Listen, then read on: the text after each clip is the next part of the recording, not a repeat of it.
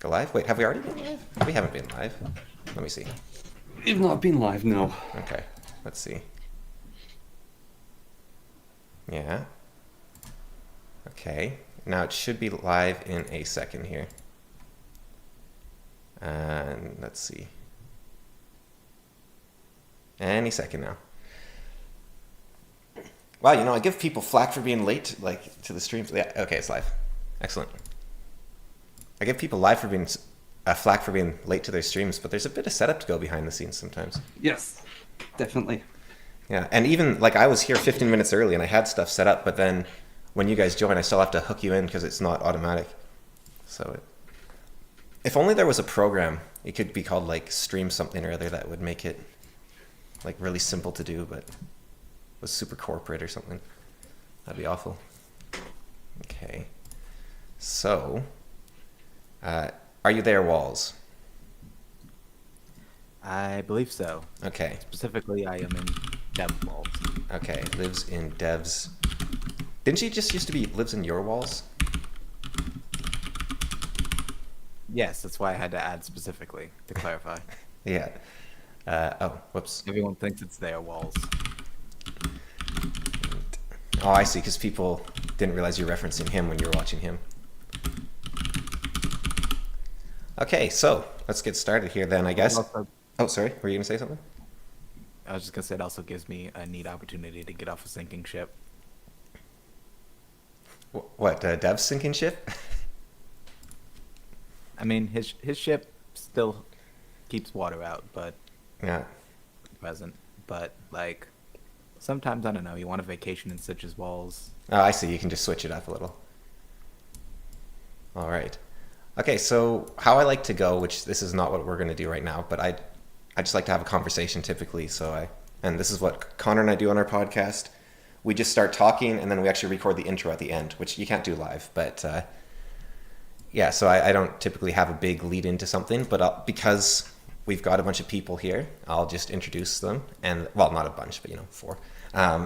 And then yeah, just get into Zero and I had a topic in mind. So we can, and if you guys have anything as well, or we just riff off each other and see where the conversation goes.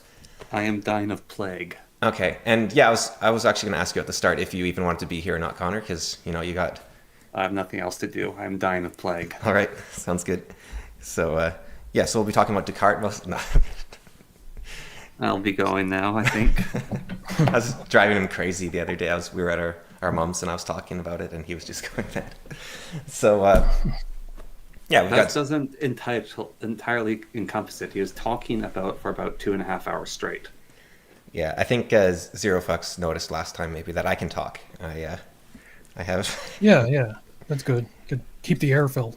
Yeah, well, I hope that'll go for you as well, Walls, but feel free to interrupt me. I'll try to stop myself, but I'll just keep talking, because if I hear silence, I get uncomfortable, and I just keep talking and talking and talking, and then I'll never stop. So just jump in at any point.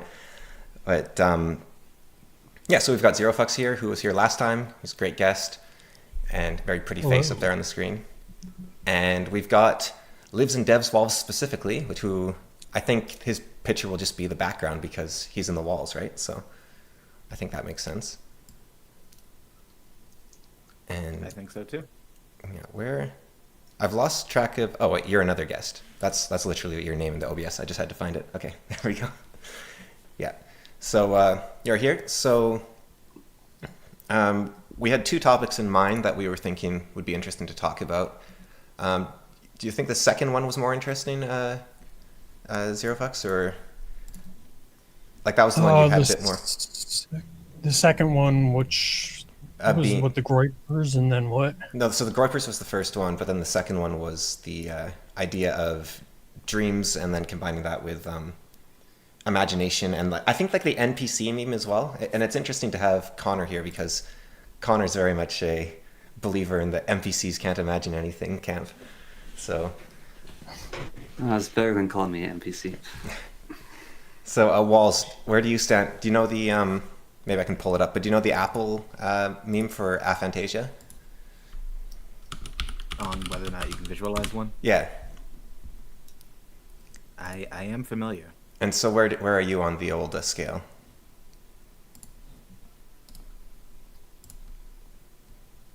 It varies from 4 to 5, or So like, whatever one was. I've the actually largest seen the percentage. scale go both ways. So yeah, we should probably what's clarify 0 that. point and what's the 5 point? 0 point being no apple, 5 point being nice, bright, shiny red. Okay, Okay. so you see the apple. I do. It can sometimes take more effort than others You're one of those apple freaks. to like hold that image, but Okay. See, Yeah, that I'm- image, it's reversed now. Oh yeah, this one's the opposite of that. So, Zero and I think, are both solidly in like the, well, sometimes I could call myself a 4 maybe on a good day, but I would say just simply the shape the better, but I would say I'm a 5. And Yeah, that's probably where I'd put myself too, like a 4.5 range. and then Connor, you would put yourself on like a 1. I'd say in between 1 and 2. Okay.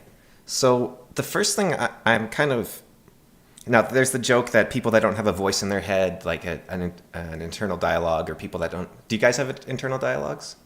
Internal Sub-vocalization? monologue. So like you talk I to yourself, don't- or you mean like just you hear it in your head?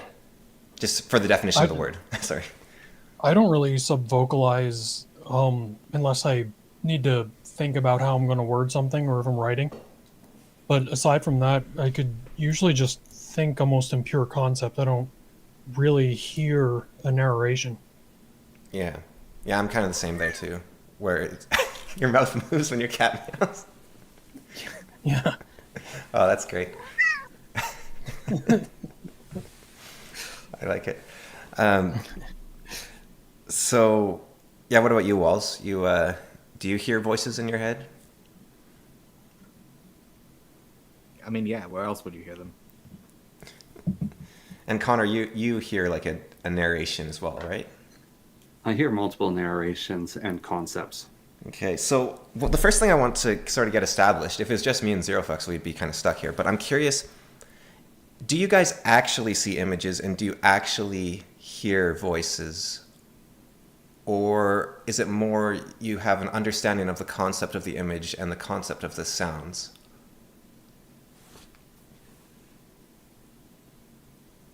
Both. Oh, you would say that, like, you could actually, let's say you're imagining the apple, you're a 1.5 or whatever, and I could say, like, okay, on the right half, what is there? Or would you imagine an apple? would you create the apple as details were required, or could I say, what color is it? And then you'd be like, oh, well, it's red, or do you decide the color after you hear the question?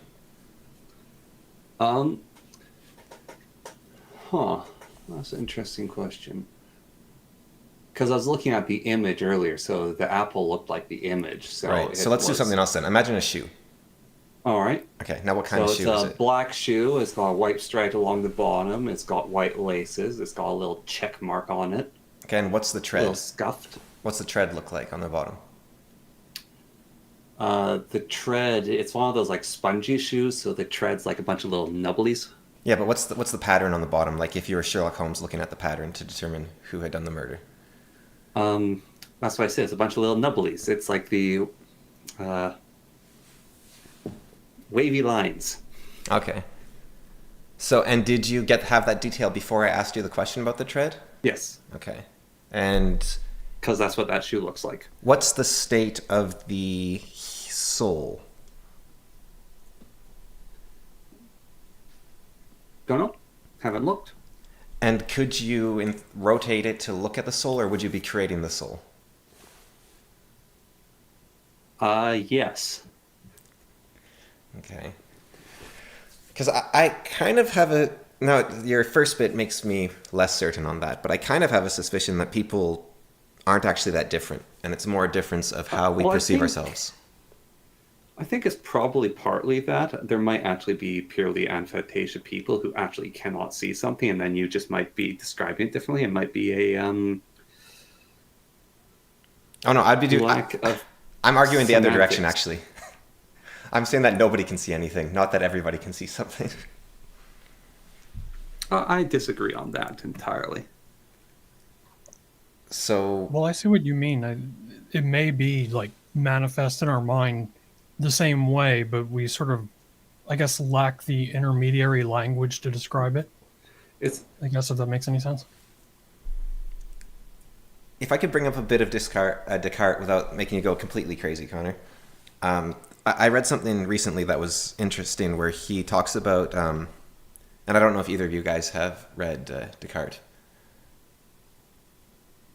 No. Okay. I thought you might I because don't think, therefore I have not.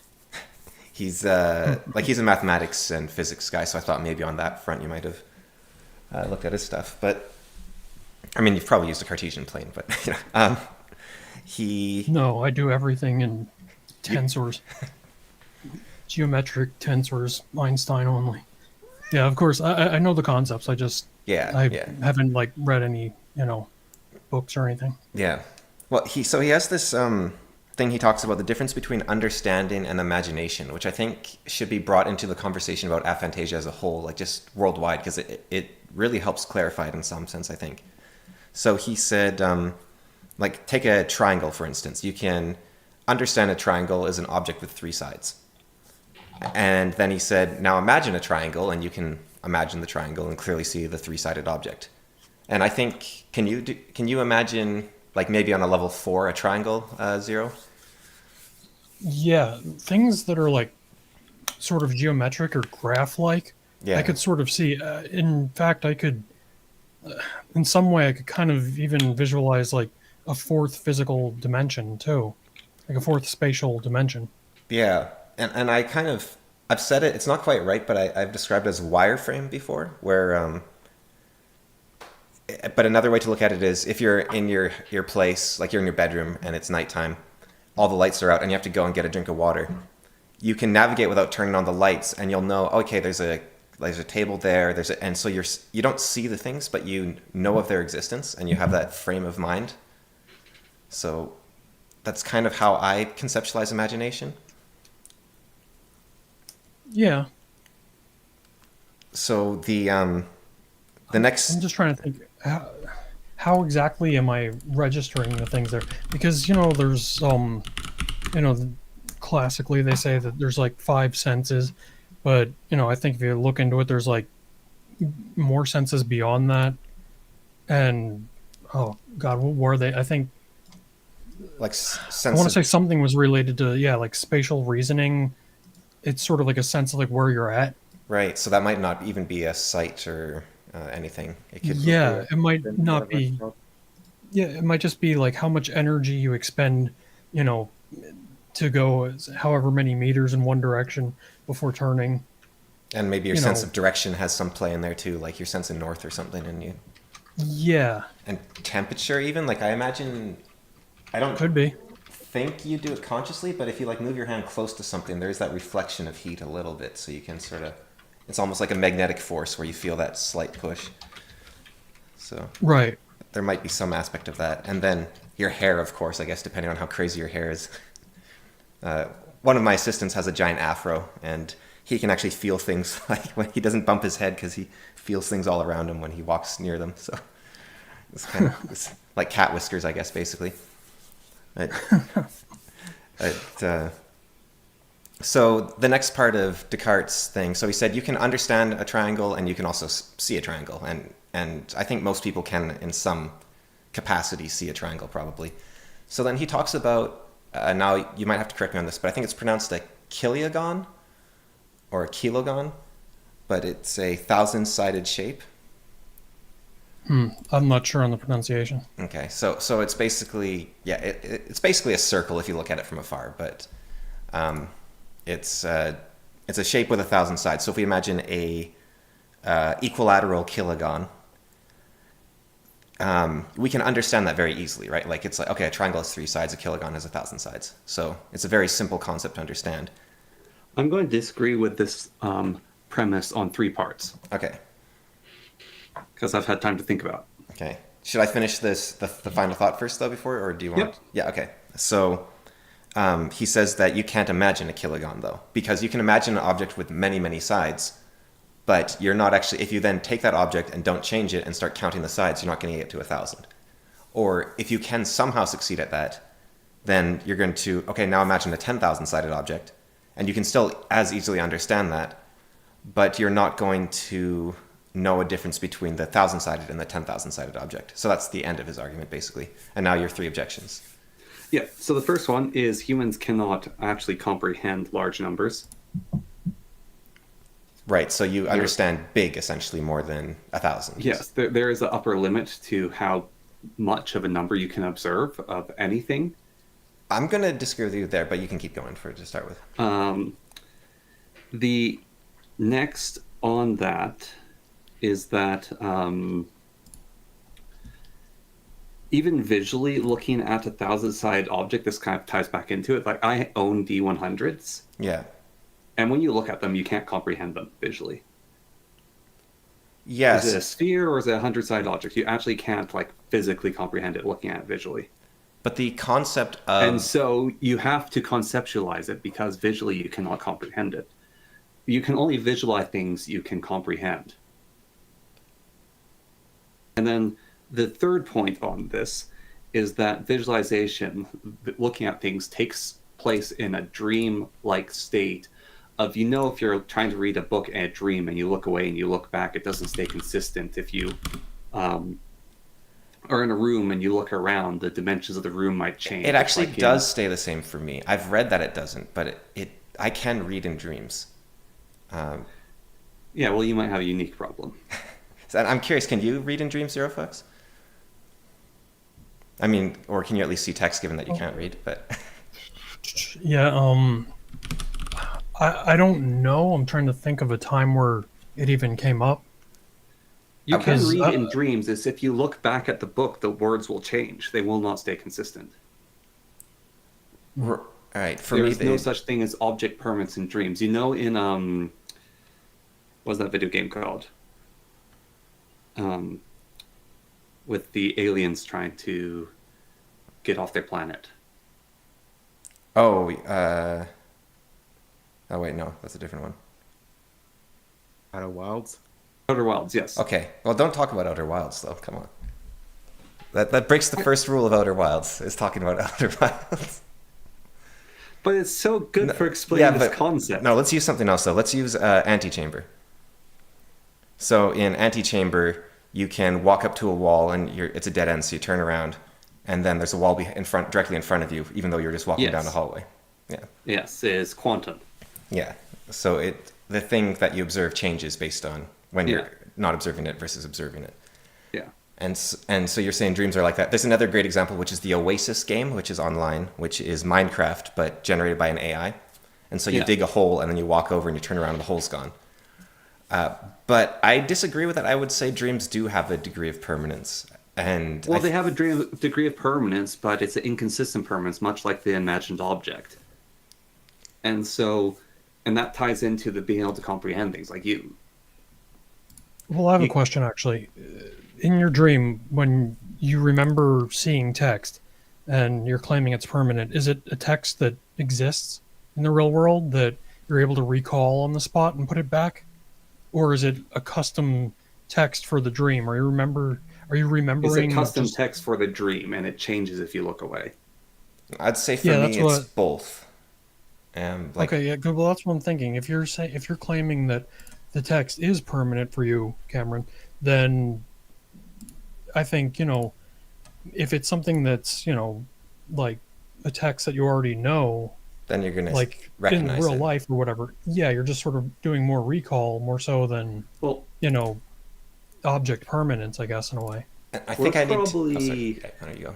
we're probably all past our mid-20s, I'm guessing.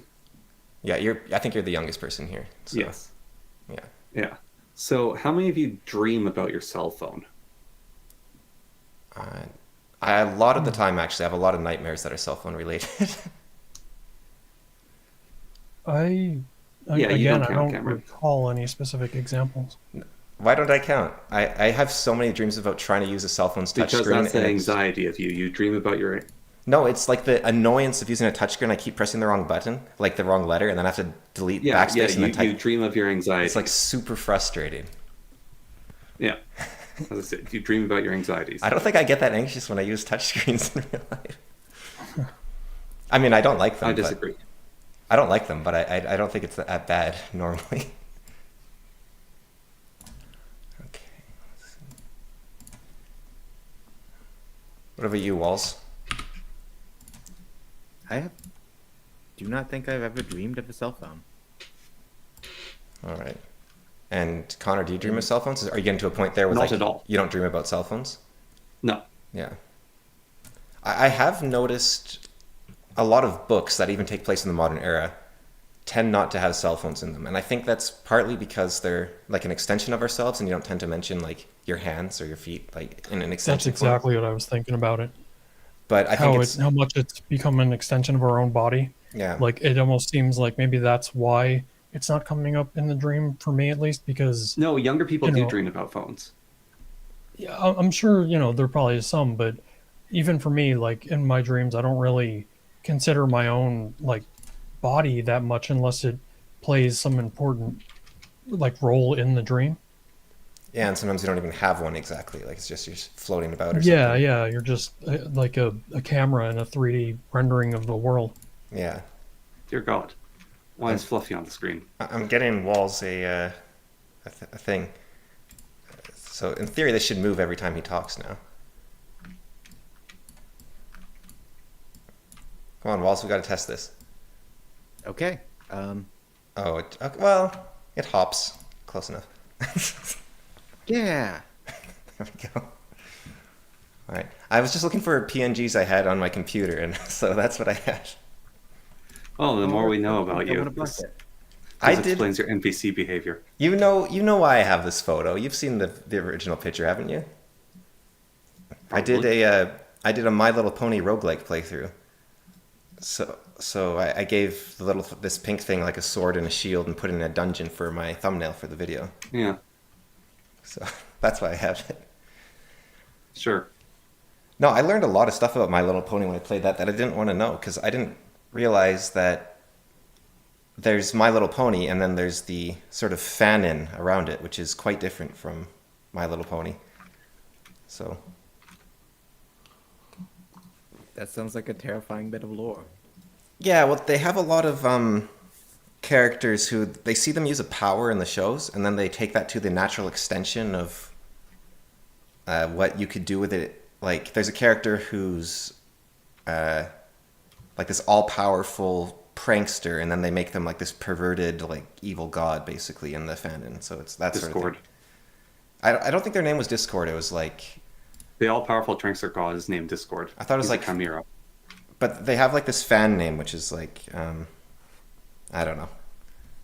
See, you clearly know more than me, so Yeah, I do. smelt it, dealt it, and all that. So there.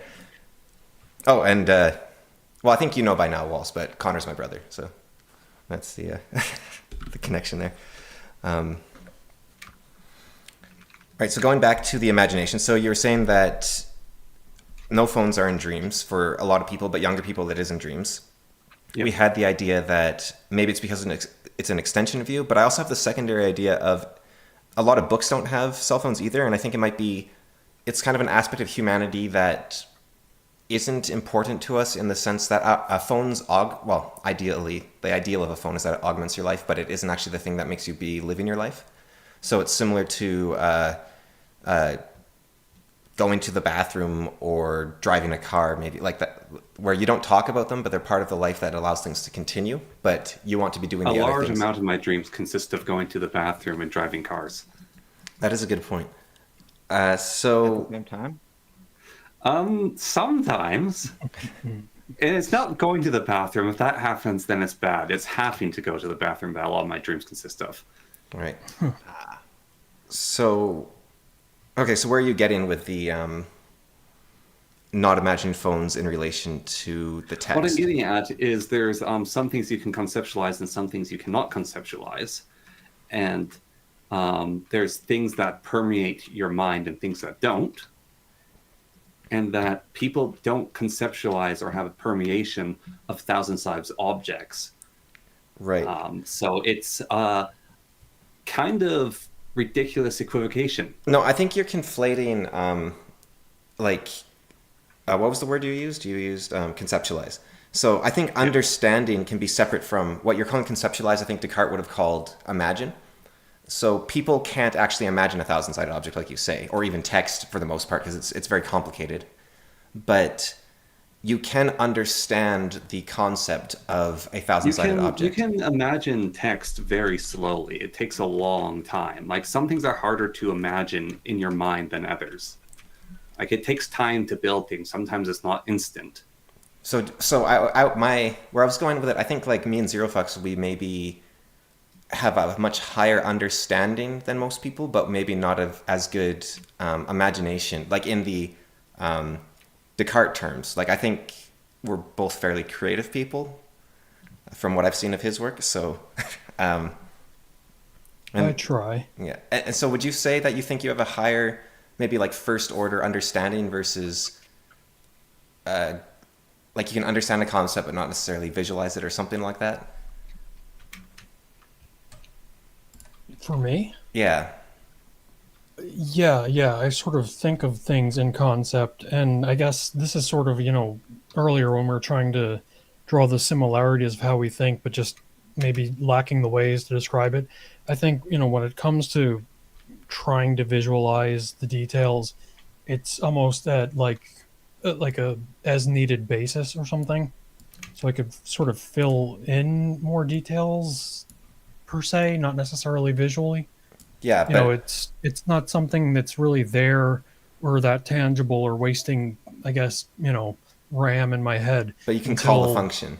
So you can be like, yeah, until I need to open it to, inquiry further. so you could pretend to imagine something. Like I could be like, imagine a shoe, and you're like, sure. And then I say, what color is it? And you're like, oh, it's white. And then, okay, and Yeah, but the what's up? whiteness could have been loaded after you asked. Yeah, and It could have that's been a post hoc type deal. now. I once did a meditation exercise. Well, I've done it a few times where you take an object and you just study it, and so the idea is to get the whole thing just sort of memorized. And I can actually, it's kind of like looking at a picture. Like I can actually see that object if I try. So, and Connor, you've done that sort of meditation exercise too, right? We did that with our dad, right? So, Yes. so is that the same as imagining for you, or is that a slightly different thing? Um, they're similar. They're functions of each other. Yeah. And I wonder if like Zero and I were failing to apply our, like, I don't like the terminology exactly because it's how people You can don't just like it because you do not understand it and you are lesser. no, what I mean is people say, oh, I'm really smart, I just don't apply myself, and I think no, that doesn't count. You actually have to use it or it doesn't exist. But I wonder if in a similar sense, you were talking about dyslexia before, the mana pool, right? And how it takes you like 50 mana to read the word versus the 1 to do the math or whatever. And I wonder if we have the same limitation in the imagination realm, where it's like we could put the work in and get an object in our head, but I still don't know if I'd ever call it, even if I added every detail in, it's not like, I'd never confuse it for what I'm looking at with my eyes open. So I don't think they're the same thing. Right, yeah, definitely. Like I can't force a hallucination. If that's, Well, someone who's had vivid hallucinations, yeah. um, there is definitely a difference. I can't put it in front of myself like a projector, Yeah. And but I can take existing locations and then modify them in my imagination. it sounds like we have another person that wants to join. What do you guys think? Maybe get their take. Sure. All right. Connor? Yeah, All right. it's your show. Oh, well, I mean, I think it's more yours than anything. No, the live is yours. The not live is mine. All right. I mean, you're the one Whoever's that more started successful everything. wins. Oh, it's a competition now. Walls, can you send the link to Stug? I think I did. Oh, is he in I there? sent the link to him like 20 minutes ago. Oh, I don't see anyone else in there. Maybe you can't hack the password. Yeah, it's pretty complicated. Actually, yeah, Walls figured it out on his own. Wow. I kind of like it this way, you know, like it's a security, only smart people allowed on, you know, like super geniuses. It's like a Turing test, but different. Yeah. I like the cute little hops. Thank you. I didn't have time to edit an image, so I thought I'll just make it move. I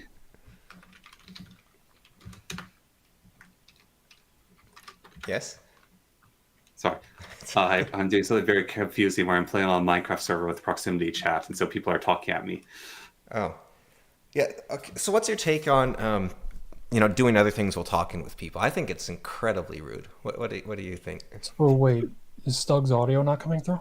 Oh, it's stuck here? It looks like it. I don't see him. Doug's, I think, He been typed in the chat. He's not in the room. Like, There's not another icon underneath. um, I guess that's wall still. But yeah. So I'm the person. okay, with he this, says he's in something. okay. Do you see the little chat? Yeah, he's in the chat. Yeah, but I don't see him as any of the members of the group. I wonder if He this- probably didn't click the correct join. He has probably clicked the lobby join, but hasn't clicked the audio join. Yeah, maybe leave and come back, Stug, and see what happens. Yeah, select the option on the left. But I'll also, let me see. There might be a limit to how many people are allowed in the room. I don't see why there would be. Like, I think it would be because this is all peer-to-peer, so the limitation is us, not the website. But Maybe you need to upgrade your computer. Get one of those Steam boxes. I don't know anything about those actually, but I might be interested. I have a small form factor computer, so it's really hard to upgrade. I don't want to start again because it's so much work. Let's see. I don't see anything here.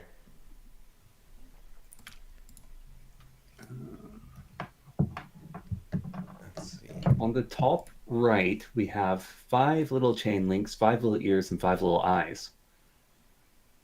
Top right. Oh. Yeah. Number of outbound connections, 8. Audio stream. Why is there 8 outbound connections but 4 audio streams? Whatever. Boop. Oh, did something happen? Boop appeared in chat. Yeah, I still don't see him. We have...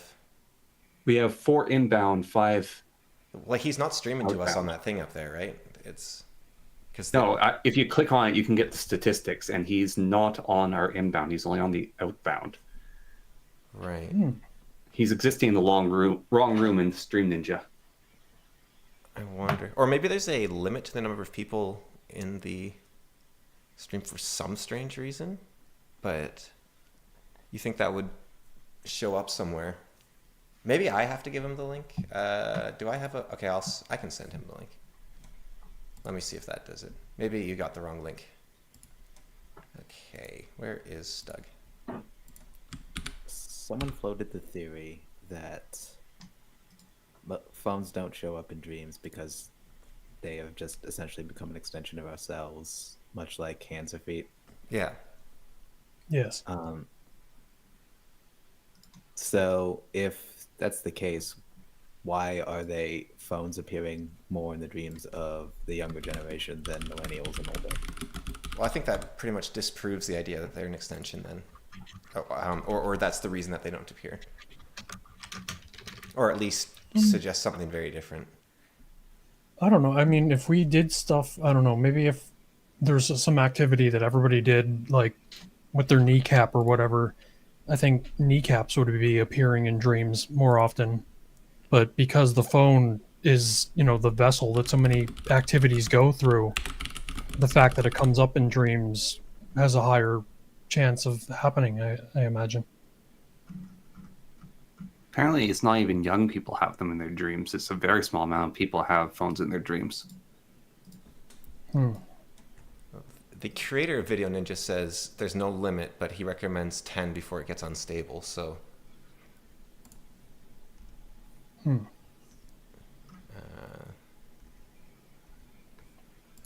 Have you read Wheel of Time? I have not. I was just thinking there's dream objects that are like these special dream objects, and like phones are anti-versions of those. Hmm. Right. So, Well- going back to dreams then a little bit. Sorry, let's go back to your point with the text, Connor. That was that people conceptualize things differently, and that it can be more difficult to conceptualize some things than others, basically, right? Yeah, things can take a longer time to put together when they're complex. Right.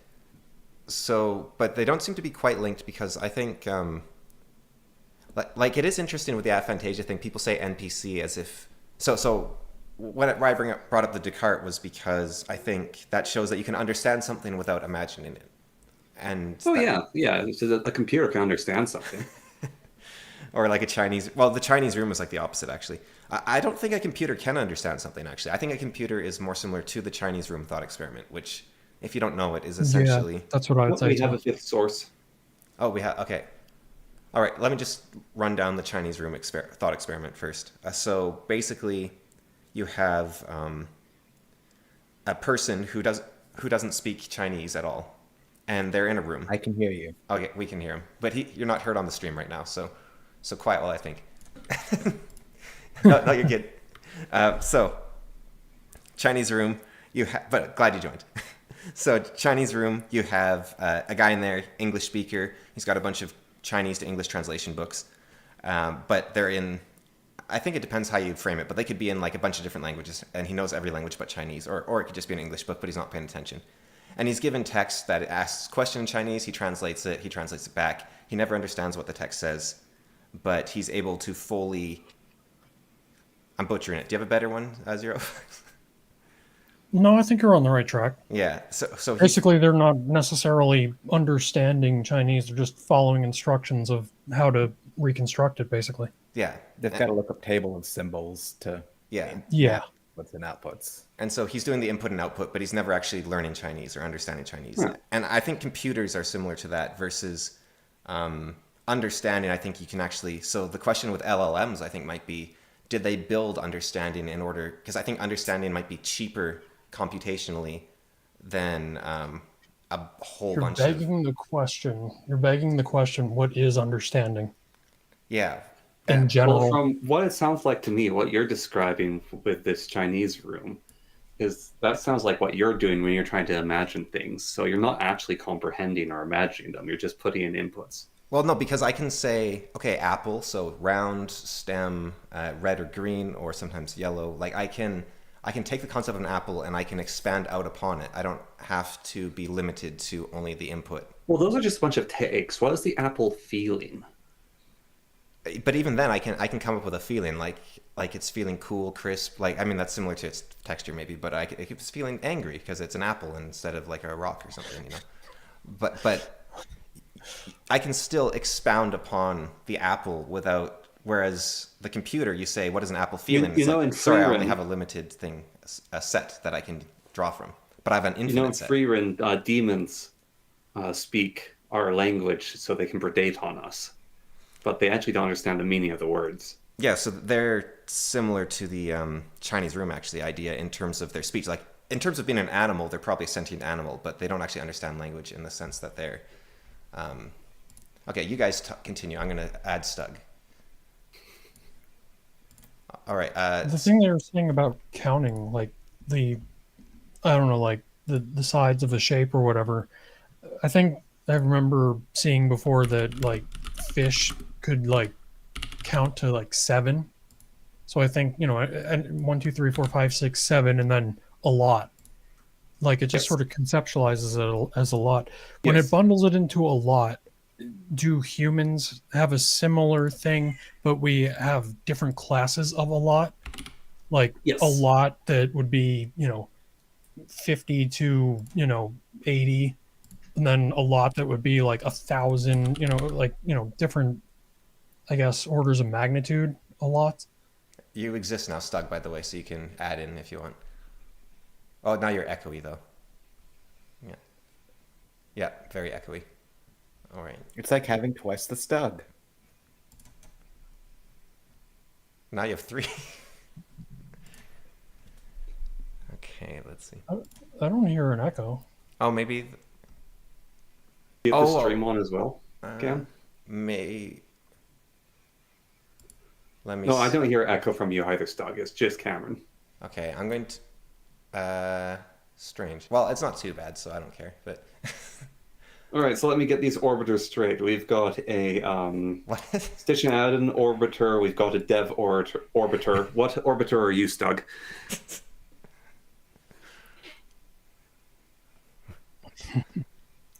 I think I've never Okay. been a fan of that whole orbiter idea. It's very reductive of a person's entire being to something that they watch. I enjoy reducting people.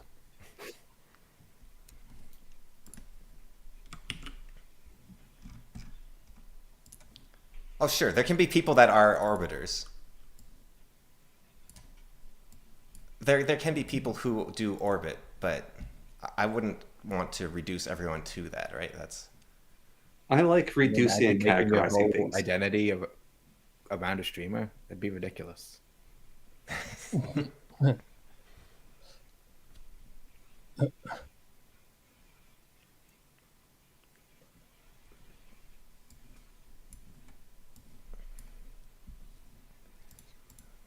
Yeah, it's almost more cult-like at that point.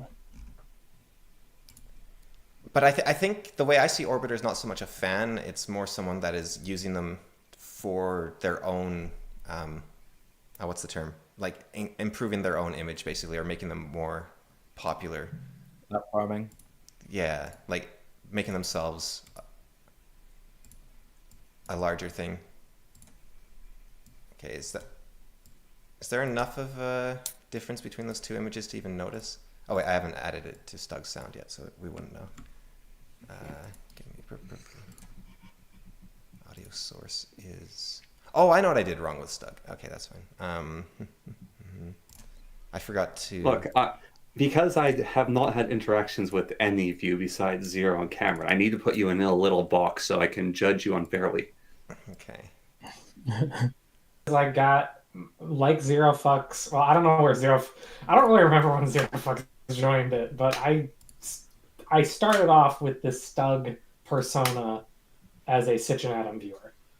Although I was also watching Dev at the time as well. Still already, I actually started watching Dev before I started watching them. But Started watching Dev before was cool, and after was cool. yes. That's pretty good. So yeah, that's kind of how it is, and of course I'm also an EFAP stan, so I guess you could call me that too. Okay. Can people see when Stug's talking now? Is that enough? No, he's quiet. Oh, Stug, you have to talk. I'm talking now. Yes. Okay, that's notable. Something happened. Yeah, he highlights. It's good enough. Okay, I don't know what you're looking for, so I can't tell. But Don't worry about it. You turn slightly more yellow. oh, okay. I see it now, and it's like a laggy thing, but I do see my. Yes. So don't watch the stream. picture Go back flickering. to the control room, Yeah, I'm on that. and then look at the. I've shared the stream in one of, so you can see my OBS in there. Yeah, I see it. I'd see it lighting up a bit. Yeah, your OBS on this format is incredibly laggy. Yeah, for you guys getting the feedback on it. Yes. Okay. Mhm. Yeah. Anyways, back to the concept, the matter at hand, the thing at which we are driving at. Yeah. So I don't think that the actually, Stug, where are you on the Apple test?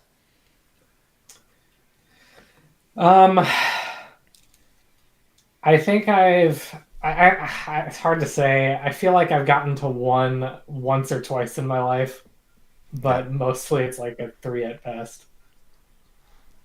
And okay, so you're fairly Like- up there. And I wonder if it's correlated with like anything else. So there was it was the Halloween. No, it was before Halloween. But there was a Thinkers stream, I believe, where they talked about dreams for a bit. And Zero Fucks and I were talking in the chat, and we seemed to both have it was like fairly vivid dreams was what we like. There was some similarity there of Lucid dreaming? lucid dreaming. That was it. And Yeah, for me, I don't I don't dream often, or I guess the proper thing to say is I don't remember my dreams often. Did you stop But talking, or did I just when stop I hearing everybody? oh, Oh, Stug I can't can hear me? hear. I can hear him. But Okay, I can. Hmm. I can hear you now, Cameron. At least. okay, you can't hear Zero. Can you hear Walls? Walls, can you talk? Hey, can you hear me? I can hear you. And can you hear Now, on Connor? a scale of 1 to 5, can you imagine my voice in your mind's ear? Yes, actually. Connor, can you talk for a bit? Just to. No, I can't. I'm afraid I've lost the ability Here, to do Connor. such a thing. Okay, and then let's see if And me again? Can you hear me now? Can you hear me now? I can't hear Zero Fucks. you can't hear him. Okay, did you mute him on the ninja thing? You have the option by each of their names to mute Well, I them. never really liked Stug anyway. So. Oh, do I? You can say whatever you want. He I can't don't- hear you. I don't know how. Oh, how did how I would you mute say him? that about Stug? Wow, jeez. Okay. I don't know how I muted him. That's really Where do strange. I? What, am I where do back now? I? Where's the mute button? So right below each person's portrait. Oh, yeah. There's a little speaker icon next to everybody. I see. All I see is I see what I assume is Zero Fucks with a red circle microphone muted. No, I But I think guess that that's could also be Walls. Walls, theoretically. Walls is muted. No, Zero is the weird face with lines. No, that's me. Oh, Was that you? I thought- Yeah. I thought that's Okay. Because I see a I green think we circle don't pop see up when ourselves you on two there. talk. Oh no, Zero's in between the two of us. Zero's in between me and Cameron. I do Yeah. not see Zero Fucks there at all. Well, it is peer to peer, so maybe he just dropped. You guys aren't Zero. peers. Peers. That's strange that you can't hear him. I'm just a filthy peasant, unworthy of being audioed. And Okay, that's Walls that I see. So I don't see Zero Fucks on the right Yes, side. of the Cameron, screen. a brilliant choice. This ninja, completely free of all horrible things. it's so much better still than the horrible corporate slop that is StreamYards. I'd rather Stug and Zero Fucks never be able to talk in their lives than have to deal with that. Well, the strange thing is I could hear him, Well, so wha- Zero Fucks can one-sided. hear you, so I think it's your fault, Stug. Stug, you might have I to guess it must leave be. and rejoin. do Wait, I have to do that that's what I again? was thinking for that. yeah, or what? Can I kick you out? What is that? Yeah, I can. Okay. Otherwise, Zeoflux is just going to continue to talk trash about you. You know, it's been quite rude. I'm worried about our YouTube channel actually getting taken down. Did you click on the solo talk by any chance to only talk to one person or something? Well, either way, if you leave and come back, you should fix it. So go away. I will. All right. So going back to vivid. So yeah, Well, we lucid need him dreaming. to come back because we're right in the middle of his aphantasia explanation. Right. So we need Stug. Right. Also, while he's coming back, the chart that you have shown, it's a weird kind of 1 to 5 depiction of things, because I've seen other charts where it's like the apple seems like more cartoonish or something, Right. and details come in like a different way. This almost seems like it's gaining color, as you could imagine better. Well, I really that like work? this one. Like, how did Stug join again? He's back. But he's like Do you stuck. hear me now? He's stuck I in do video hear on. you now. Stug, do you have a webcam? I do. Is it covered? No. Okay, just don't It pass looks through. like the OBS virtual. Yeah, webcam. Yeah, OBS it's is- OBS virtual camera. Yeah, it's just like Yeah, that's what I picked. you can swap 'Cause to it is basically the point. So just don't unless you want to. But I'm just letting you know Yeah. that it did pass through this time and it hadn't before. We might get something truly horrid if he does so. Well, I don't. Let's see here. But yeah, hi Zero Fox. Hello. Can you guys hear each other now? Yes. Okay. Yes. Oh, it is like trying to have a conference call with your in-laws or grandparents. Well, they're all like I said, Connor. They're all older than you.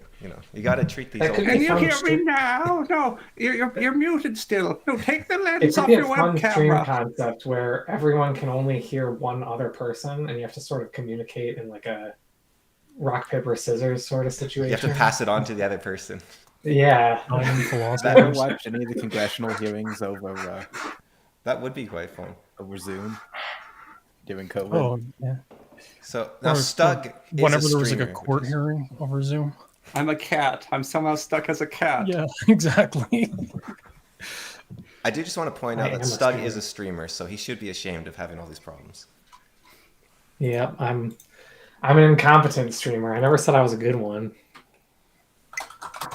Actually, it would be interesting, Connor, if you did a stream with Stug sometime, because Stug likes playing a lot of different role-playing games, and I think having like a professional DM would be interesting for him. Look, I only categorize as a professional DM because I got paid money. Yeah, that's why I called you. Basically, babysit people. That's why I called you professional, because you literally were paid to be a DM. I was babysitting teenagers. Oh, is that? You are Okay. literally a professional DM. Sounds like a professional DM to me. And I've actually had people. The job description is roughly the same. I've actually had people say like, "Wow, Connor's the best DM I've ever had." Like, like those adults that you DM for and stuff. Like they've separately. So, no, don't let that go to your head too much. But, Too late. but they're very impressed by your skills, and I like to think it's because of how much I've rubbed off on you. So 1 second. I'm going to make it go to my head.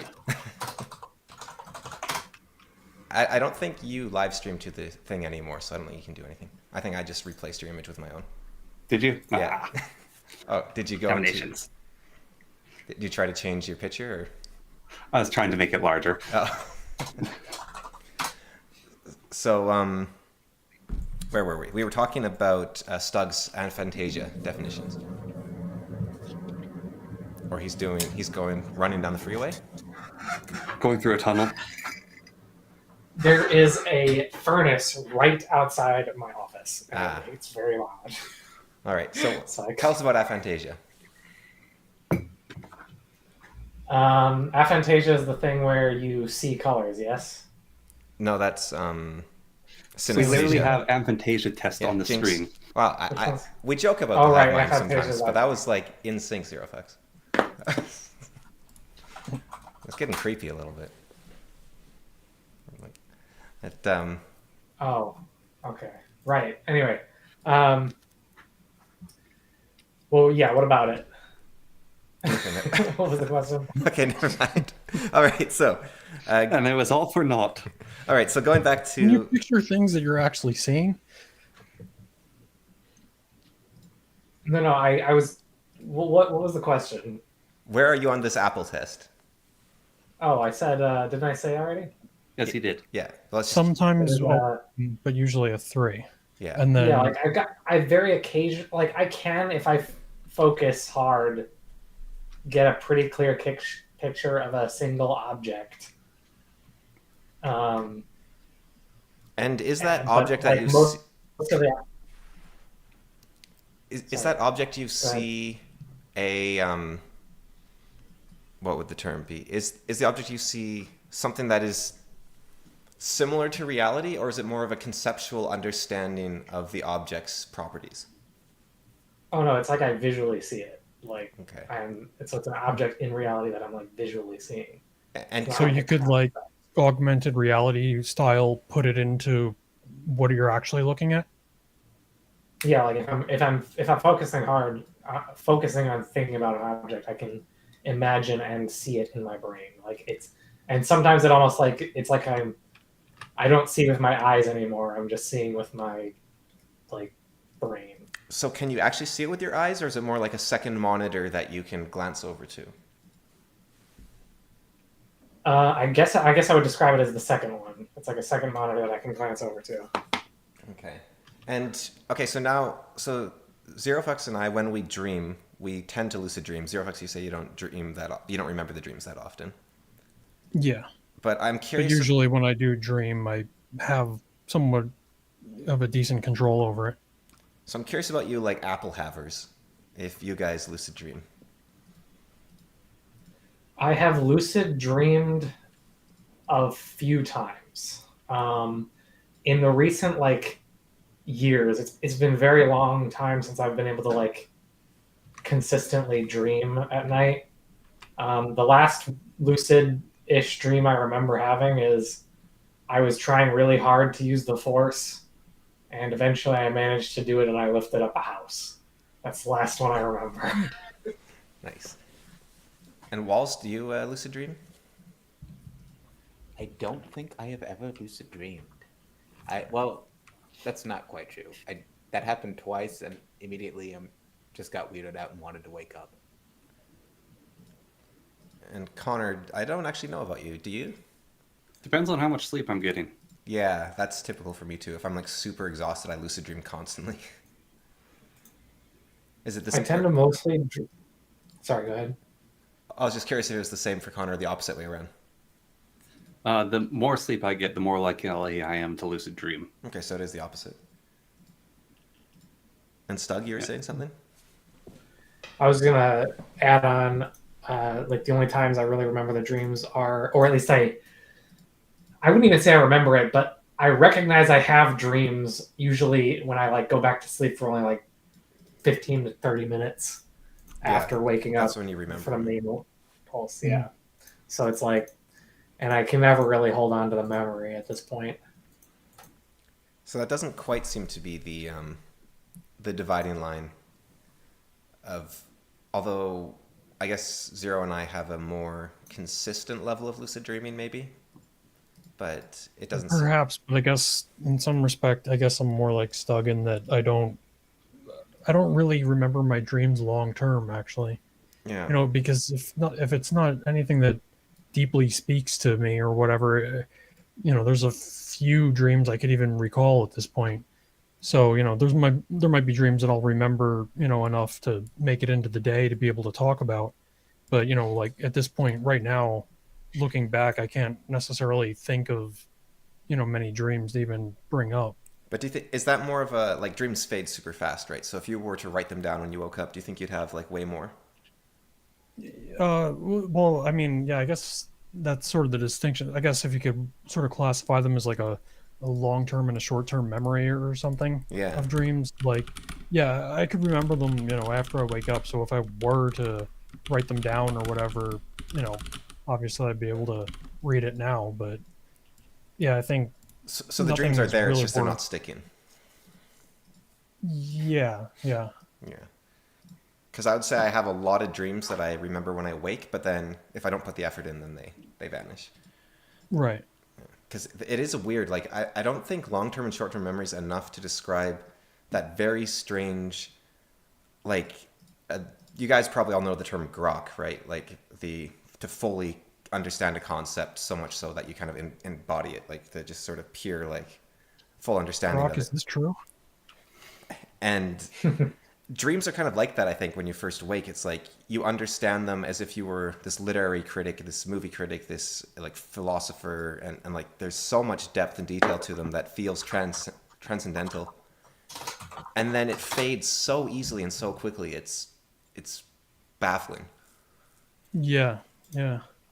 And you remember, like, yeah, I was standing at the street corner and I saw Dave. And what happened? What happened to that I don't know unbelievable? if you ever had like an anesthesia for anything, No, Connor has.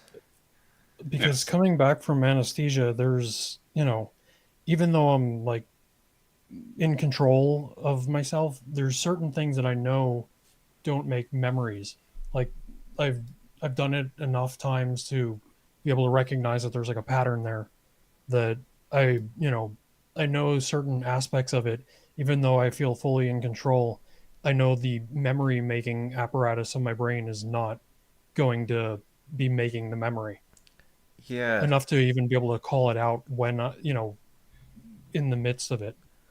I think I've had maybe not quite the same experience, but I was diagnosed with dysthymia when I was 20, which is essentially persistent long-term depression. So it's not persistent in that you can't get rid of it. It's more like you're always depressed no matter what.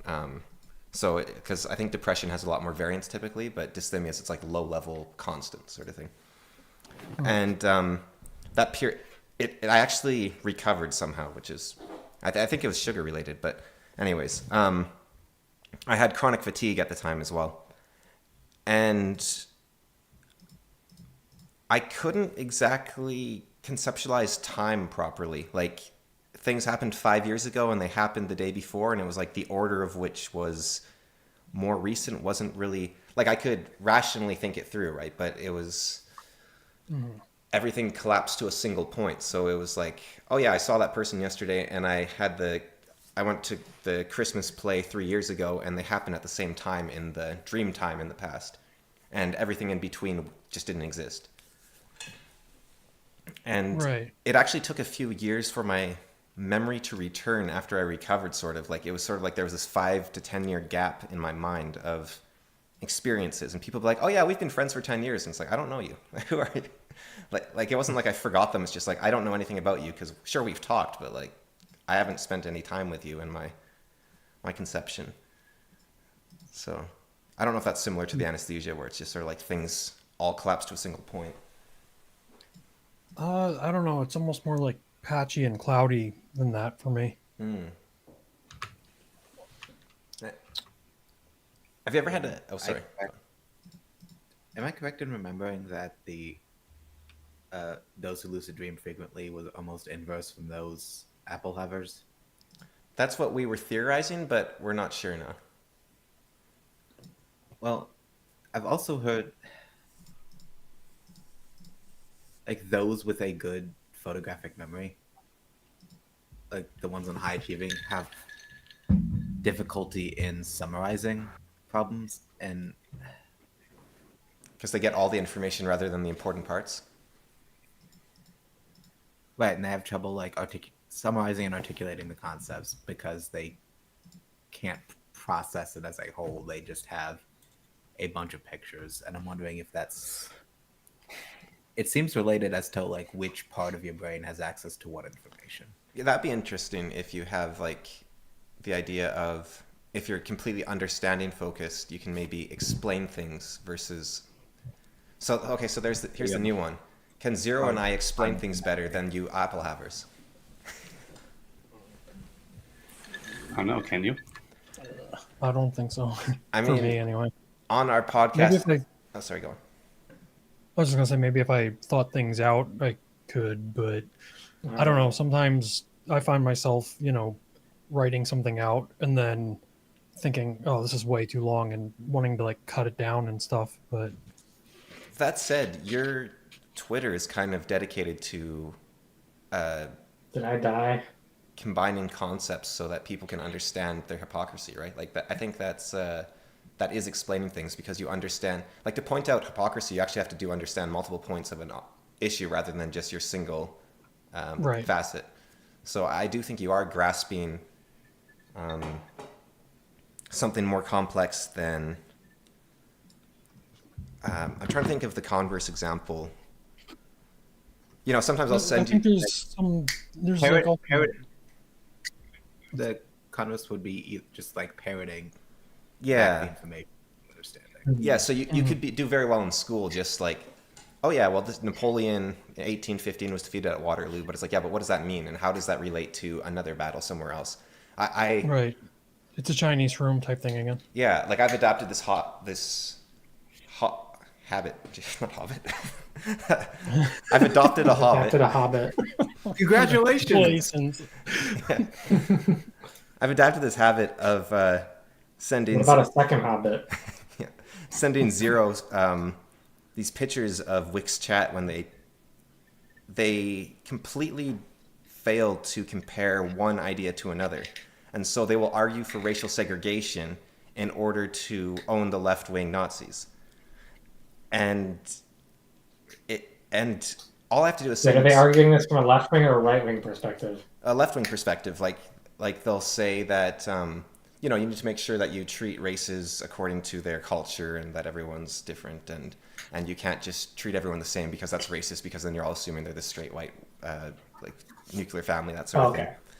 But more concepts like that. But if I send those to Zero, and I assume any of you guys, you get it too, but you would I don't have to explain why it's annoying. You can look at it and go, okay, they're not adding 1 + 1 = 2. They're just saying, okay, you have 2 1s, so what?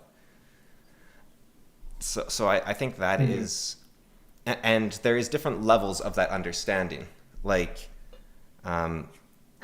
some people have a deficiency where they think anime is good, or they like the Legend of Zelda series, for instance, and whereas other people have a higher level of understanding and are able to more properly observe literature and see when it's good or when it's bad. So yeah, I'll just throw that one in there too. And I so wish I had that ability. I've been stuck with that disability for quite a while. and I do wonder, do you watch anime, Zero? Not particularly. There's, a few here and there, but I wouldn't consider myself like a super fan or anything. Yeah. Well, maybe I'm onto something there then. I can't hear Zero again. Wow.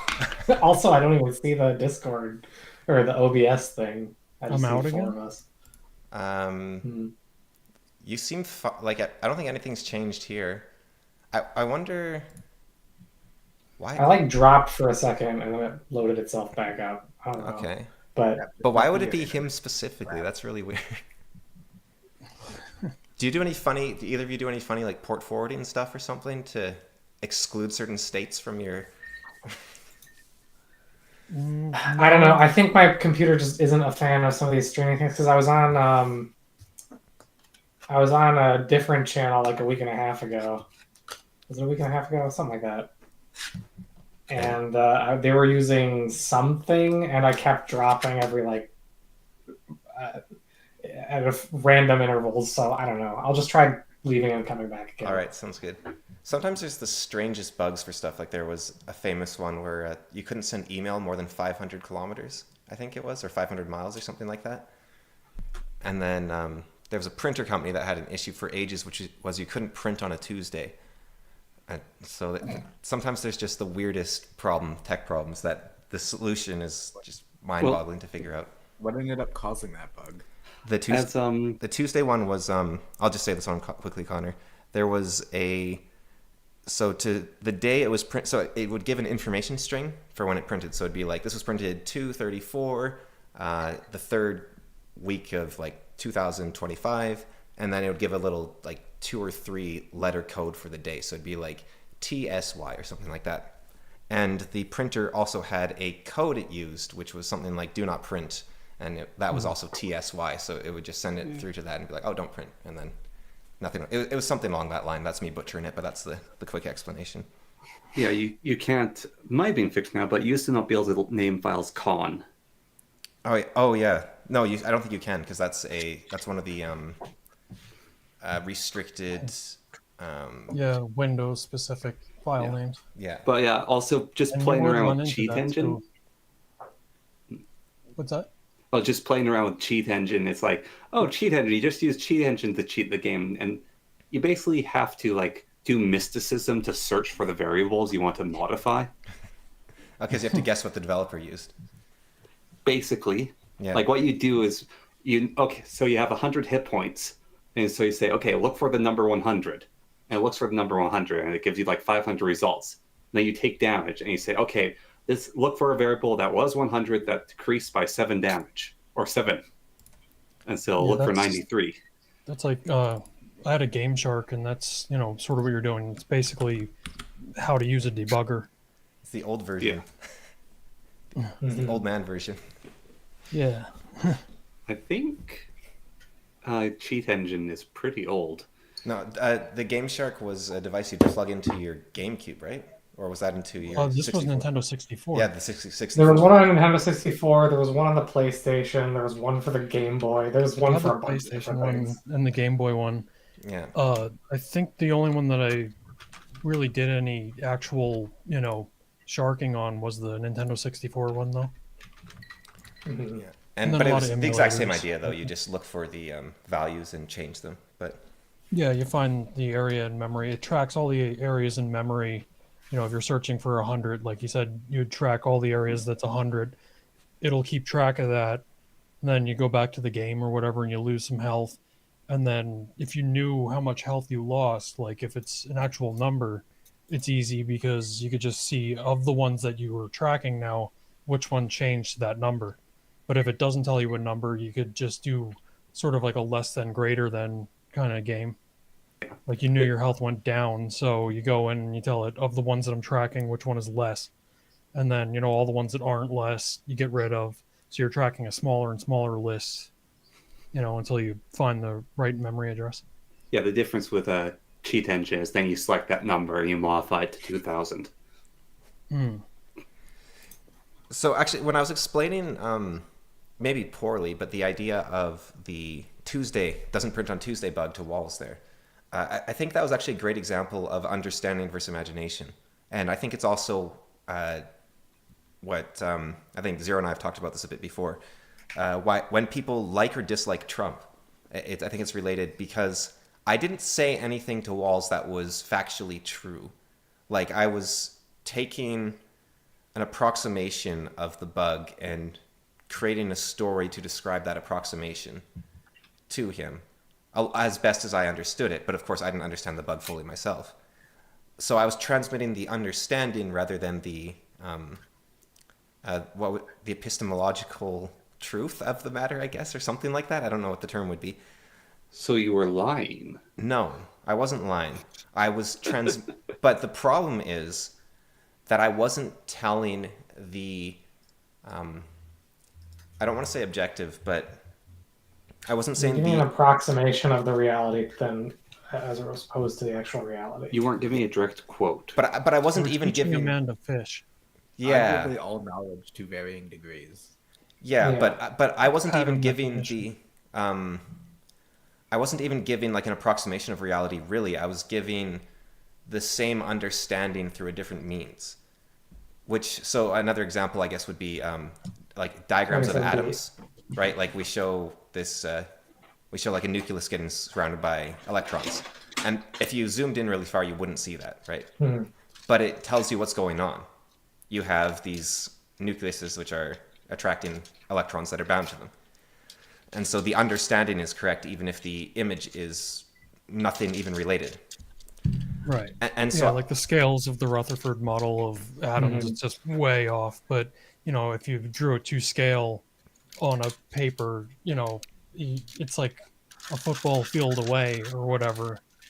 yeah. You do not want to draw a two-scale atom. Just a very small pen. Get one of those HB12 or whatever. Get very fine.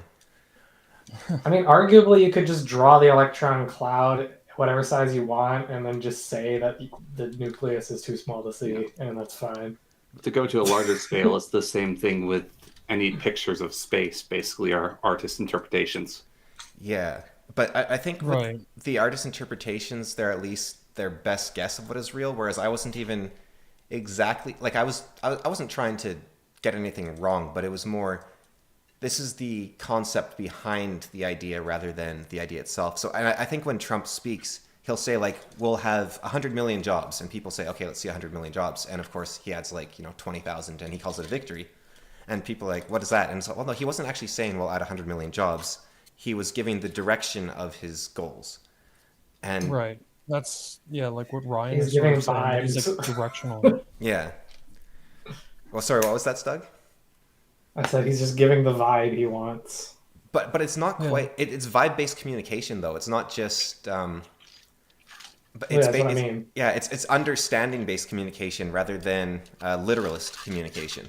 So if you look at Trump under the lens of this is the direction I want to move in, suddenly he becomes a lot less egregious because If you Yeah, If go you on. wish to use mathematical terms, you could use the term homomorphism to get the right flavor across, but Hasn't he been married like 3 Wow. times?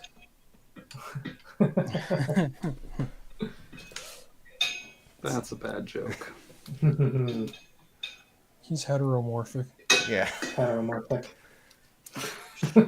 Are you working on the old rail gang while you talk, or Sorry, no, I have a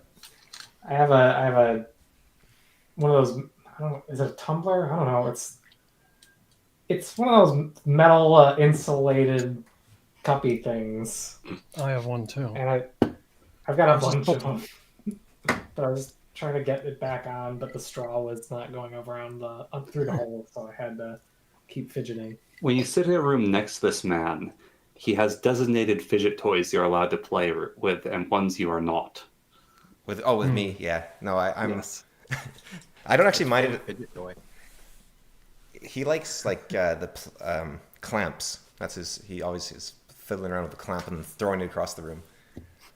But I'm much Because it's under tension. I'm much more hyper alert rather than like annoyed by sounds. So it's actually motions around the like peripheral vision that set me off more than anything. Sounds I don't really care too much about unless I'm trying to sleep. But That way, I think I'm the opposite on that. oh yeah, I think a sound could, distract me. Like if I need to concentrate, if I hear like one or two voices, it's like way more distracting than like being at like a coffee shop where there's a bunch of people because all the voices sort of drown each other out. I think in that It case I'd agree becomes with like a you. white noise. But like if I see a bunch of people walking past me, I start freaking out because like looking for a corner so I can be in it so I can see everyone at once. So I don't like. Oh yeah, me too. Yeah, see, the two very neurotic people can't imagine things. No, the people who can understand things and who can communicate well. That's the, like. I'm also just kind of paranoid in general. There was a guy asked me for some money today when I was at the grocery store, so I gave him a 20, and he was very thankful about it. He had chronic injury as well, so I was kind of felt a kindred spirit there. But and he's like, "Can I give you a hug?" And I was like, "Yeah, sure." And then after I went into the store, I was like, "Okay, let's see. Okay, so I have my wallet, patted on my back to make sure I didn't put a bug tracker on me or anything, and then I took out my knife and put that into my other pocket so it was easier to grab when I left in case he decided to jump me after seeing my wallet." And I was like, I was just sort of going through this. So, because I was kind of in the mindset, like, I didn't think that in the moment, but afterwards I was like, wait a minute, that could be so he can see my wallet when I give him the 20, and then, like that sort of thing. So, Yeah. But no, I think he was one of those rare guys that was probably actually genuine. Well, hopefully not rare, but that he was, yeah. Well, no, hopefully rare. You don't want a bunch of people who have problems that need... Right, but the to people get that have problems, I hope, are genuine. Because Yeah, I think that's a selection bias type deal. We probably hear stories and see more of, people that would do that viciously. yeah. And we never hear about the stories where nothing happened, like in this case. But even like, you just have a sob story so you can get some money instead of working a job and, contributing to society or something. Like, even that's kind of, it's a bit scummy because there's people that really do need help and you don't want to divide the help to them. So that would kind of suck. But the guy, he had like, tears in his eyes from getting, like, I was, okay, that's probably, that's what you got to do. You pull out like a 50 or 100 and you slowly hand it to them. And if they look really happy or like tears are in their eyes, then you give it to them. But if they don't, you just yank it away. I can't believe my scam worked. Oh, I'm so happy. Pull out a 50 and then ask him for change. Look, get a bifold with the divide, and then have your counterfeit money in one end. And just flip it around if they... Yeah, just if they look up. That just makes me think of the video where a guy gave a panhandler, like a scammer panhandler, Monopoly money. How do you know they're a scammer though? Like that? Because It's so you know harsh that to scam gamble on. that they put the thing around your wrist and they say it's a gift and then they demand you pay for it like 5 seconds later that we had happen to us. Yep. It was that scam there. Okay. Yeah. And so he gave them Monopoly money and they were happy with the Monopoly money. And as he walked off, they realized what it was. Did you know in Canada, if someone gives you something, it's yours? So, like, if someone mails you something in the mail, like they mail you $2,000, and then they're like, "Oh no, sorry, can you send me $2,000 because I didn't mean to send it to you. It's yours, and you don't have to send it back." Well, I wish I had known that before I'd paid back the person for the overspending on their check. Yeah. So it's to prevent scams essentially. I don't know, like overpaying someone. I don't know if that would count. But it's to prevent. I think it's called mail fraud, where you can like you can send someone like a cheap trinket and say, "Hey, that's a $50 thing, but you can't send it back to me, so just give me $50." And I want to say that was the whole Supreme Court ruling in the U.S. way back when. oh, so you guys have that too? Probably. I'm not familiar with the case law on it. But, you guys ever have visions? Well, I know you How don't. do you mean? No. Imagination, NPC. No, but I did have at least one vision. I think I've had more. So no, I've had at least two I can think of. So Programmer stopping by to check in. So one time I was going for a walk and I was thinking about one of the only three good anime, which is Your Name. And I was thinking about how the core message of it was essentially pay attention. Like things that are important, and you should value them and pay attention to them and not just ignore them. And I heard this sort of like pay attention in my mind, not as an audible thing, of course, because that'd be a crazy person thing. You don't actually hear things in your head. But this sort of strong invective, interjunction. Why can't I only think of words I don't know the meaning of when I'm trying to... Anyways, this very strong command, essentially, to say, like, pay attention. And I looked up and I looked to the horizon and there was something, this bright, brilliant golden light, like a sunrise. But it wasn't that time of day. And it was like the face of God, not an actual face, but just the light itself felt like God shining on me. And I just heard that command, like, pay attention. And so that's the one vision. And for the record, I'm an atheist. You did or you didn't hear these words? So I didn't hear the words, but I heard the understanding of the words. So the sort of... So, yeah, because he can't imagine things, he can only understand things. So there, Okay. but I did actually He's see a Chinese room. But I did actually see the light. Like it was in the world with my eyes open. It wasn't at the second monitor. It was there. The light was shining. Like pay attention. Yeah, that's called a stroke. So, and the second vision was a lot more complex. Basically, this was back when I was 18 or so. I had agreed to do a physics course by correspondence, and it was way too much for me because I was doing the physics course and I was doing this huge workload in college, and I was just dealing with a bunch of other things at the same time. And so I was completely there just being, I think it was, there'd just been a death in the family, so there was a whole bunch of stuff going on at once. And I was completely overwhelmed, but the teacher, when I had gotten the permission to do the physics course by correspondence, had said to me, look, this is really annoying for me to set up, so I want you have to complete this. This is, like, I don't just give this out to anyone. You have to promise me you'll complete it. And so I was like, yeah, okay, I promise I'll work hard, I'll complete it.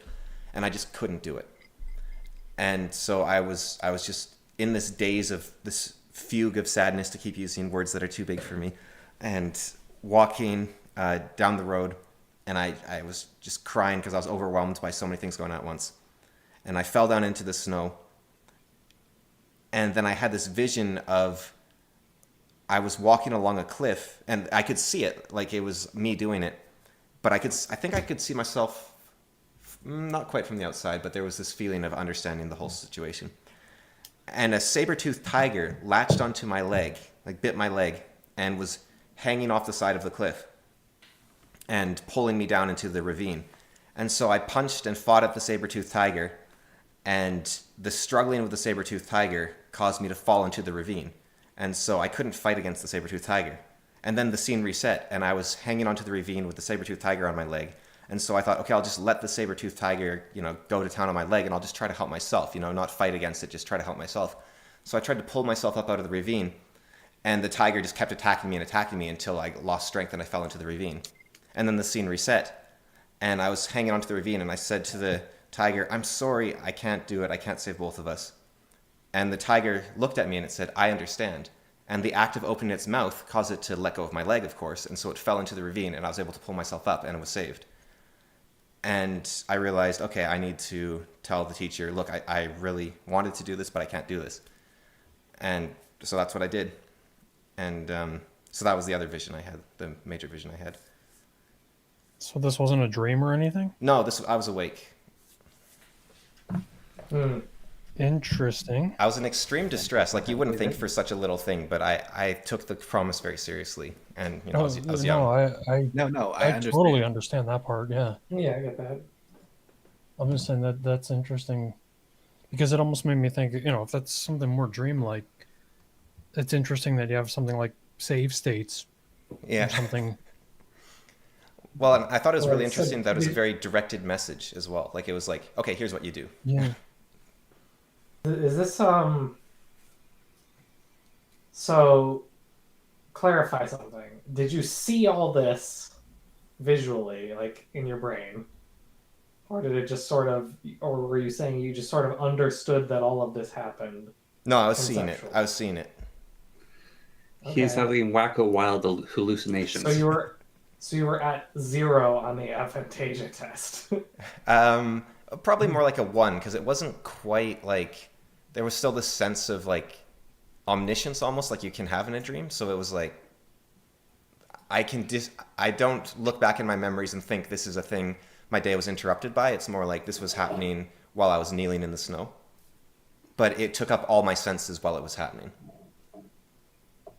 So kind of, I guess like if you're playing a video game and you're super into it, you're in a flow state and you know that there's another world outside of you, but you feel you inhabit the game in that sense.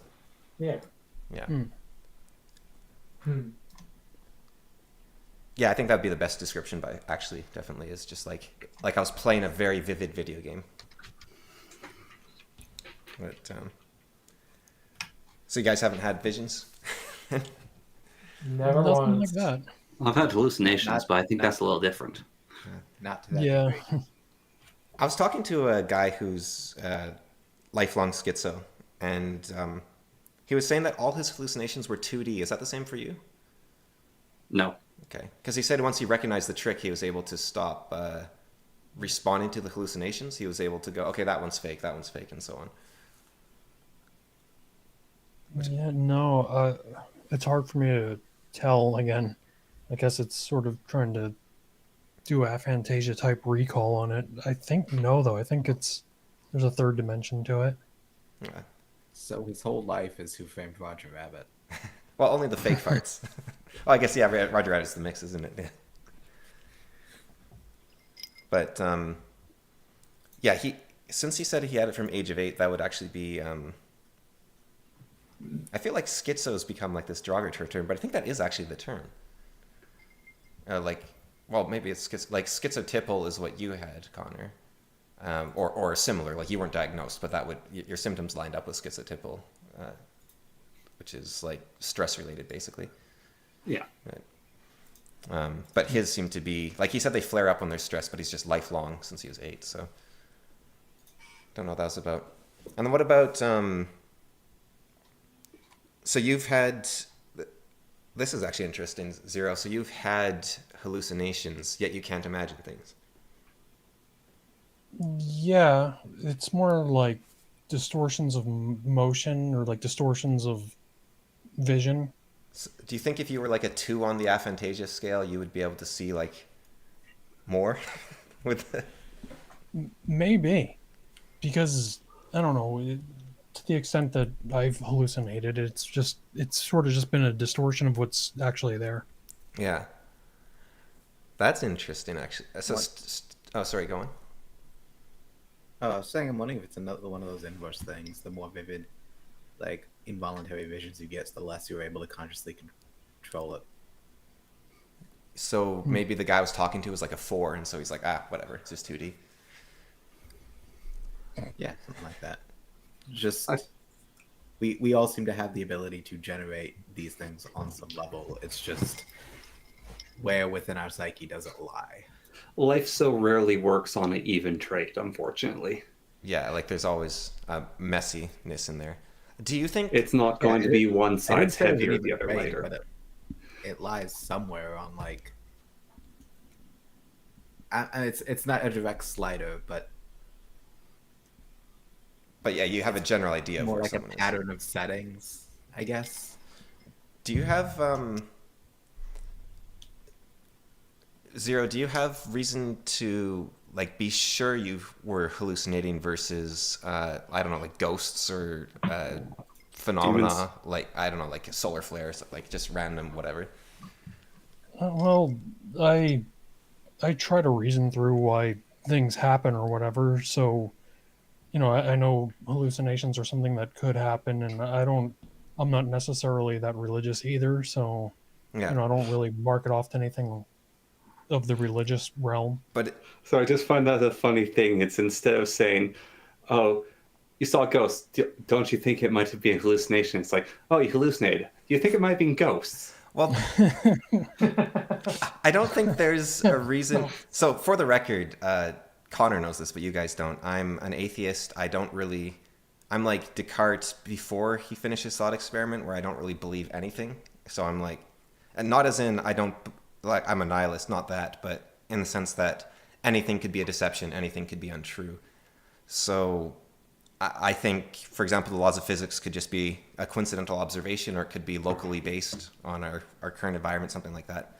I'm not saying that's more likely. I'm just saying it's a possibility.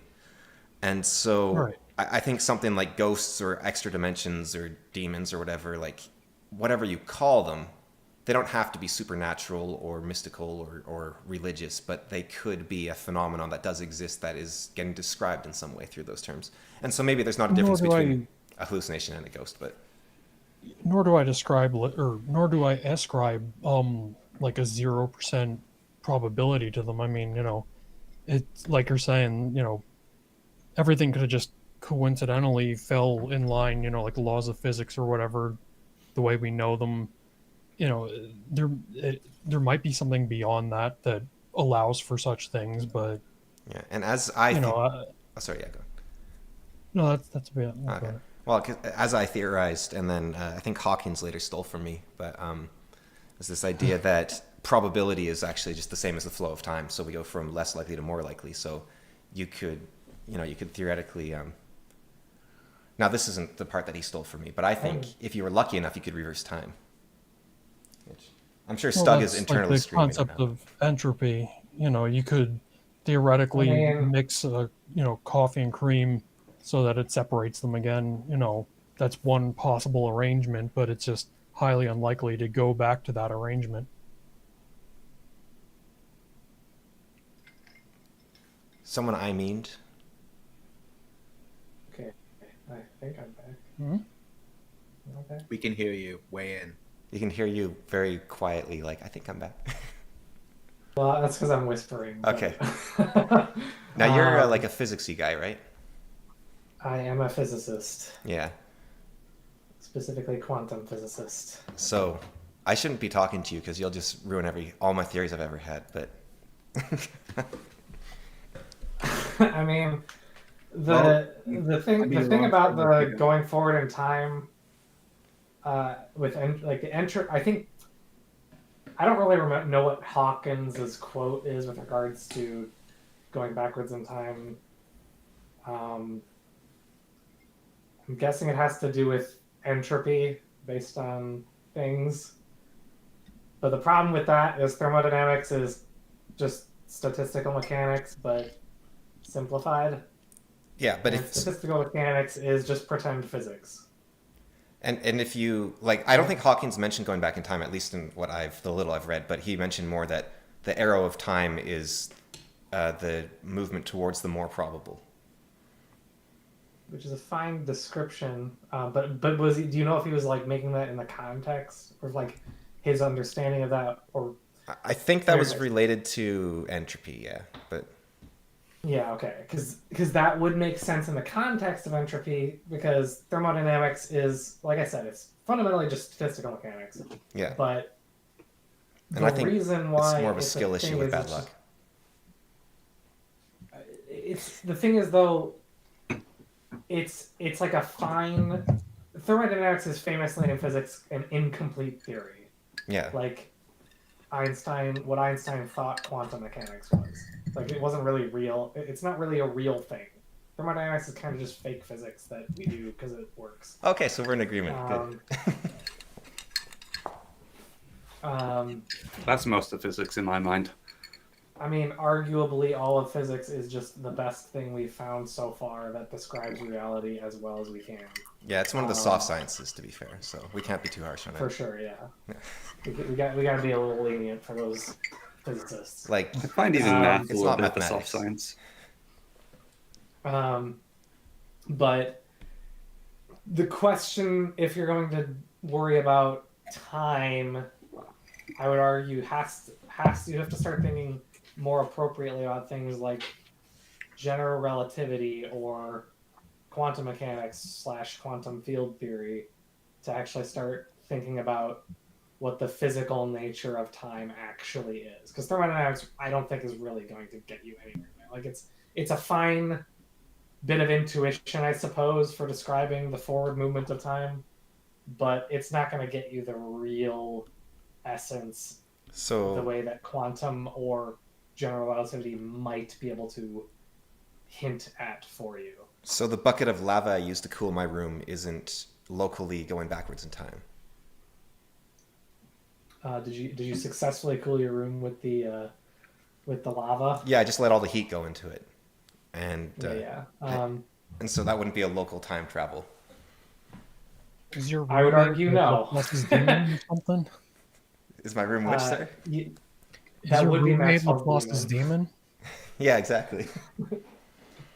But well, so my argument there would be just that in terms of the way Hawkins describes it, it would be a locally moving backwards in time, yes. But in reality, it would just be some weird, insane statistical fluke that your room got colder by taking heat out of the rest of your room.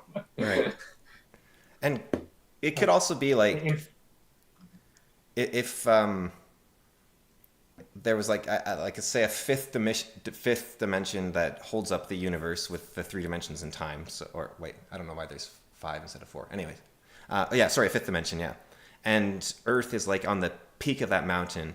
We would see entropy running down all the sides, but then in the valley, you could actually have the reverse of entropy going on, right? Like in a different part of the universe. Is that? yeah. Yeah. I mean, A I guess you Boltzmann could brain? if you wish to concept. I'm not sure. Like, I guess if you conceptualize it that way, sure, but I don't know exactly. I'll just wait till I get to the connect sausage that to links. anything I understand about physics. Right. The idea being more not that that's how the universe is structured, but that there's a lot of possibilities for I mean, what like, we're if you're observing. saying that, if your suggestion is just that we locally observe physics this way, that entropy runs to increase, whereas there's somewhere else, there's some other distant location or whatever Yeah. where entropy is just going in the reverse direction and getting smaller. I heard a better example actually, which was let's say you measure the speed of light in a lab and you get whatever number, and then you measure the speed of light again in the lab the next day and you get a slightly different number, then you have your error bars. But what the guy suggested was, what if you're actually getting the exact value each time, but the speed of light's different in the different locations because the Earth is rotating and going around the sun and all that sort of thing. Mm-hmm. And so the idea being there that, yeah, it's a just fine supposition, I suppose. Yeah. I don't know if there's any test that would remove. well, you'd have to I don't know go if very there's a far really way away and then measure stuff and see if there's a huge difference, I guess. But It it is sort of worth noting that. Well, I guess the speed of light isn't going to change based on where you are in a gravitational well. So I guess that's a bad example. but if At least not based on general relativity. but if you were over on like the Betelgeuse constellation and you measure the speed of light and it's like 3 kilometers an hour, then you're like, okay, there's something going on. Sure, yeah, if you were able to make that determination. Yeah. So it's certainly possible. I guess my argument, the only thing I could say there, that the only test that I think makes sense is you just keep measuring it a huge number of times, and you might say that it varies just very little based on what space you are. But if it's always sort of coming back and averaging, and if the error bars keep getting smaller the more you measure it, that is a statistical argument that would say that maybe you are just literally measuring it wrong each time. Yeah. Because if it was varying at different locations, then the only 2 real conclusions you could come to if the error bars are getting smaller is that Crazy chance, or you're actually getting something right. you're actually getting something right. The other option is I guess that it just happens to rotate around this line, but at the same time, if it keeps narrowing, if your measurement gets better and better, and you keep narrowing and narrowing and narrowing, that's Unless the it real, narrows the more you measure it. Like yeah. If it, the observation itself somehow narrows it by like there's an extra law of the universe we weren't aware of that's like, oh yeah, the more you measure it, the more it's going to choose in a number. that's what squeezing is. But no. So you're saying you guys are ruining the universe for the rest of us every time you measure it? Yes, we're breaking it. We're trying to destroy the universe. So to Um, sorry, yeah. Well, what squeezing is it's just a weird thing, and it's exploiting the uncertainty principle in quantum mechanics to get better measurements of a certain variable you think is important. It's what they did in the A LIGO to they used it in A LIGO to measure the gravitational waves. But what I guess I want to slightly correct something I said. If your measurement is, if you're using the same method to measure something and it's oscillating around a specific value, you can come to two conclusions. You come to the conclusion that we just said, which is where that is the real value that it's oscillating around, or what you said, where it just happens to vary in space, and maybe you're just measuring the different locations where it's in those slight variations. It just happens to be only that different in those regions. Whereas if you were to go far away, maybe it would be way different. And so one is quite a bit less likely. Yeah. And on the other hand, if you're getting better and better at measuring it, and the measurement's narrowing around a specific value, because of that, like your error bars are literally getting smaller, that is more evidence that it's not spatially variant. Because if it were, then you'd still see that oscillating around, you'd just have smaller, you'd just have your error, I guess your so-called error bars in the original one would never go away. But it'd be oscillating. You'd always be measuring something different all the time. Your increased measurement accuracy would never yield. Yeah, so we need to send you to Polaris. Yeah. So that we can figure that out. All the way to. Yeah. So to master my weave here, which I've been practicing, and bringing it back into Zero Fucks and Connor's hallucinations, let's say. When Connor was hallucinating, it was always when he was at his most stressed point in the most stressful situation. And so that's either that's a good reason to suspect it wasn't demons and extra-dimensional beings, or that extra-dimensional beings are best seen when you're highly stressed. So with you, Zero, would you say that you had reason to say it was related? And if this is too, I don't know if hallucinations are too personal or mental health stuff in general, but you can stop me there if you. Well, I don't know. It happens if I haven't been to sleep all week. Yeah. Then things start distorting. I mean, I guess there's a natural stress inbuilt with that. Yeah. So and just when you're tired, you start. You're not as in tight control of yourself. So I think your brain just starts glitching more. Yes, functions start breaking down. So you stop trying to override the truth of reality. So you start seeing what's actually there. Yeah. So would you see the world as it truly is? Would you say then you've had any experiences which you'd classify as ghost experiences? Any of you? I'm just. Ghosts. The closest thing was UFOs. You want to talk about that? That sounds interesting. No, it wasn't interesting, actually, because I still don't believe it's... I mean, I guess it's technically unidentified, but there was just some objects in the sky that I saw one time. Right. And I was like, what the hell is that? And I didn't think of any possible explanation for it at the time. And drones weren't particularly popular at that time either. There's a interest. So Oh yeah, right. This is me no, I was talking just gonna about say, it. so it could have been, it could have been like an early investor in drones, but There's up here. There's an interesting story of oh, she just passed away, didn't she? I think it was her.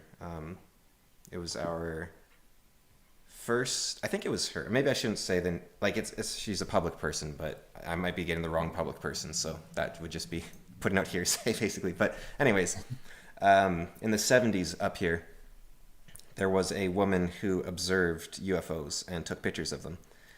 And the U.S. military came and confiscated her camera and took all the pictures. And it turned out many, decades later, that though they were real pictures, and she had been taking pictures of real things, and it was the United States testing out their drones in the 70s before anyone knew they existed.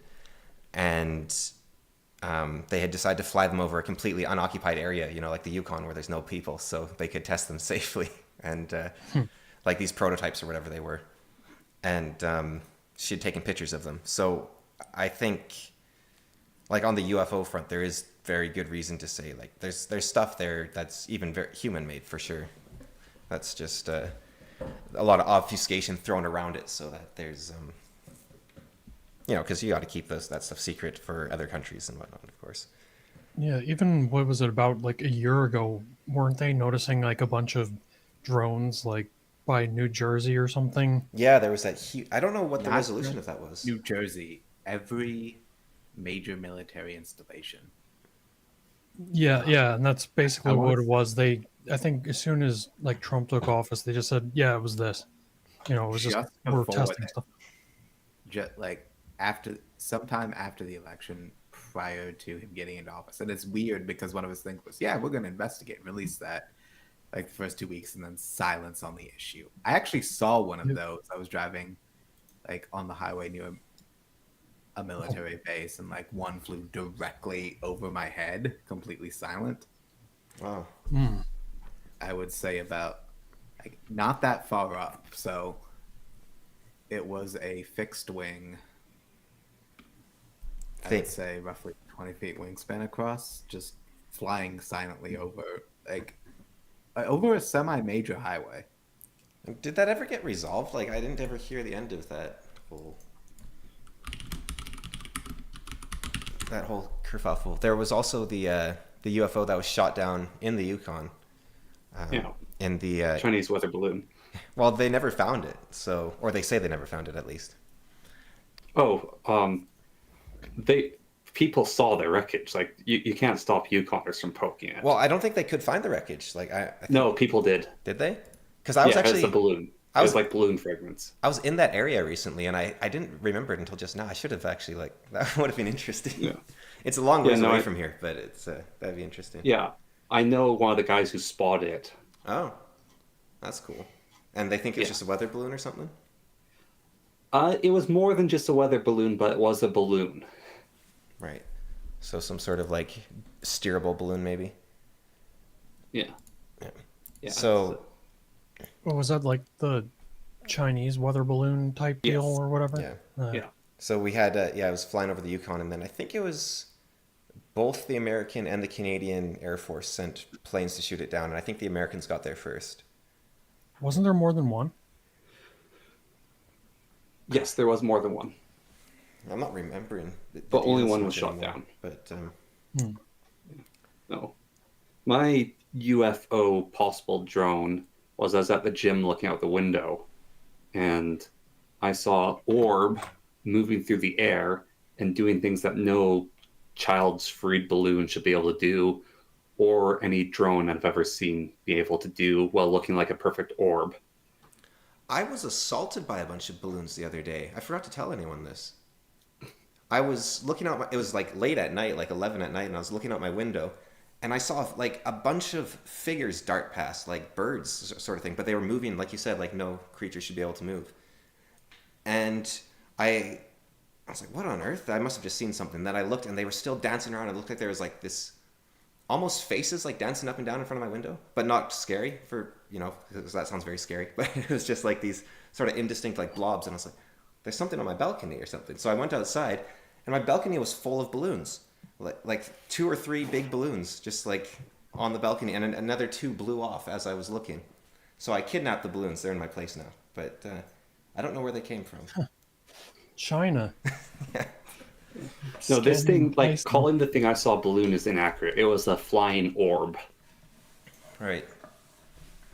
And what about Yeah, ghosts? I think Oh, sorry. Keep going. Yeah. I was gonna say, like, yeah, the things that I saw sort of seemed like that. Like, the flying pattern was not really recognizable, and then all of a sudden, it seems like in one direction, it was able to, like, you know, move like really fast. Like, Yeah, I don't know.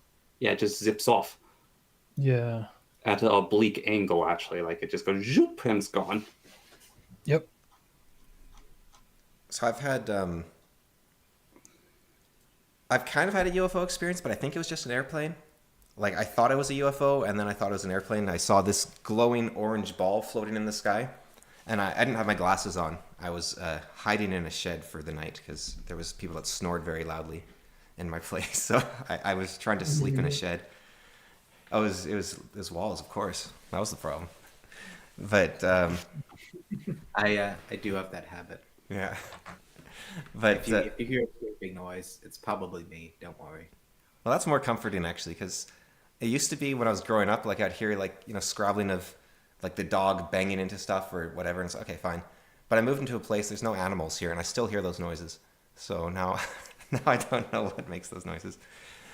But yeah, so I saw this glowing orange orb, but I wasn't wearing my glasses. I have pretty bad vision, so I went and got my glasses and went back outside. No, I didn't. I didn't grab them in time. I don't think. Anyways, totally silent, glowing orb in the sky, and I was like, okay, great. I had this moment of dread of like, great. Now I'm one of those crazy people that believes in UFOs. Now I'm gonna have to go around talking about UFOs to everyone. And then it was a very weird feeling. And then I saw it because it was so obviously a UFO. It wasn't like it could be mistaken for anything. And then it turned sideways, and suddenly it had like the left and right, green and red of an airplane wings, and it started making noise, and it just flew off like an airplane. And I was, did I just not notice it was making a noise? What happened there? So Turned on the cloak. yeah, so I don't know what that one was, but I have had a ghost. I have seen a ghost, which I think people who are like more fives on the aphantasia are probably better judges of the ghosts, because and again, it could be like it could have just been a hallucination or something. But I was drinking from the faucet during a thunderstorm, and I was struck by a green like bolt of light of electricity, which like just stirred a static shock, but much thicker. So I'm not saying I was struck by lightning, but something happened with that. It was like this thick green shock hit my face basically. And then when I got up and looked in the mirror, there was this shadowy figure in a hat behind me, and he tipped his hat and then walked out of frame because I was looking in a mirror. So he walked out of the mirror, so I couldn't see him, and that was sort of my ghost story. Hmm. Got attacked by the Just ghost of wanted you to know Raiden. that he was there, I guess. Yeah. And But I mean, you don't know what he looks like because you can't imagine him. yeah, if I had better imagination, I would have seen the full ghost. Yeah. But so At least you have an oh, sorry. understanding. Yeah, you see any ghosts in the walls or A few skeletons, but no ghosts. 'cause-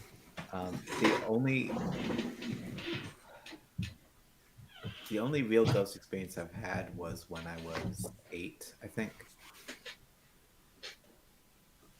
My mother had to get something from her office, and she had to pick up a file late at night. So she went in her office. I was kind of in the lobby, kind of staring at the window at the ocean. And then suddenly, directly next to my ear, I hear, clear as day, "I'm going to kill you. Jeez. Run to your mother." Wow. And I look around and no one was there. And I hear a cackling directly next to my ear. And I just bolt for where my mom was. Wow. That's What were you doing at this time? Like, what were you doing when this happened? I missed that. he was hanging out with a I serial was, killer. I was in a poorly lit, like, office building. I was Okay. looking out the window at the ocean. Gotcha. And are you in that group of PCs who hear voices in their head normally?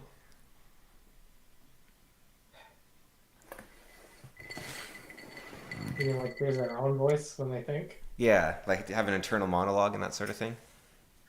Kind of. It's weird because sometimes I'll be thinking and it'll just be purely conceptually. Sometimes I'll be articulating it as I'm thinking, and sometimes I will be thinking conceptually on a topic, and then my attention gets drawn, and I notice that two other voices in me are having arguments.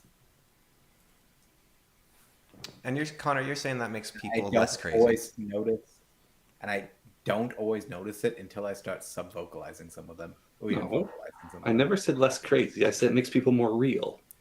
And Zero and Walls have now used the term sub-vocalizing, so I'm not quite sure what you mean by that. So can I just get a clarification there? It's thinking words in your head. Is that correct? Yeah. Yeah. Yes. And how's that different from the voices arguing in your head? No, that is. I take that back. I shouldn't have used the word sub-vocalizing. Let's go with the hearing voices in your head for that definition. Should we go with Dom vocalizing? We should go partial vocalizing. No, I appreciate the joke. So I I guess think sub-vocalizing is more supposed to be like the narrator. It's more of like a narrative voice than a character voice. And so who here? So Cameron, you and Zero Fox, you two do not have an internal monologue. I think, right? I don't at least. Well, for me, it's not like the aphantasia thing where, you know, like I could turn it on. It's not something like, you know, I could willingly become like a one as far as seeing the apple. It's something I could turn on, and it usually helps me if I think of like, you know, how I'm going to say something or how I'm going to write something. But usually, if I'm just going with the flow of whatever I'm doing, you know, I'm not really thinking words to it. Okay, because I'm definitely like I'm not sure I can think without words. Were you here? I don't know if I can. Were you here where we were talking about the kilogon, Stug? I heard a little bit of that discussion, but I was not listening because I think I was still trying to figure out Yeah. So if you think of the like program. imagining a like a triangle with three sides, it's like yeah, you can imagine that, but you can also understand a triangle as an object with three sides, and then you can understand a kilogon is an object with 1,000 sides. But for imagining the kilogon, you're going to imagine something, but it's not going to be an exact 1,000 sides. You count them properly. Or if it is, you're not going to be able to distinguish that from a 999-sided object or a 10,000-sided object because they're just going to have lots and lots of sides. It's too many sides. If you were very good at counting, I guess you could, but you'd have to hold the image in your head for a long time. And you'd have to like have the correct conceptualization up front, which would be very difficult, but maybe possible for like some super genius or something. Yeah. But the understanding of that is simple. So I think it's the best conceptualization I've seen so far is like when I assume Zero Fucks think it's in terms of understanding. So you don't have to worry about the image or the word or the description or the action. It's like I understand, so I can just do. I guess I can kind of get that because there are times definitely when I'm not sure what word describes what I'm thinking about, but there's an idea in my head. Yeah. But if I don't have a word to describe it, then I don't know. I'm constantly searching for a word to describe the idea. You can't name it, so you don't have power over it. Basically. But that's the closest I think I can get to having like a concept over instead of like a word, because to me the word is the concept, I guess. Whereas I'd see the word as an adjective for the concept.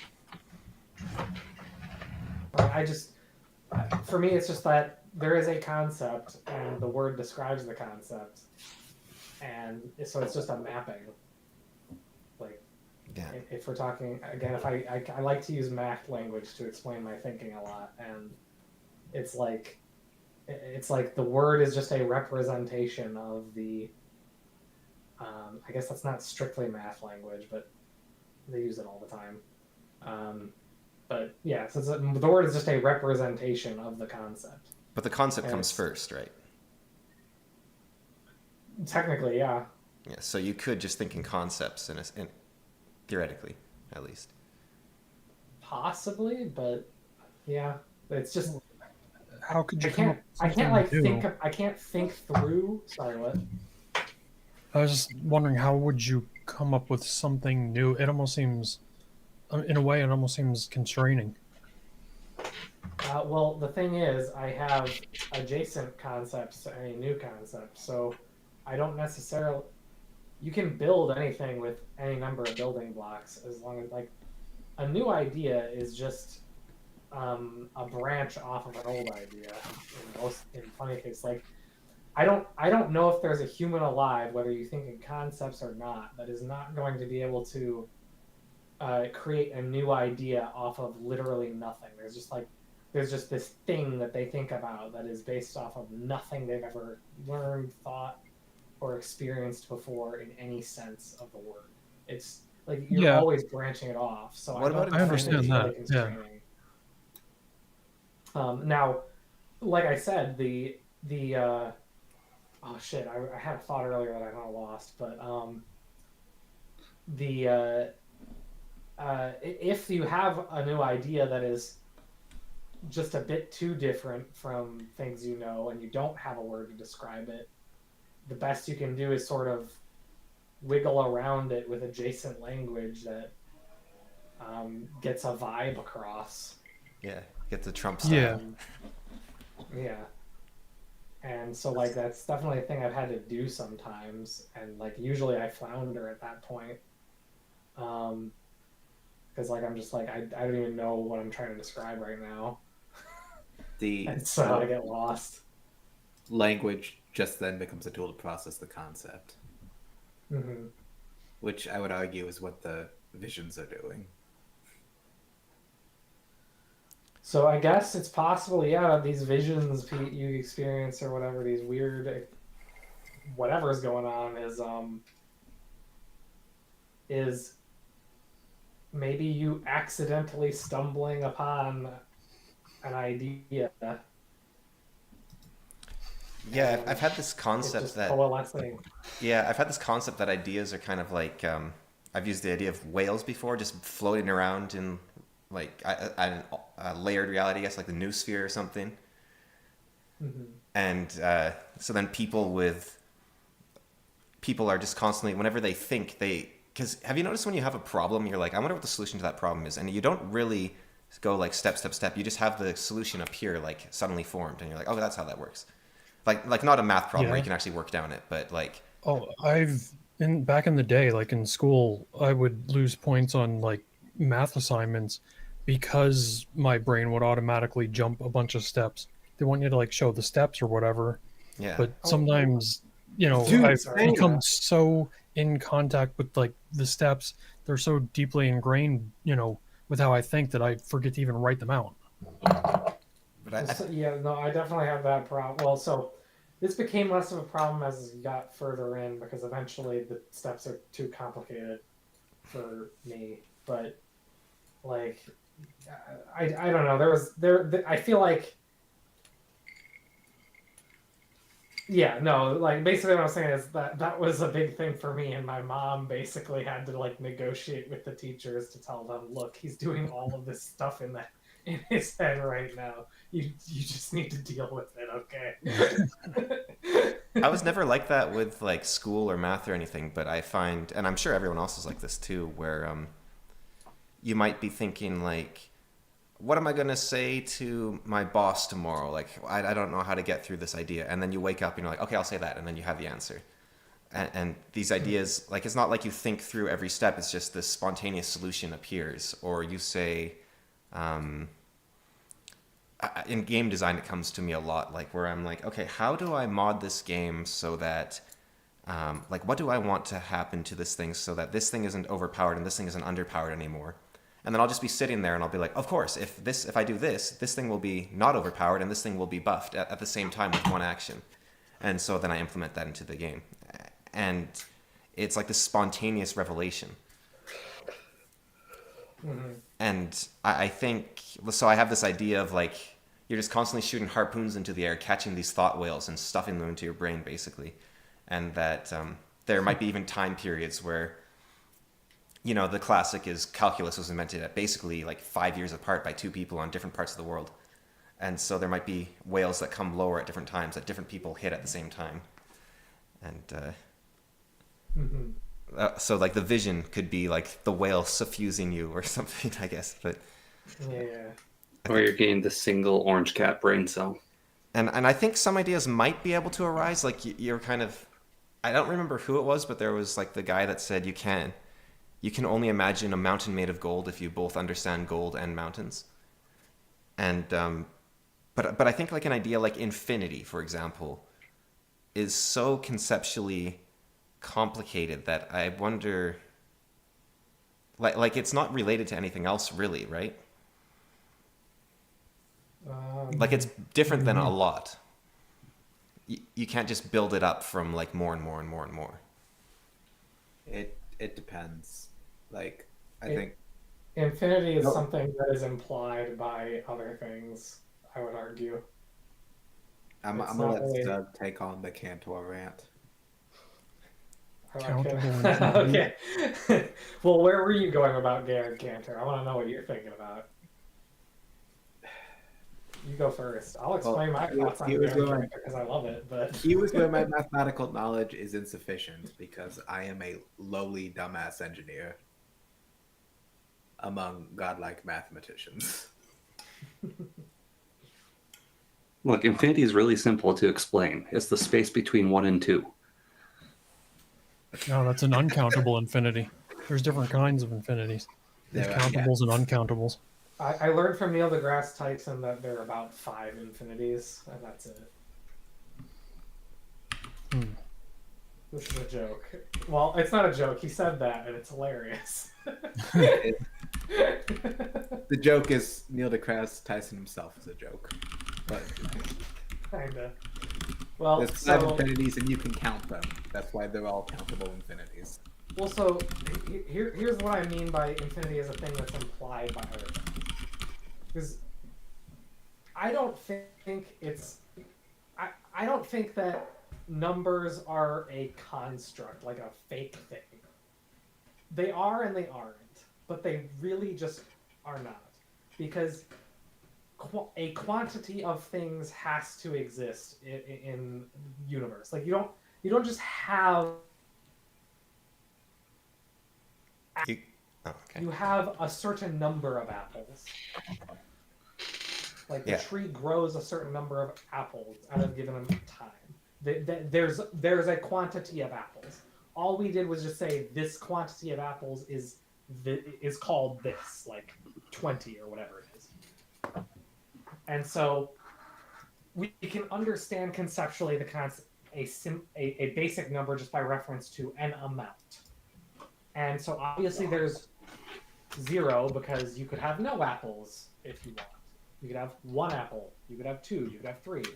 Implicit, you could have a bunch of apples. Obviously, in a realistic sense, you can't have infinite apples, but you can at least understand the idea that there might be apples of a number that there could always conceptually be another apple.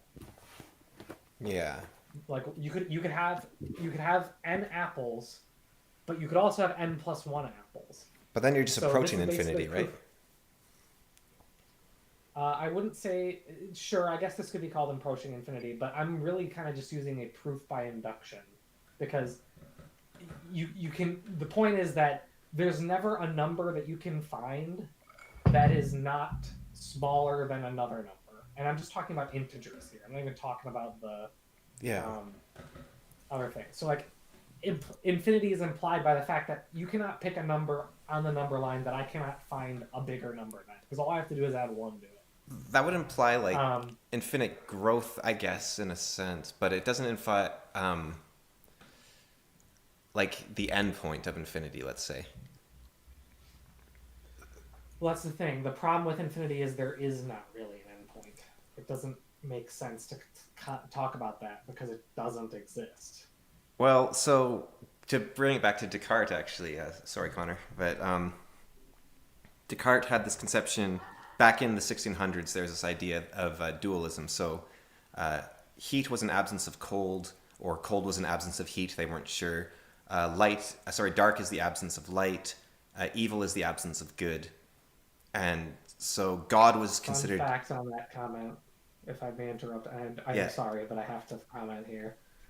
We have photons is a particle of light. And so I don't know if it's Greek or what, but I think, or photon or whatever comes from some word that means light. And so apparently in the same language, if you could come up with a particle of darkness, it would be called a scoton. So go ahead, sorry. What's a scoton? What is that? I don't get It if would it's be a a reference. particle of dark. Right, but But is that just a funny word, or is is a scoton a thing somewhere that's funny? it's just a funny idea. I don't Yeah. think it really exists. Yeah, so they didn't believe in opposites so much as absences. So God was considered to be the infinite being. So he had all the light, he had all the noise, he had all the heat, he had all the good, which meant that the question, like, could God, let's say, lie? And let's assume, for the purpose of this, that line is wrong, because we don't actually know that, right? Limited in our wisdom. But if we assume that line is wrong, then the question is, could God lie? And the answer is no, God can't, because lying is evil, and evil is a lack of something, whereas God has everything. And so Descartes' proof that we ourselves weren't gods was that we can learn things. So I can learn about a scoton, right? And suddenly I have another thing in my mind, which means that I am not infinite because there's something to add, whereas God is already there. He already has everything contained within him. So I would say infinity is the end point of containing all things in that sense. Sure, maybe. But the problem there is that we have mathematically, well, actually, this is something I'm slightly confused on, or at least I've forgotten, but it is not clear based on set. And I think the consensus in set theory is that there is no such thing as a set which contains all things, because I can always take the power set of a set and get a bigger set. And this includes sets that are of infinite size. Sorry, you got me excited there. I thought you said sandwich. I'm sorry. But you Well, can't. no, that's just important. The set of all possible sandwiches. It's important to our channel's lore because we have the concept Sorry. of the perfect sandwich at the end of the infinite staircase. Yeah.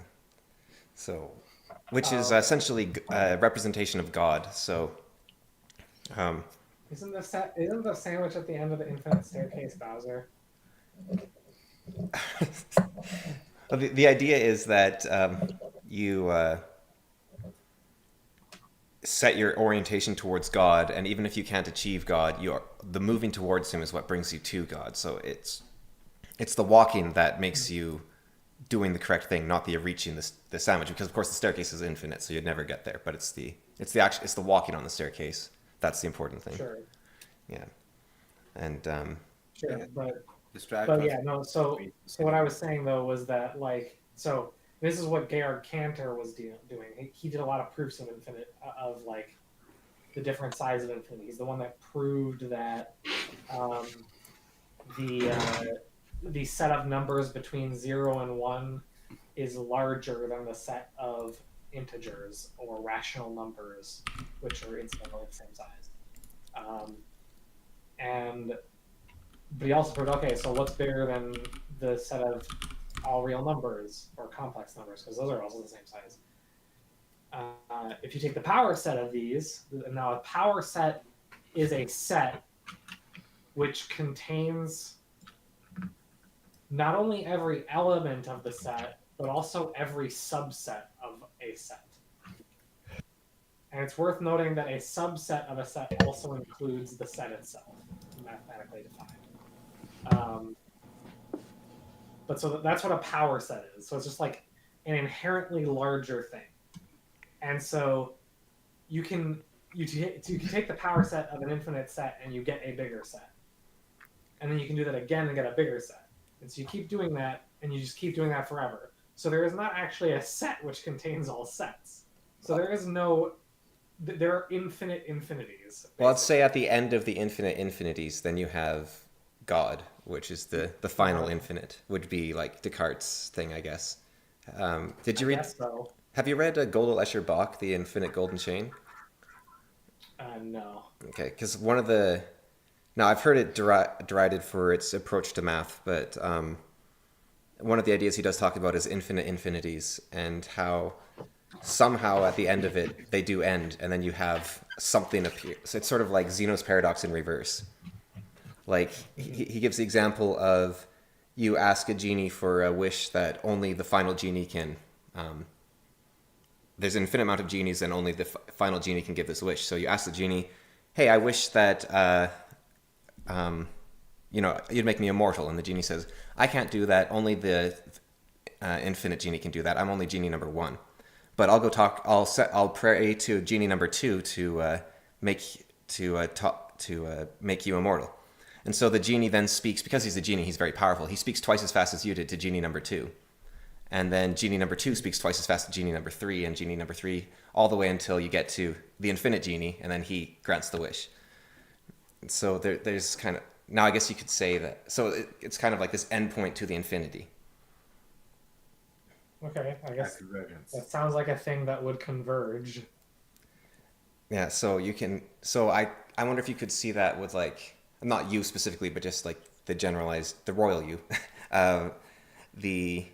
the power sets, I think you said they were called, just growing outwards sort of in a Zeno's paradox style to the point where there's a super infinity or an infinity squared or something. And then you're like, the infinite growth ends at the infinity squared.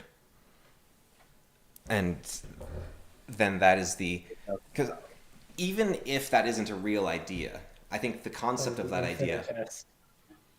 Sorry, what was that? Infinity squared is also just, the cardinality is the same as infinity. Right, so maybe...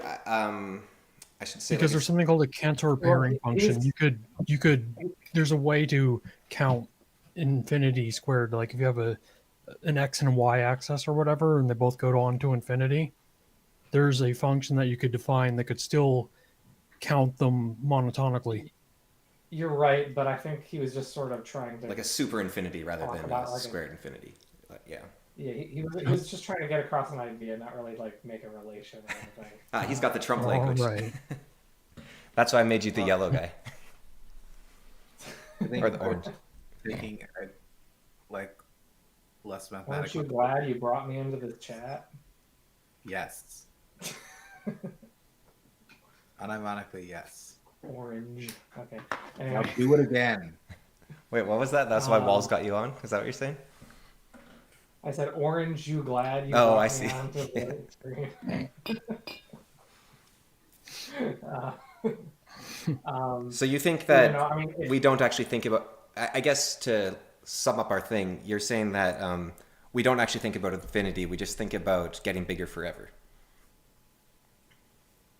Basic, sure. What do you mean? Because my argument, I guess, my argument was we can think of things that have no prior grounding because of something like infinity. But you're saying that we can think of like +1 and then we can just put that into a, not the mathematical term of subset, but just like a subset that is also getting bigger. And then, so we have this idea of approaching infinity rather than infinity, which we use to do everything. Yeah, I think that's fair to say. I would almost call infinity the shorthand for the concept of almost as a shorthand for the concept of approaching infinity in a weird sense. Yeah, rather than us actually conceptualizing infinity as the end state. Yeah. And even if And it gets weird because I did give a conceptualization of infinity as the end state, but that could be me incorrectly interpreting. And at what point do you say your incorrect interpretation is a new concept versus? In some sense, I don't have an issue with calling infinity the quote unquote end state of a thing, but of a thing that is infinite. Yeah. But I just don't. It's just. It just it's really just comes down to semantics and how much you care about mathematical rigor, I guess. But Right. it kind of jumps the divide from predicated on previous ideas to a concept in of itself, if it is possible to make that leap, but it might not be possible. You're trying to find like details on the apple right now that Stug and I and mathematicians are just careful with, or we're just comfortable with just considering it's an apple. In some sense, it's the accommodation for adding more in some ways. But I don't know. It seems like it's something that could almost be infinitely probed in a way if you just want to continue to try to flesh out more detail of it. Yeah, and it doesn't have to be infinity in specific. I'm just wondering if there's ideas that are in of themselves, like self-contained.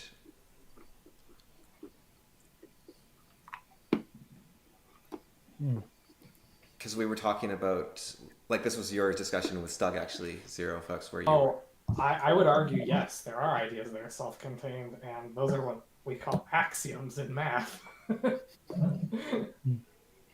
yeah, that Because you get to a point where it's so fundamental you can't prove it. well, I won't torture Connor anymore, but that's basically Well, what it's okay. I've been making tea. Okay, that's what Bean. Descartes' Meditations is exactly about. Is him actually saying, what fundamentals can we prove? So the philosophy at the time was just like Zero Fuck said, where to define something, you'd specify more and more and more about it. So you would say, what is a keyboard? Well, it's a thing full of keys. Okay, what's a key? Well, it's a piece of plastic with a representation of a letter. What's a letter? And you just go on, and you'd say, oh, my understanding increased because I have more details. He's saying that's okay. It was not an invitation. I was saying I was making tea as in past tense. I am done now. I am back to listening to the conversation. I'll go through it quick.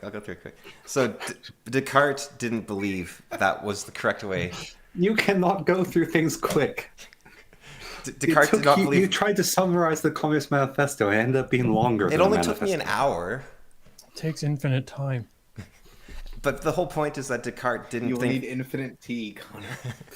Descartes didn't believe that infinite information was the correct way to define things. He believed you should remove everything except what remained, that you couldn't remove, essentially. So he said, what is real? I'll assume that I know nothing. So from that point of view, what can I now know? And his conclusion was that he knows he exists because even if he was being deceived, there'd need to be someone there to be deceived. So he exists. And that's the I think, therefore I am. And he, so it's not about being correct, it's just about the fact that you were thinking. So I don't think, therefore I'm not, doesn't actually make sense because you are still someone who's deceiving yourself that you don't think, so you would exist in that sense. You can only know that you exist, you can't know other people exist, but you can at least start with solipsism, whatever it's called. So he then went on to say that something has to sustain my existence, that means that there's a God, and because existence is an infinite concept that spans through time and space, that means that God has to be infinite, so then we know that the thing that is infinite in all ways exists, which is God, and therefore he has infinite goodness. And that means that God is good, so he would not allow you to be deceived. And therefore we know that axioms are correct, such as mathematical axioms, and that a triangle has three sides, or all the angles add up to equal 180 degrees. So we know those things to be true. So that was his foundation, which I think is really interesting because one of his proofs is actually wrong. So it's kind of the man couldn't even get to town, though. Descartes? Yeah, he always put himself in front of the horse. Oh. You're trying to make that one work. Well, I made it as much work. as I'd love to stay and keep Yeah, that's talking, I why we do have take, to go to bed. So I'm gonna. It's All right. take mathematical study above OnlyFans because we're putting Descartes before the whores. All right. Oh well. Good night, guys. All right. Well, thanks for Yeah, coming man. on, Stug. Take care. Thanks for having me. Yeah, Stug has a channel where he plays D&D if anyone's interested. So, it's called Stug, I think. Watch at Lord_Stug. Although I wish it was just Stug. But Oh, you're some guy stealing named my whole Stu thing. stole it. I'm the Lord. You can't just be a Lord as well. I didn't want the Lord moniker, but I had to come up with something because a guy named Stu stole Oh, my. Stu G. Yeah. Good old Stu G. His You name's gotta like- fight him to the death. Steal his channel. I'd like to, but anyway. Yeah. All right. See you, Stug. Alright, yep. Thanks for coming on. Okay, thanks for having me. Well, I feel very stupid all of a sudden because we have like an engineer and a mathematician or a physicist. Yeah. Well, don't worry. I'm here to bring the average down for you. It is I'm also very bad at my job, if that helps. I'm just a house inspector. that bridge that collapsed last week. That was it. It is a. Yeah, they shouldn't have let an electrical at it. I don't know if it's a coincidence, but it is funny that you've got like an engineer and a like a physicist, and then you're like a scientist or something, right? Zero Fucks. Yeah, computer science and mathematics. Yeah. And then you've got me who did fine arts in school, as you can tell by my blathering. And then you've got like a professional Minecraft player. I didn't get a stir out of him. I snickered at it. You just didn't pick it up. Well, I heard it. Your eyes just didn't light up. Yeah. Yeah. And I'm also a house inspector. Yeah. But the Minecraft's the important part. Yes. Yeah. Yes, no one cares about my other videos. Yeah. Do you do detailed videos on house inspection?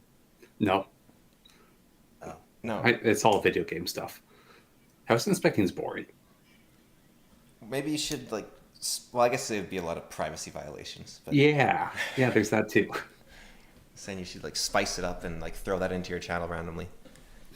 Just roll up and just start judging their maintenance on their houses.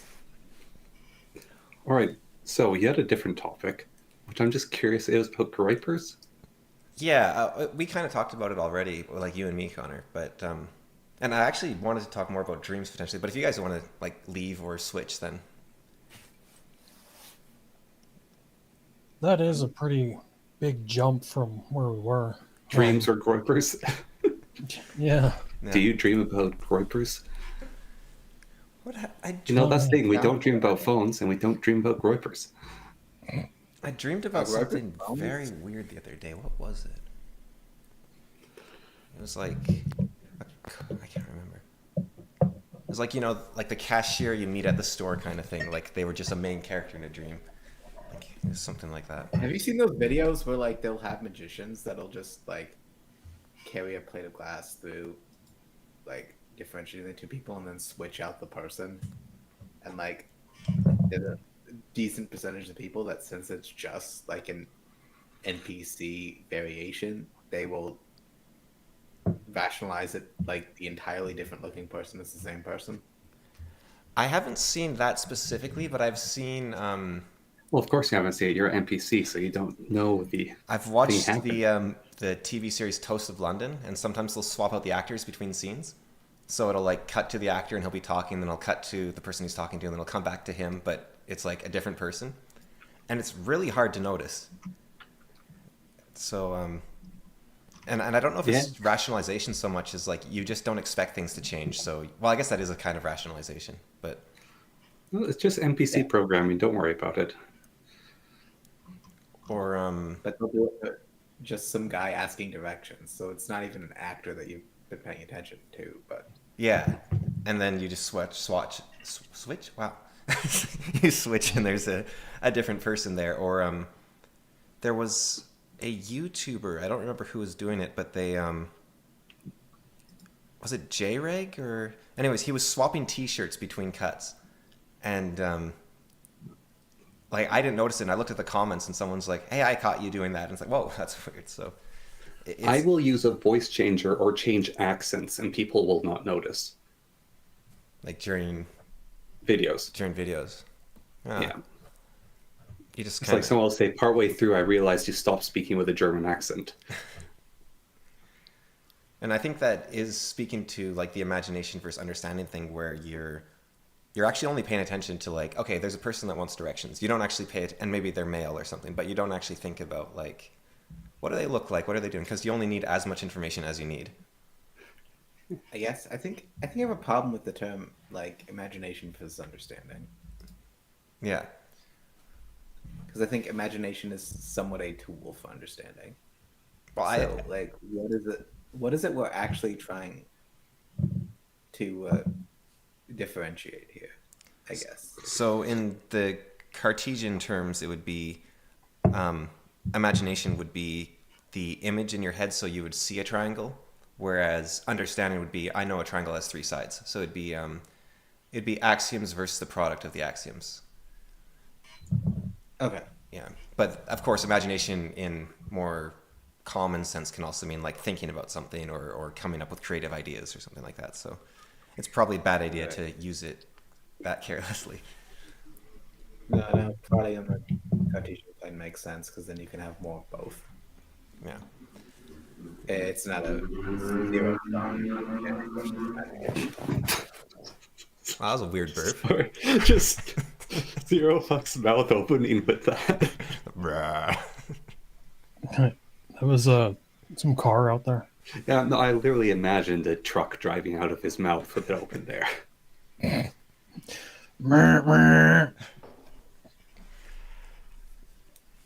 Oh, I'm in so much pain. So oh yeah, you're sick. You said. Yeah. Oh, I saw you recently. I hope I don't get sick. I mean, I hope you'd feel well, but You gave it to me, you bastard. I've had that cold for like 4 months. If you haven't caught Yeah, it by and it then, finally it's- caught me. okay, by like 2 months, but still. If you haven't caught Yeah, it it by finally then, caught then up with me. yeah. So more on dreams then, if because Zero Fucks, I don't think you. It sounded like you didn't want to switch topic too much there. Right. Well, I don't know. It was that thing about switching somebody out. It made me think of something. Is there a way to play a video together?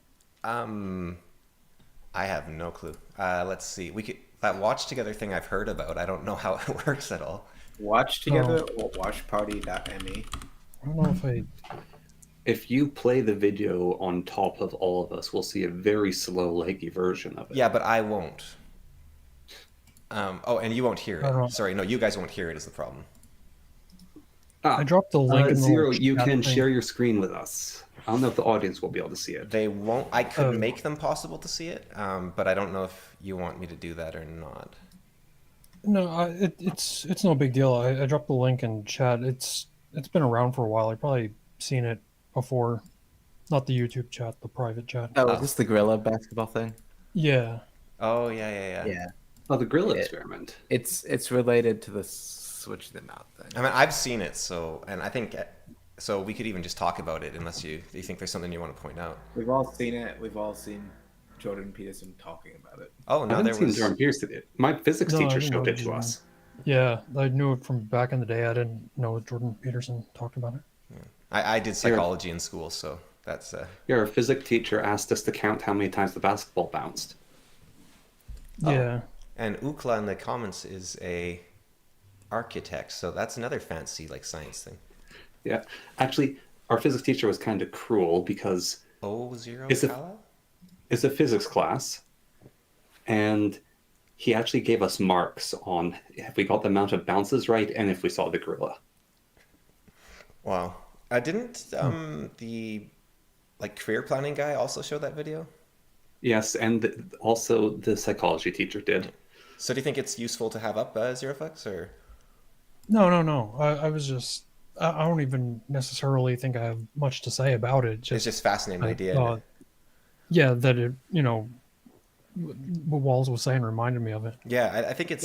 Yeah, I think it's a related concept wherein the world is complex, so we abstract out what we don't need to know. If we're focusing our attention on the number of times the basketball passes hands or bounces, then we Exactly. don't need to know the gorilla. If we're focused on giving like random person directions, then literally anyone can play the role of random person. And I think That's this. Right. I was gonna say, and tangentially to all of that, there was that experiment with, um, they had the subjects watch like a video of a car crash or whatever, and then they brought them back in like a week later, and they gave like half of them a different set of instructions. One said like, "Oh, describe the car accident," and then like the other set was like they were given like describe like the I don't know the collision or something. They used like a different wording, and the stronger wording made people describe the scene a lot worse than it was. Right. Like they were like sort of probed to give the more illicit response in that Because example. they offloaded the concept of the accident itself into the words they were asked. Yeah, exactly. Yeah. And I think when it comes to like a lot of the enemy of the people, the media, whenever they put out things, when they do that kind of Russell conjugation, or what's it called? I'm missing the other term for it right now.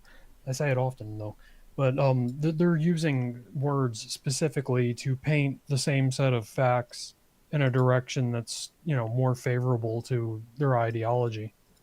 I've like I do it all the time where I'll talk about like, man, I was stuck in traffic for 2 hours. Okay, fine, it was an hour. Well, it was like half an hour. Like I find myself so often putting the longer or the shorter based on what I want to convey across. Like it was a long time, it was a short time, it was, and it's. I don't know if that's just me or if it's very easy to do, but it's fascinating that it seems like out of my control even. Hmm. Yeah, emotive conjugation. That's the other word for it. But I don't know. I did like a tweet about it before, and I have like this little example that uses um what is it? I described like an incident in three ways, like a neutral perspective, and like a pro Israel and a pro Palestine perspective. And it's like the same incident, but you could just use like different words to describe the same thing, sort of the same set of facts, and just color them in a way that your audience would be more perceptive to, resonating with. And there's a second step to that as well, which is my history teacher kind of ruined me in ninth grade because she gave us an assignment to write an essay about Napoleon, and we could either write it. We had to choose one of two. Either write it as what are the positive things Napoleon did for the world, or what are the negative things Napoleon did for the world. And it was very 50-50. Like Napoleon, he was this tyrant warlord, but he also unified and updated a whole bunch of things in Europe.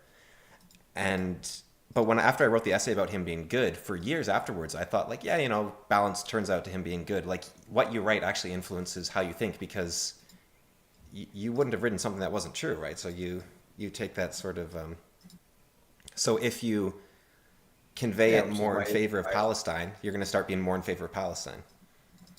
Right. Yeah, it's almost like the initial conditions do, there's more weight in your initial take because it sort of sets you off on your path differently. Uh, yeah, that's why a lot of professors would like upgrade opinions they agree with and downgrade grade lower opinions they don't agree with, because that creates the incentive for things they agree with. You're going to it, if the professor has that reputation, then their students are going to write things they agree with, and that's going to shape their thinking going forward. Yeah, and the professor might not even be trying to push a narrative. It's just things happen to slowly dig into that trench of like what they believe is the correct way, and then the students can't get out of that. And Right. students and they self-select, so the students are even reinforcing the professor's beliefs. Like when I was doing an environmental class, I had a section where I had to demonstrate that pesticides were bad, and I couldn't find a single study that said that. And so that was a very weird presentation when I finally went up to talk about it. I was like, I can't actually prove pesticides are bad for human health in this environmentalism class where everyone, including me, had already presupposed they are bad for human health. And so it was. Now, I have since learned, and maybe the studies didn't come out at the time, but there are some pretty nasty things that can be proven about pesticides. But it was, yeah, at the time it didn't seem possible. And yeah, I was wondering with Ukale's question there, could this be related to Gelman amnesia? And I can't think of a way to do it, but maybe one of you can. Well, yeah, I mean, if we went back to like before about like if your initial conditions sort of set the stage for how you're going to see something, you know, I guess in a really abstract way, if your initial conditions, you know, were to set you off to be, I don't know, an expert in one subject, and you know your knowledge basis is in that subject, that's where you could maybe sort of get, you know, that there could be some link there. I think Like you could. it's almost more of like an abstract, like special case kind of condition, but I think it could be similar. Sorry, I had to Google Gelman amnesia. Yeah. Well, and for like anyone else that is watching or listening too, we could also just say it. It's basically the idea that you'll trust the opinion of others until you're an expert in the field and you realize they're all wrong. So in the context of the news, typically, right? Or always even. Well, Yeah, yeah, everyone else is I just knew wrong. it mainly in the news. Yeah, you know, if you're an economist, you could read an economics article and see where all the flaws are, but then you turn to the very next story in the paper, and it could be something about, you know, an entirely different, you know, forest fires or whatever, and you'll just, you know, swallow it whole or whatever. You're not going to really give it any extra consideration, even though you just looked at a story where you knew that there was errors. You know, you'll just take the other one for granted, and you know maybe an expert in that subject could have picked out flaws in it. And it's funny because like, oh, a forest fire, well, obviously, like that's just facts. But then when you're actually on the ground about a fact that happened, you're like, no, that's not what happened at all. That's totally different. Yeah. But at some point, you just have to.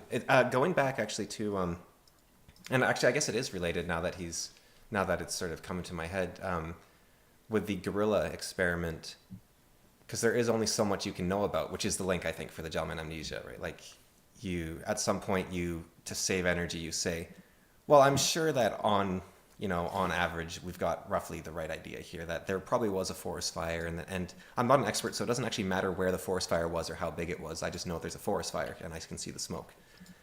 And but I think and maybe this is why I didn't see Jordan Peterson's thing with the gorilla thing. Maybe you can chime in here, Walls. But I think that's actually basically his proof of God, because essentially there's infinite facts to draw from a situation, and you're only going to focus on a few.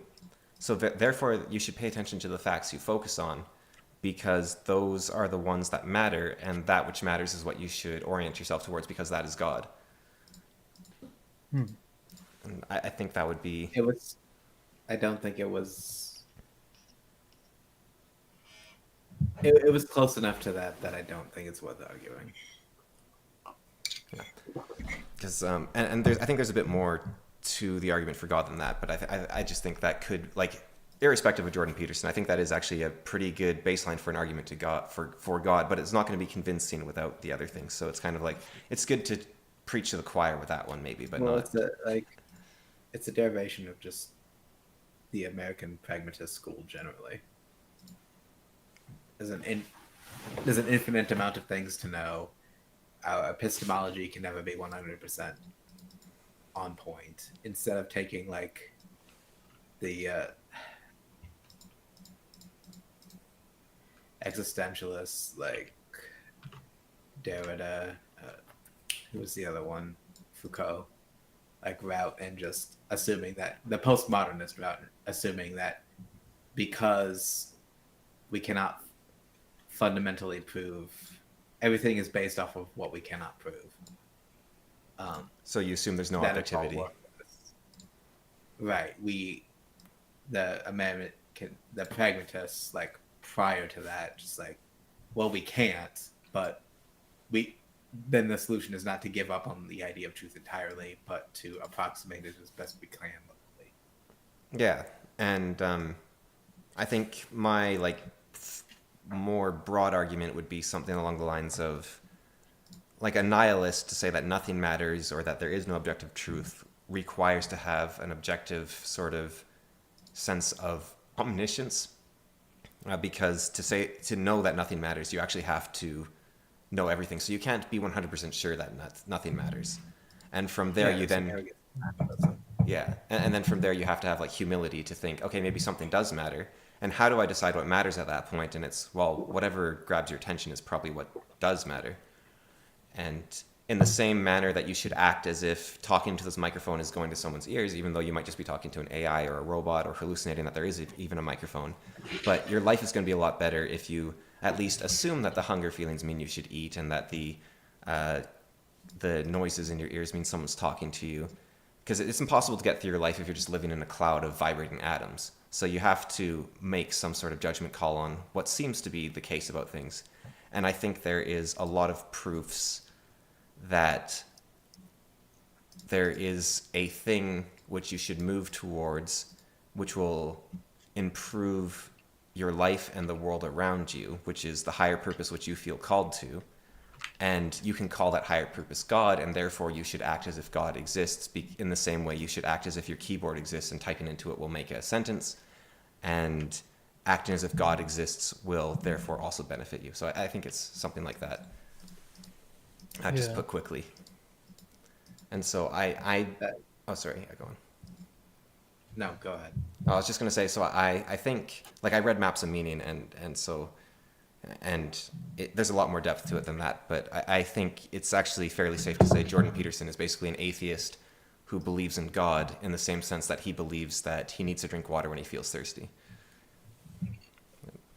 Yeah, I listened to it on Audible a while ago, and that's the basic summary I got from it as well.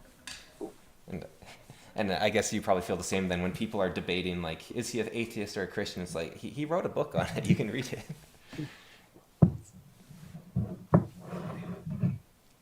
It's like, his answer is right there. Yeah, Do you I think can he get it. changed since then, though, because of all the health issues he went through, including like an ongoing one now. Sorry, what was the first bit was a bit quiet.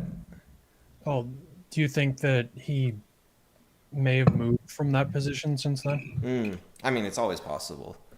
His wife did. I don't know if he did. But even that interview with the surrounded thing he did with the 20 people, I think he was. So what a terrible format. It was terrible, and he did poorly. But I think he was still being consistent with his beliefs then.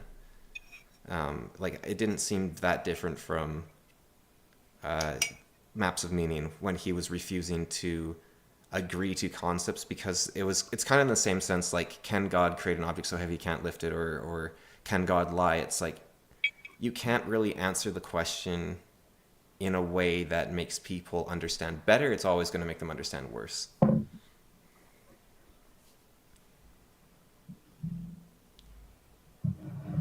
I mean, I don't know, because the answer I've always heard to can God create a boulder he can't lift is yes, and then he can lift the boulder.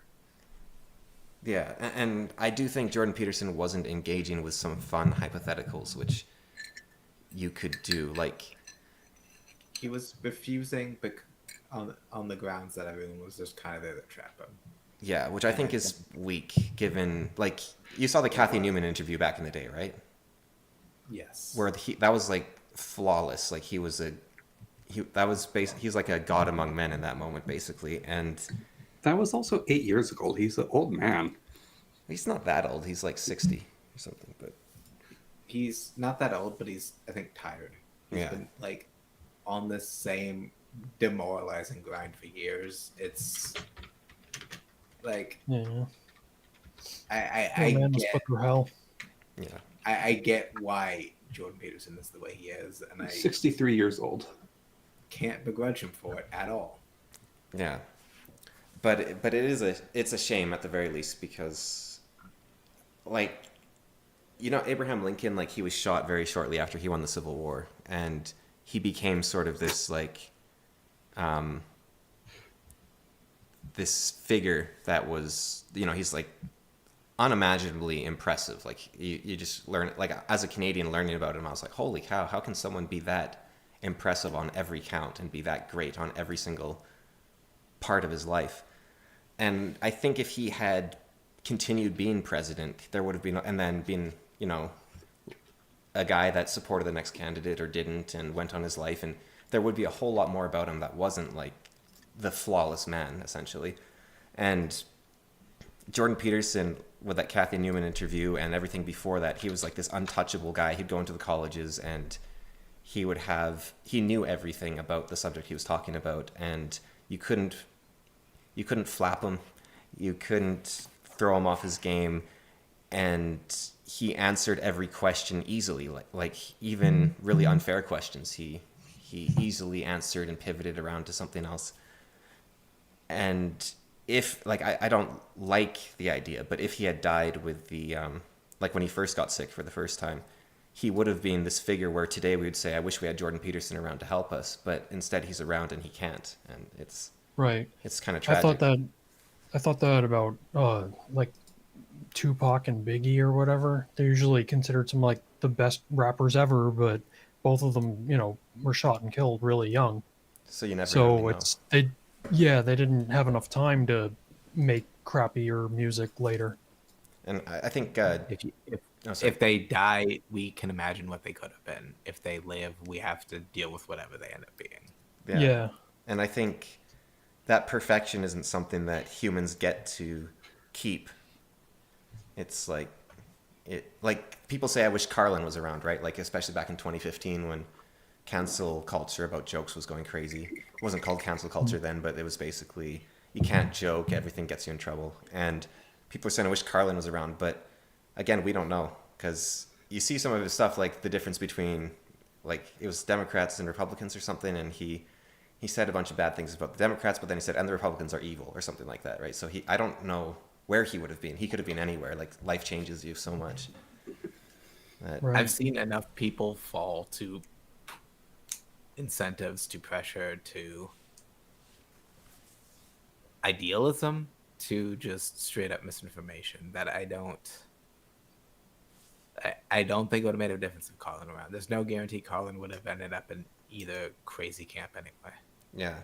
But I think 2015 Jordan Peterson could make a difference today, and that's even more the shame. It's like, because he was that rare figure where he was getting slandered by the media and by a lot of online figures, and yet I would be at like a friend's Halloween party or something and be like, have you heard about Jordan Peterson? They're like, oh yeah, no, he's amazing, I watch him. And like, he was, if you just gave him the slightest bit of good faith, which people do in general if they're not crazy and online, and meet him through the wrong way, you'd be like, yeah, this is a great guy.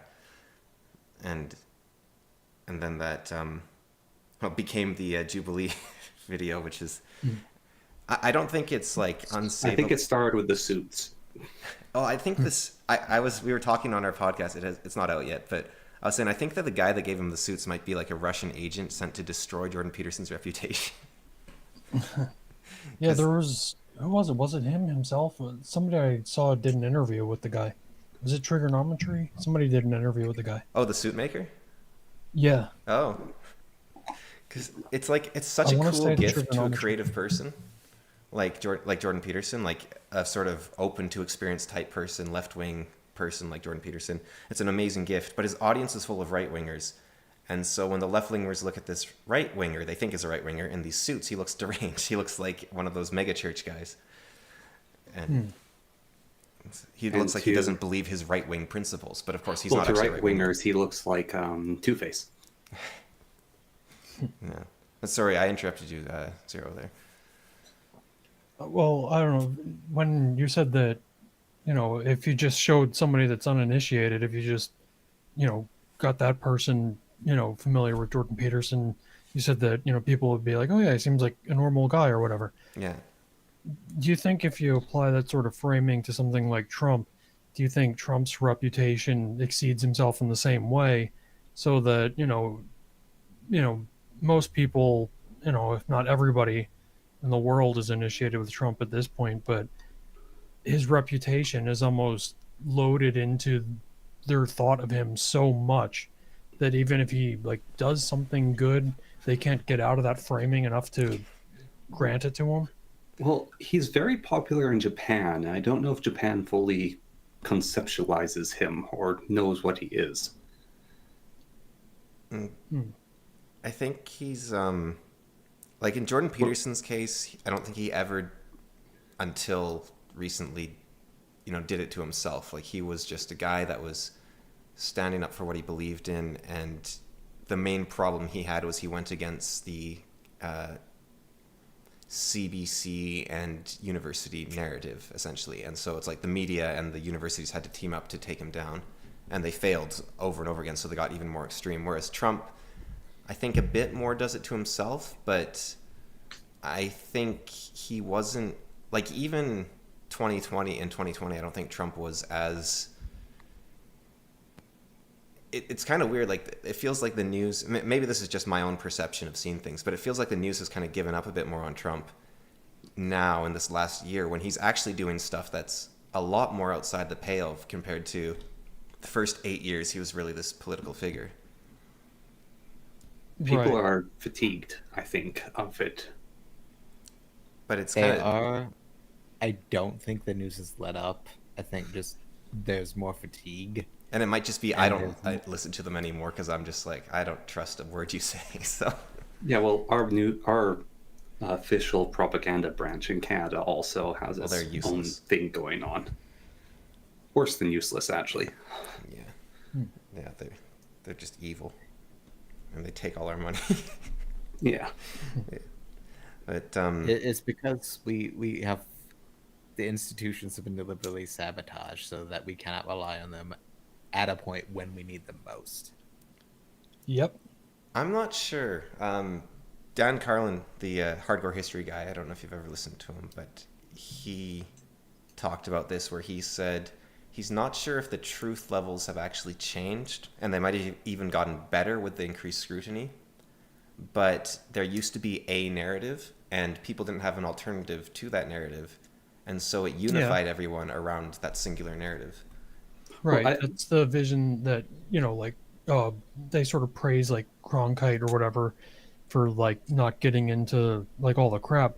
But, like you said, since everything was more centralized back then, you don't know if there's a competing narrative. It's just the only one that people had access to. So, yeah, I mean, it could have been crappy back then, too. Well, I really think COVID broke people, the control that was on people. Right. Just It was trusting an institutions overreach. at all. Yeah. Yeah. It was too much of an overreach, and people snapped, and so then people started looking at it more. And then if you look back in the past, it's like, oh, actually they were trying to control. It's just now they're more blatant about it. If the delta between what was the experience that the average person lived, even those who weren't necessarily paying attention, versus what was being said on the news, became impossible to ignore for a lot of people, Right. and it woke a lot of people up. And you have, and it led to, I think, internal tribalism and selection led to some very unfortunate, like the mostly peaceful protests with the city on fire in the background that became a meme, led to that's one instance, but it led to like obvious levels of cognitive dissonance that most people weren't willing to force. Right. And so these institutions just, it became obvious that they couldn't be trusted. And Remember when that letter that was, I don't know, I think 1,200 medical professionals signed off on, saying, oh, COVID's dangerous, but racism is worse. So you could go out and protest that, and that came like following, just weeks before that, there was people getting yelled at for protesting about shutting down or whatever, or masks or protesters shut whatever. down in cars well masked. Yeah. And it was so, they shut down any kind of protest. And then right after Floyd, you get this letter from these medical professionals saying, oh, racism is worse. So that's why we're letting everybody out to go do it. Yeah, it's the obvious thing. Like, obviously the virus doesn't care about racism. What the fuck are you talking about? Exactly. Oh, it's also the, like, in some cases, the state direction was like you can't go outside without a mask, but inside it's okay without. Well, Yeah. everything. The There's a bands number playing with the holes in their masks. there was Or eating on an airplane. right. There was that, or just like being outside. Obviously, there's going to be more dilution in the air. If you think about the process at all, you're not worried about being outside more than inside. There was also this interest. Miasma theory was a big thing in like the 1920s or something, and it was very strongly, for some reason, disproven in quotation marks because medical. In order for a medicine to can be considered effective, for example, you need like 30% correlation of it working. So it's like ridiculous the what they will do with medicine, but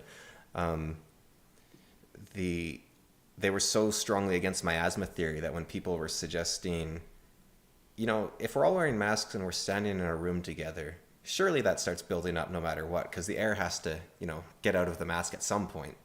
And there was people saying, well, no, that's quack science, that's miasma theory. And The funny People, thing, I didn't hear that. I can see people using that as a slander, but yeah, obviously, if you're like, you're just it's probability. yeah. Well, also, it's the funny thing is that Black Death actually did have a miasma because it populated in dead corpses and it was airborne. yeah, I think that might have been the one where they were like really against it was because of that possibly, but I'm not sure. Yeah, but it's actually true. Is that if there's a corpse of someone who died from the bubonic plague, that corpse through the air spreads bubonic plague. And I remember Yes, that even makes sense as during an observation, but do awesome beak masks filled with herbs stop the plague? I got one of those during the pandemic from Connor. The plague doctor's outfits were actually highly effective. Besides the leggings, which were excellent for fleas and ticks to crawl into, and those, of course, spread the plague. Right. But basically, if they had something out around their feet and legs to repel the ticks and fleas, those outfits would have been brilliant. I think there's more wisdom in just like the holistic tinker. How many of you have read Nassim Taleb? The scene. I'm familiar with some of his concepts, but I go back and forth on the guy. The name sounds Who's this? familiar, but I don't know if I know the guy. Anti-fragile. skin in the black game and is white. probably one of the things you heard. Oh, is he the guy that did that like statistical analysis where he? Oh no, he was the Black Swan guy. Okay, yeah. No, I keep meaning to read him, but I never have. Anti-fragile skin in the game guy. Yeah, It's worth reading. I think his inserto thing, except the Procrustean bed or whatever he called that book, which was just him pretending to be Nietzsche and not being Nietzsche. It's aphorisms out the ass, and it's not worth reading. wasn't like I haven't read him, but wasn't the whole point of the Black Swan that there are things that you can't predict will happen? Which I'm not sure what you Kind do. of. It's the whole known unknowns quote, or unknown unknowns quote. So how do you essentially. even like? What do you even do with that information once you accept it to be true? Like, I guess that's Well, where the I still anti-fragile still comes on in. philosophy about that. You prepare for the concept of a disaster generally, Right. or Yeah. you structure your savings in a way that it will benefit. Like this leads into the anti-fragile concept, whereas you structure in a way that it will benefit from a disaster. So you buy up a bunch of debt because you expect the world to collapse or something. By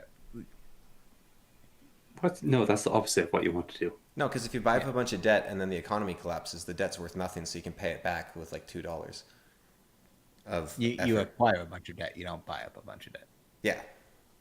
So Yeah, You buying debt like, is buying max out other your people's credit debt. cards, and then you sell a marble for 1,000 of your worthless Weimar currency. yeah, that's what I meant. Sorry, yeah. Which Yeah, is buying how debt is Brazil not what basically you want to operates, do. as I understand it. People will spend their paychecks like instantly, not because they're being reckless, but because the money might not be worth anything tomorrow. So it makes more sense to acquire things you need rather than, try to hoard money. Yeah, that's the same thing that they did in Weimar. Is you would spend your money immediately after you got paid. Yeah. It was. I heard a thing. It was you would buy a coffee before you were ready to drink it because if you waited till you're ready, you wouldn't be able to afford it. I had an economics professor who would say the same thing about like beer and golf. You'd buy the beers before the game because the price would be. Are the vendors like, I don't know, keeping track of the price that quickly? I can't imagine the beer. Like it's Get like a pigeon. practically speaking, you can't have that realistic level of price knowledge. Yeah, unless you just have like an acceleration set, so you're like every hour it's worth 10% more or something. You just figure out actually how fast the money printers are working. Yeah. And then you just say, okay, raise the price by 3 Weimar bucks every 2 minutes or something.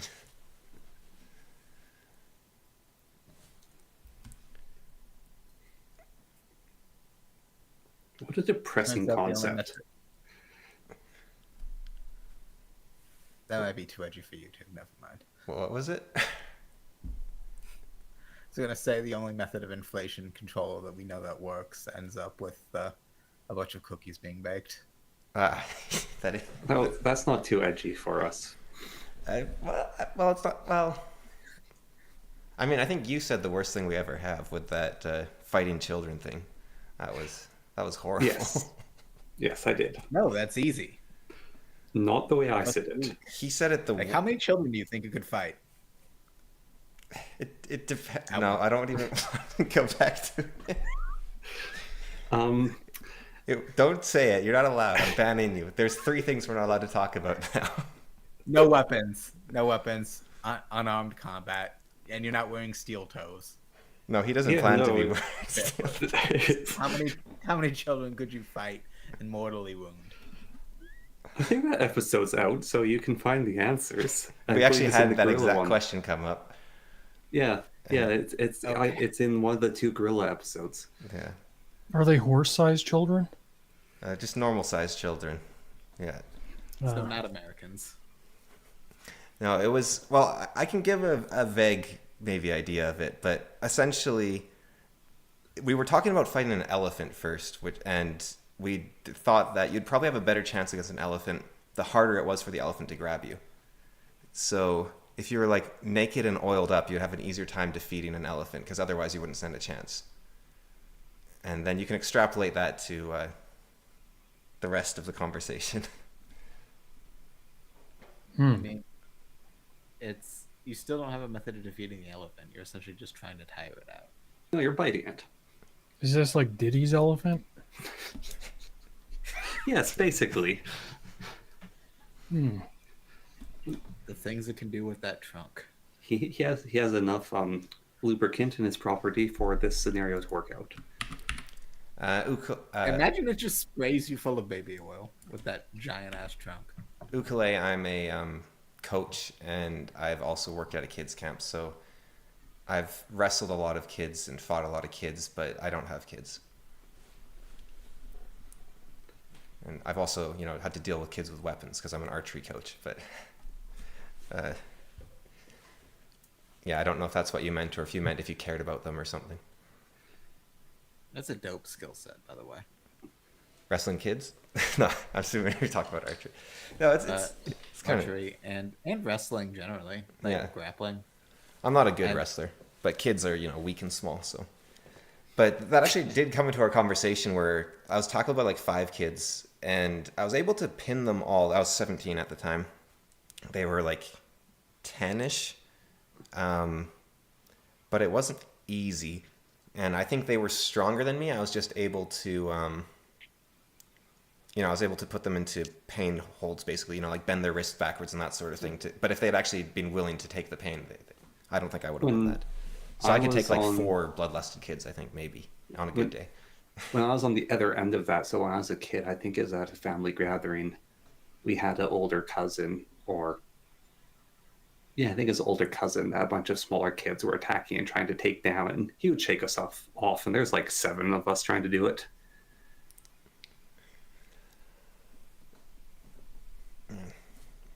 But yeah, like a straight up fight, like you get injured and you slow down, I think the number goes way down. yeah, I guess seems like we got a good wrapping up point here. We just sort of dawdled. I mean, there's more I want to talk about. Like, I want to talk about sleep paralysis and night terrors and that sort of thing, but maybe that'll have to wait, unless you guys are really interested in that too. But, I am Yeah. down for whatever. I just I kind of thought of invaded them. this space. I thought you had somewhere else to be, Lives in Walls. I did. I had a ticket to go see Chainsaw Man. I got it refunded because this was interesting. wow. We should put that as a Wow. testimonial. Here. Yeah. Better. Wait, how do I do this? Better than Chainsaw Man. Dev's roommate.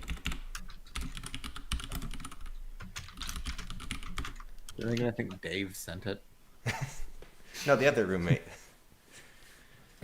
The one that That's takes up his less space. girlfriend. The one without gout. Here, That's his girlfriend. his girlfriend doesn't have gout. There we go. Yeah, so you were saying you thought about it, Zero? No, it came to mind earlier in the conversation. Yeah. And yeah, are you interested? Like, I would keep talking about it, but if you guys are like, you know, you got I could probably sum up my views on it really quick. It's, something that, the first time you get, or at least the first time I got it, it's like, what the hell was that? And then after learning about it, I sort of took a scientific approach. Like, I noticed that I was, paralyzed, and I was trying to, like, now observe, what I can and can't do. I started to treat it more like a scientific endeavor at that point, like the extent of my abilities or whatever at that point.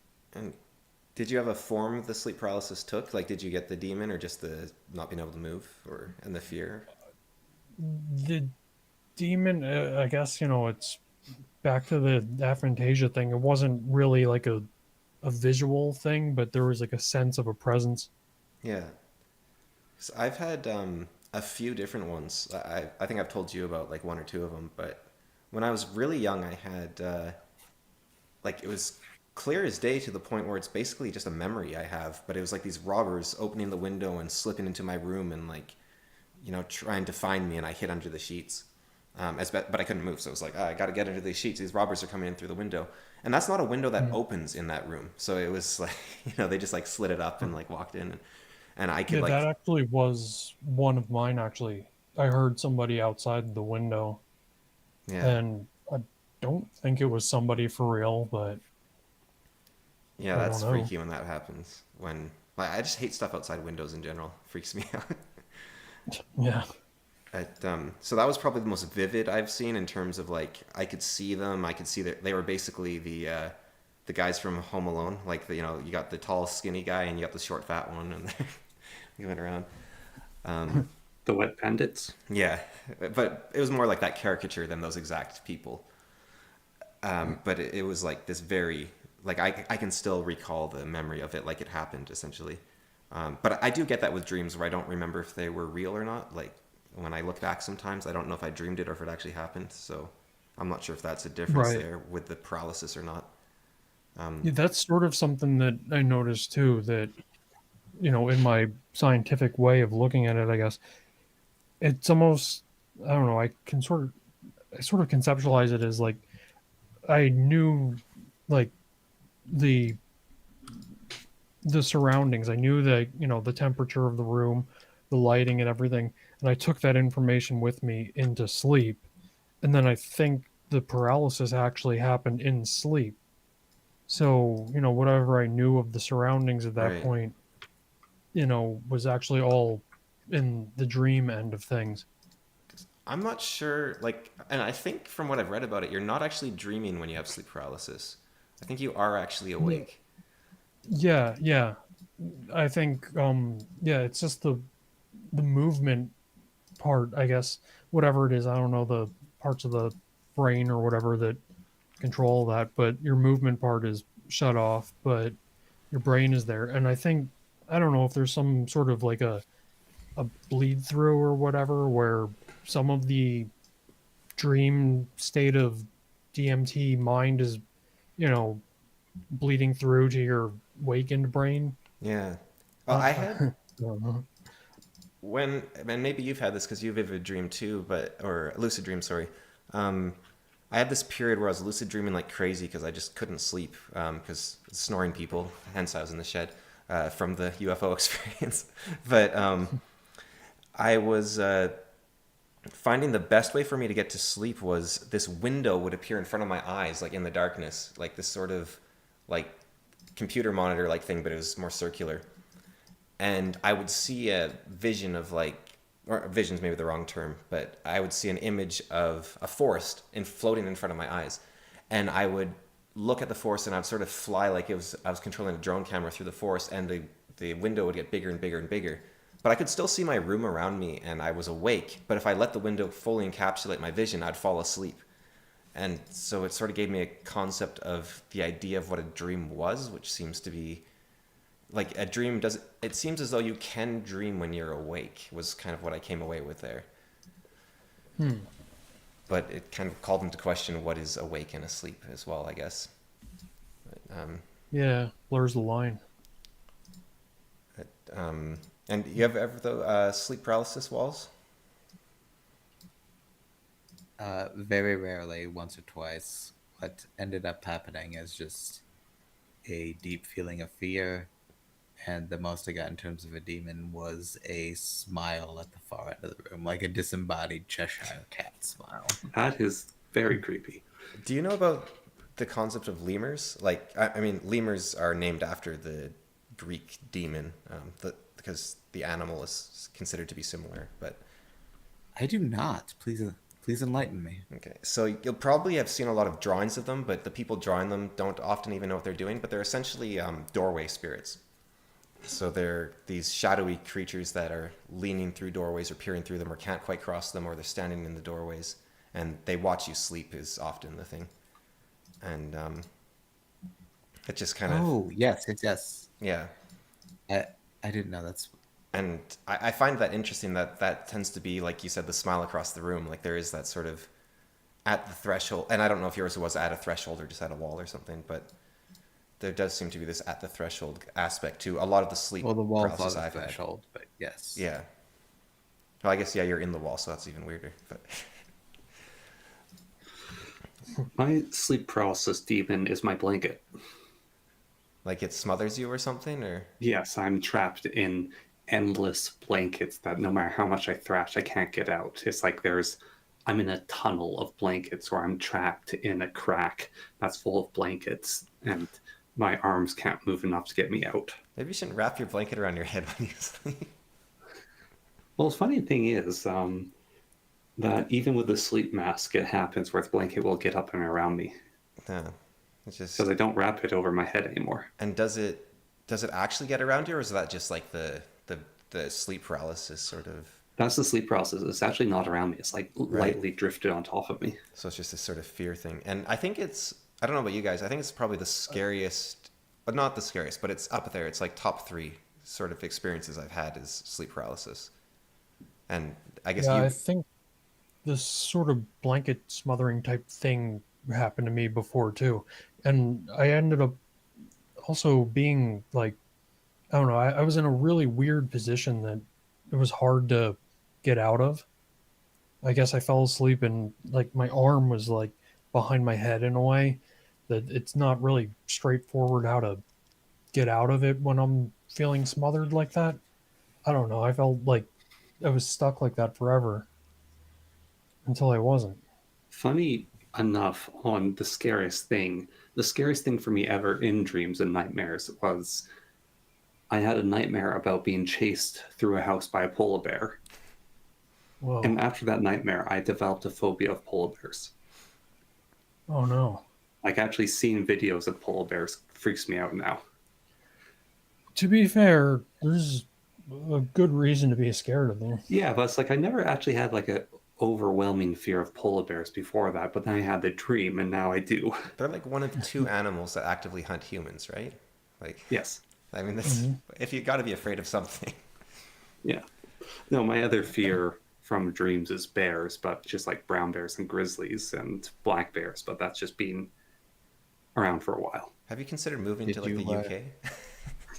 Did you guys hear about what's going on in Japan? No? They are sending in the military to deal with their bear problem. Well, I happen to know a little bit about bear problems. So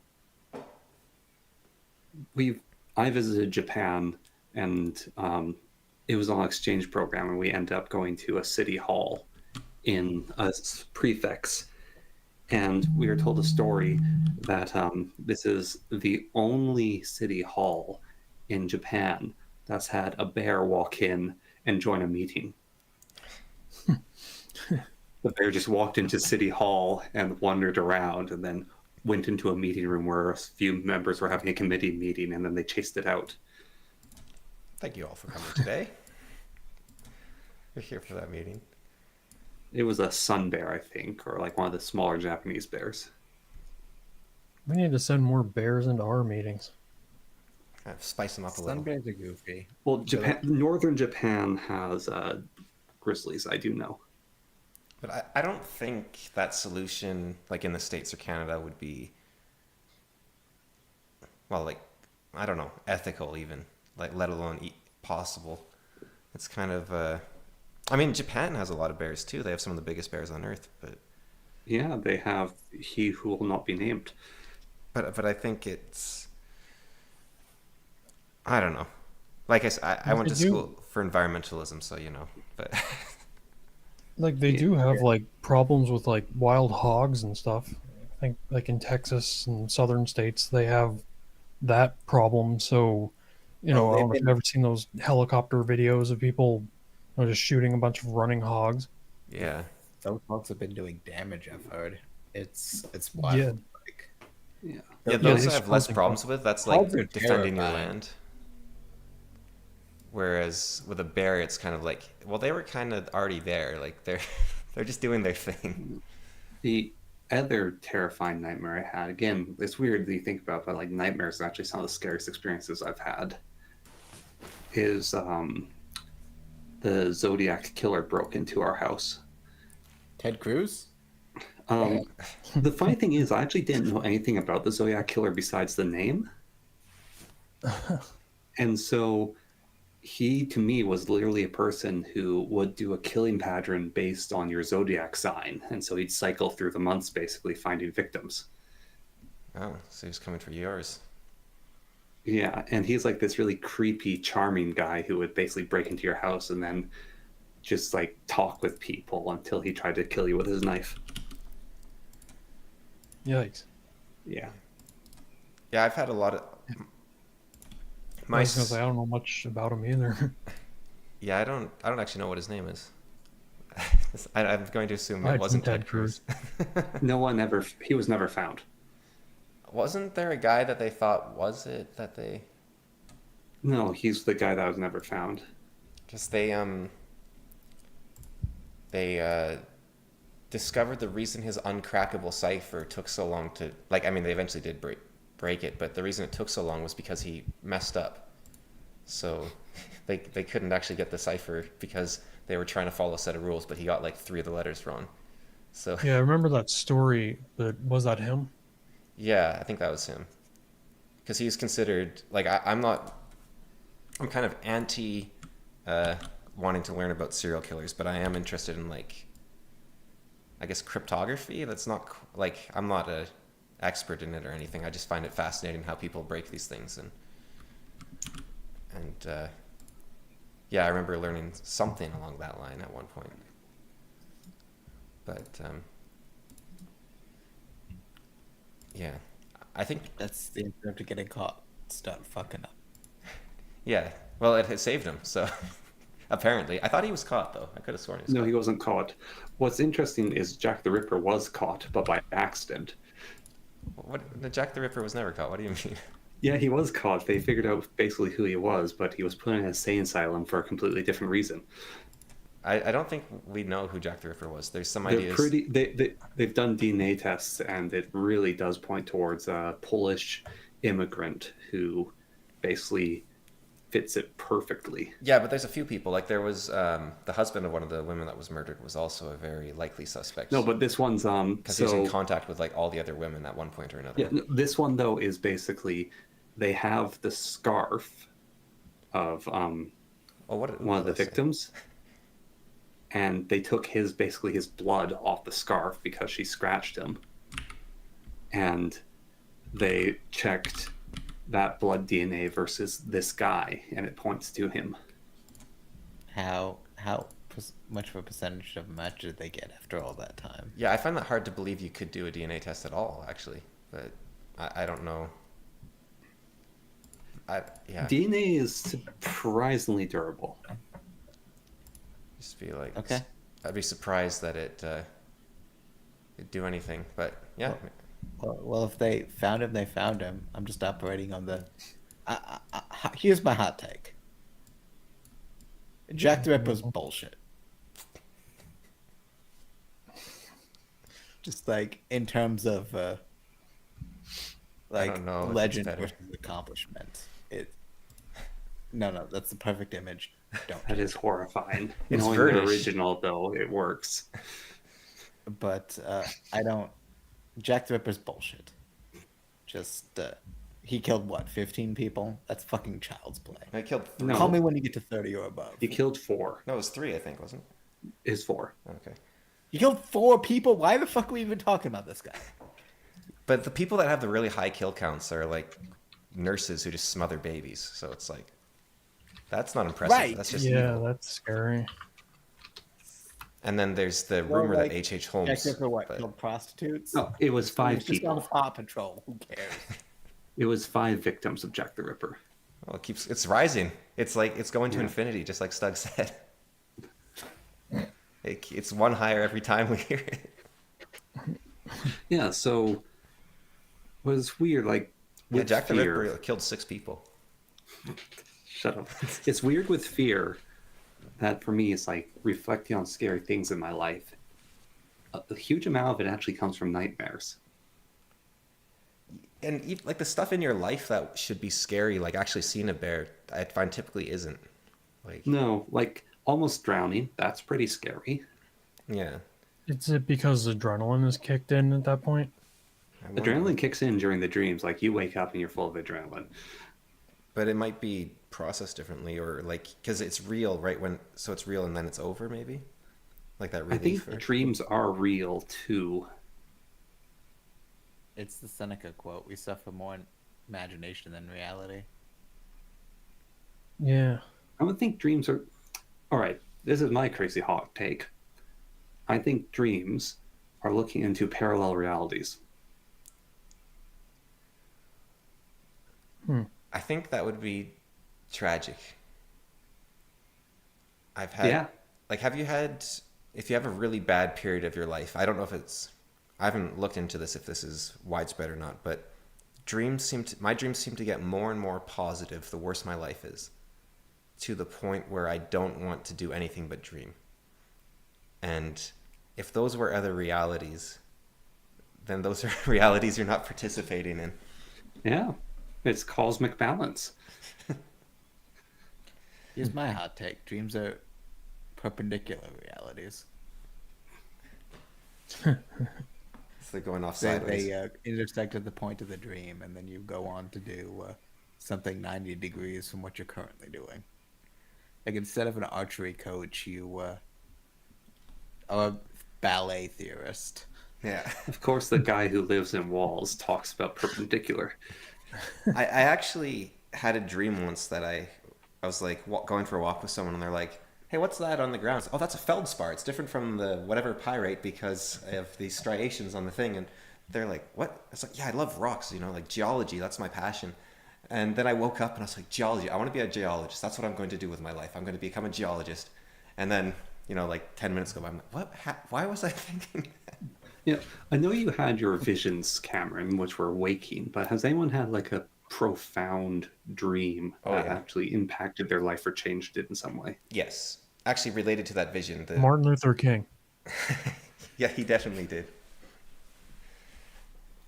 I had it was actually part of that. I can't remember how unreliable memory is, but I think part of the vision I had where I was talking about the saber-toothed tiger, there was like an end part of it, which was like 6 dreams will follow or something like that. And then I had these like three, like one day, then the next day, then the next day, like profound prophetic, well, not prophetic, but profound dreams that each had a core lesson that was super important to me, and I wrote down.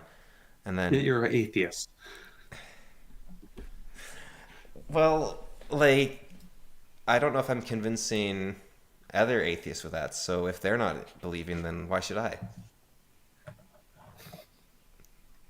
You think about that? Yeah, you didn't. You're stunned into silence. But yeah, and then I had. But and the other thing you have to keep in mind, Connor, is that I was told I'd have 6 profound dreams, and I had like 3.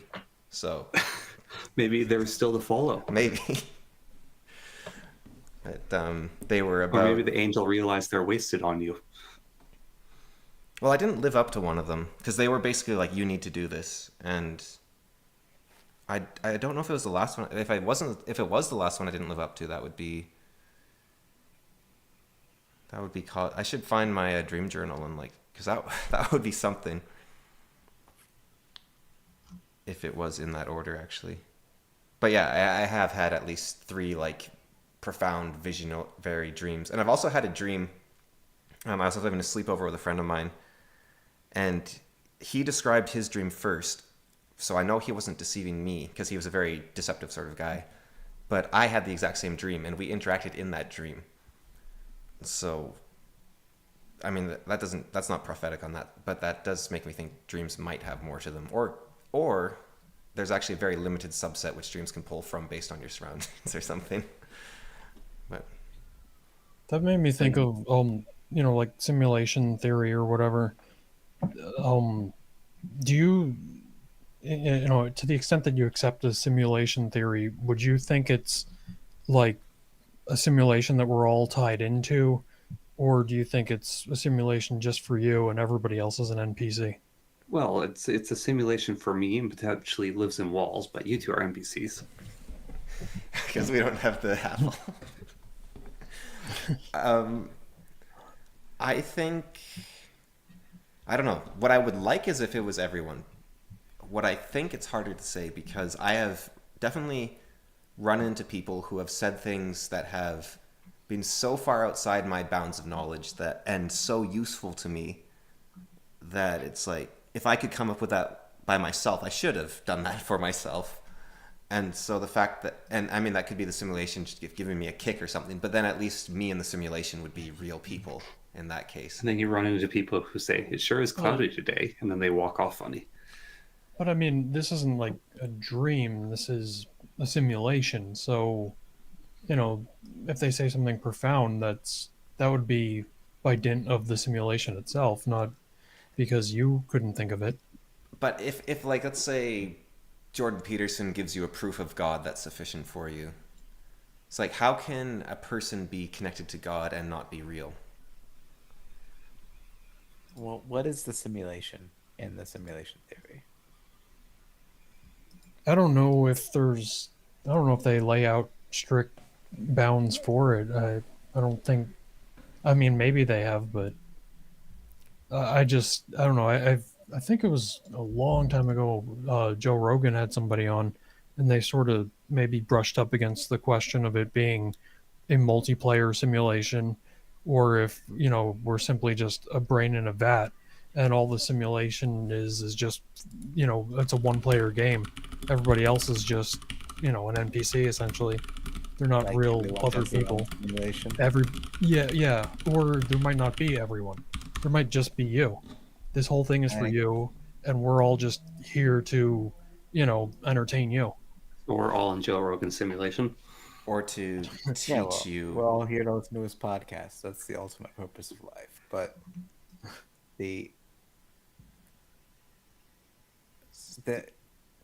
then the question goes to why would the universe be constructed in such a manner that it all revolves around me or Cameron or Zero Fucks? Zero Fucks I kind of get. He's awesome, but the rest of us scrubs. I think it would be because you were the one creating it. I think that would be the most likely case in that scenario. Like, sort of like if you've ever read Brandon Sanderson's Perfect State. where everyone has their own universe to live in that they can use to expand themselves and be in a perfect state, of course, by the name. But and there's another possibility which is a bit more mythological. It's the cult of Dionysus, but they believed that the giants during the Titanomachy slew Dionysus, who was the most beloved son of the gods, and devoured him. And so the Titans were these profane beings of mortal earth. The giants were these profane beings of mortal earth, but immensely powerful, but profane rather than heavenly. And so Zeus slew them because that was his son that was killed. And so he killed them with his thunderbolt, which is the thunderbolt of annihilation, because his ultimate power is undoing. And the giants were all killed. And that formed the profane layer of the earth. But the divine spark, the divine spirit of Dionysus was still in each giant because they devoured him. And so those became seeds of the heavens, essentially, which grew into humans. And so humans are divine seeds planted in mortal soil. So the idea was that you needed to send the divine to earth in order to grow, because even though it's perfect, it can't grow unless it's in profane soil, essentially. So the simulation could be that thing which allows you to grow. Because if the simulation is more than like a computer program doing something for your own fun, but actually something deeper, like God giving you your own personal universe to teach you even just one lesson or something. I mean, I think that makes sense. If you're divvying it up into everyone has their own simulation, the question is, well, then who made the simulation and for what purpose? Well, then you go into infinite turtles. Well, exactly. So, the demiurgus made it to deceive you into staying on Earth. And only by rejecting mortal pleasures like food and sex will you break free. That's Gnosticism. James Lindsay's favorite topic. I can never get a beat on what James Lindsay thinks of things. I refuse to listen. There's Well, too many people he took my nested Mott and Bailey concept that I came up with. He did a video on it. Oh. Did he take your actual stuff, or did he steal it from like the space whales? He grabbed it from a guy that grabbed it from me. Oh. I did a tweet showing the citation link. Wow, that's cool in a way. Yeah. Although I saw your post on that. My annoying, Twitter maybe. is entirely zero fucks and Stug, and I maintain that is the ideal way to use Twitter. Brilliant. Where was I? Oh yeah, the what the Gnostics fail to, I think, or what a lot of mythologies fail to account for in the creation of a mortal plane, that I think Connor's description of the planted titans, I guess, for lack of a better term, the divine seed, essentially, is the necessity of a mortal realm to exist at all. And so are you saying that's why, or that you're questioning why it would need to exist? I'm saying if you don't need it to, like, conceptually, if there were things above the, like, even things that aren't Gnosticism, like, conceptualize a divine presence building a mortal realm. Right. And so why is there a mortal realm when they could just give you perfection?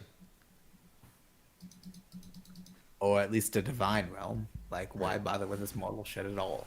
Because you don't deserve it. Well, no, I think we Why actually... not? That's the fault of the creator, if anything. I think there's actually a better answer, which is the... So if you have a circle, like a gray circle, like let's take this middle apple here, right? But like you just have a gray circle. It's undifferentiated, and there's no path. But if you separate the gray into black and white, you get the yin yang. So you have the white within black and the black within white. And so that's the... so then you have the divine and you have the profane in that. So that's eating from the tree of knowledge, where you gain that knowledge of differentiation. But the goal isn't to have the yin yang or to have the good and the evil in balance. It's actually to walk the line between the good and the evil, because the path isn't to move towards chaos or to move towards order. It's to move between them as the hero. And I think that the hero might actually be more divine than simply staying in like the white on the yin yang or in the black on the yin yang. I would agree psychologically, but Descartes talked about how heaven is getting to meditate on God's infiniteness, perfection. And hell is listening to things about Descartes. And I think you could take that as like having these conversations or serving the purpose that you were sent down to earth, like strippers for God, whatever it might be, you know. I think motion is a lot more important than position. So motion and heading itself is the divine rather than a place. so the simulation exists so that the divine can contemplate itself. Or the divine can allow others to contemplate itself, even. That's kind of navel gazing. But it could be the grandest benevolence ever. Like you have the divine allowing all of creation to stare at it. That's some narcissistic shit from the divine. It's literally the myth of Narcissus. Oh God, look how great I am. I'm gonna stare in the water forever. I don't know if it would be. Like, it's sort of... I heard someone talking about this recently, the idea of, Jesus driving out the people from the temple with the whips and everything. And so it's saying... So some people interpret that as Christians should be allowed to be violent and attack people that are profaning against God. But other people interpret that as, let he who is without sin cast the first stone, and only Jesus is without sin. And so I think there are certain things that God can do, like judgment, which isn't a sin if God does it, because God is perfect. I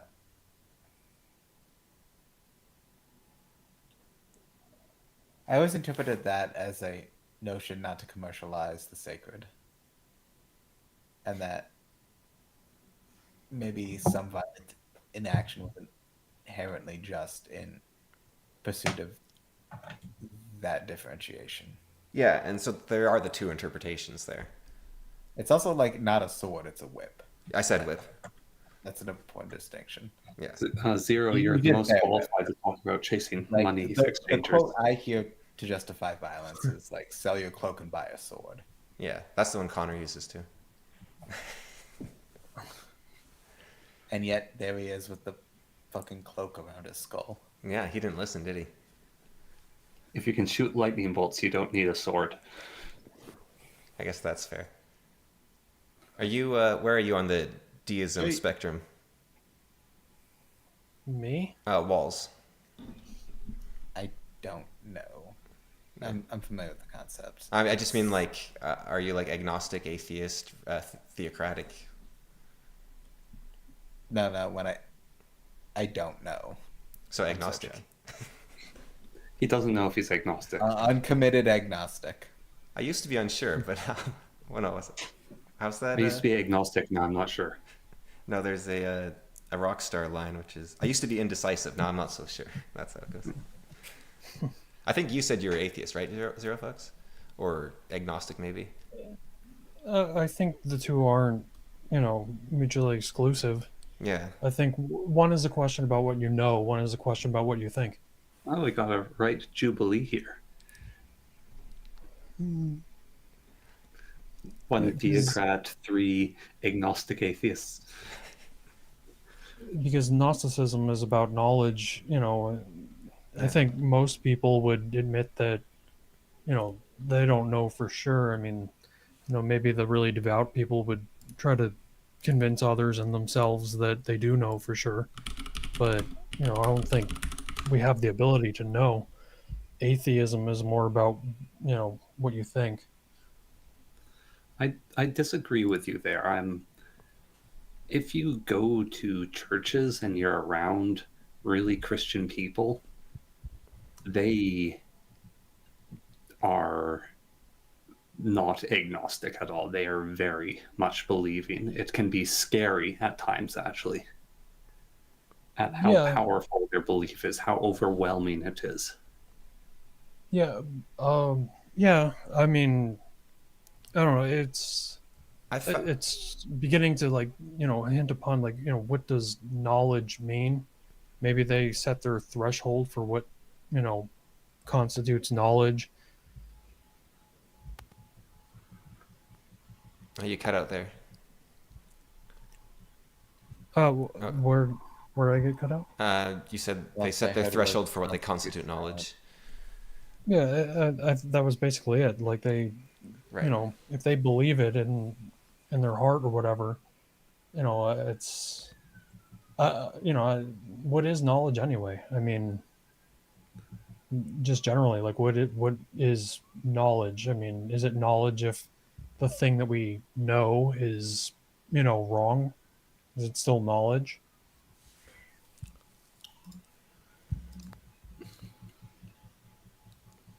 Yeah, that's kind Yeah. of where I'm at.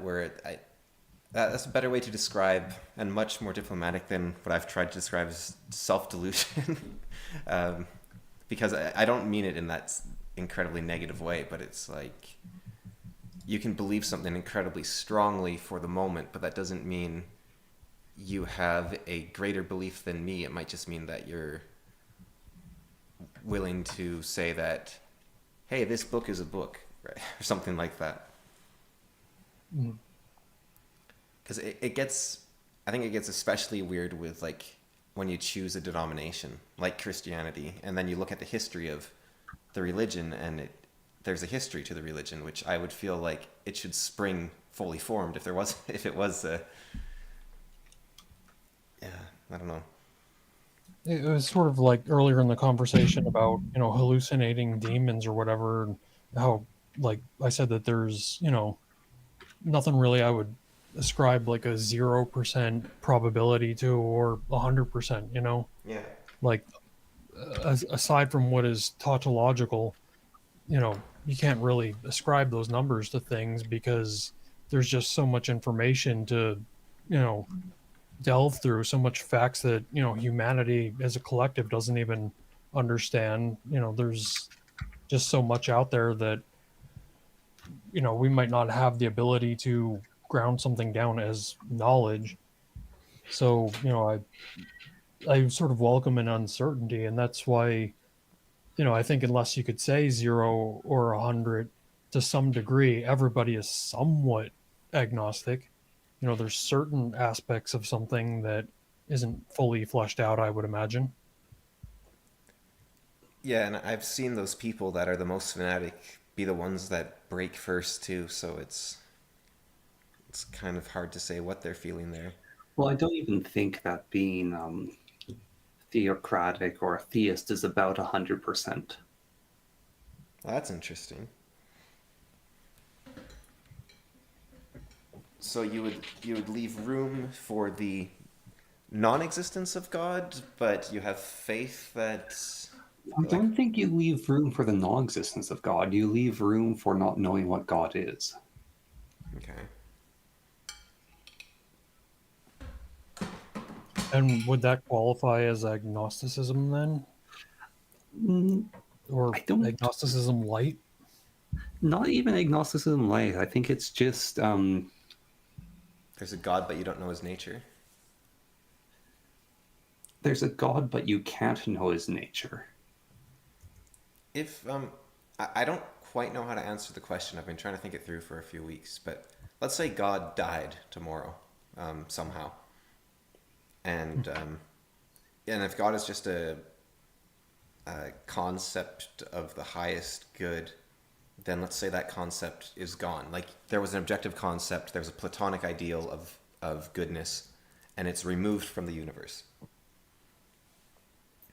What do people do next? Die. Because I was Do kind of, people know that it was removed? I'd say as much as we know God exists.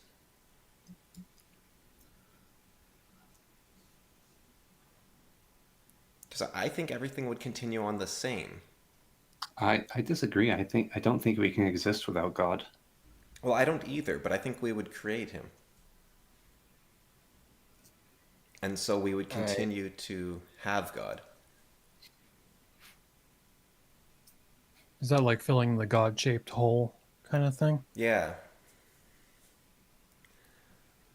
Like, I think either God exists or we create God. It's kind of. If we create him, then does he exist? As is. I mean, that sounds like a tautology. Either he exists or we made him exist. Well, not that we would make him exist, though. Like we could have every aspect of God except him existing potentially. It's, I don't know. I think, I guess it sort of hints back to like the Jordan Peterson kind of thing.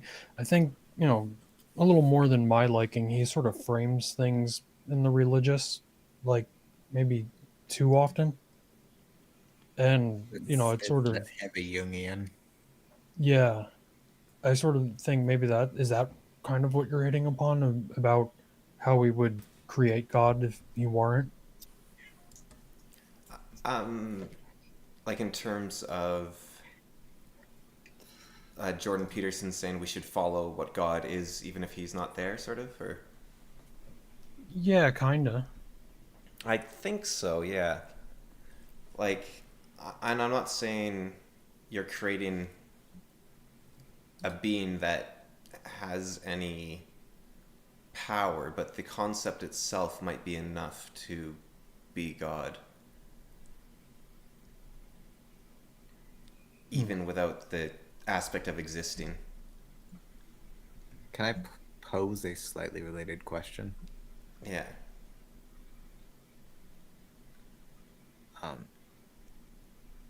So, I kind of conceptualized Gnosticism not as a particular religion, but as a kind of a loose pattern of belief. There's always a demiurge. There's always a Sophia, and they all just kind of map onto like that pattern to where the physical world is false. We must meditate and follow these patterns to break out of the real world into the real world can map onto any number of religious structures, not even Judeo-Christian or Western, but just you can kind of just plink that anywhere. And I'm wondering if patterns of resurgence of Gnosticism, like the Cathars, that arguably the current because James Lindsay's not entirely incorrect. I think he is somewhat incorrect in calling it Gnosticism, but I'm wondering if those patterns map onto periods of historical upheaval and or economic uncertainty. Like, sort of, God That keeps sounds dying. like it makes sense. Oh, sorry. Yeah, was gonna the say more That the more sounds like disastrous the material world becomes, the more people are willing to reject it. I will give my own theist answer,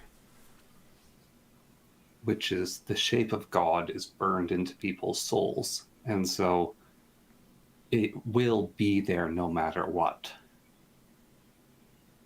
And as a Christian, I'll just say that my way is also right. I agree with you on the first bit, I think. And that kind of ties into what Devs Walls is saying, even like you seek out that pattern burned into you, the more you need it because everything else isn't working.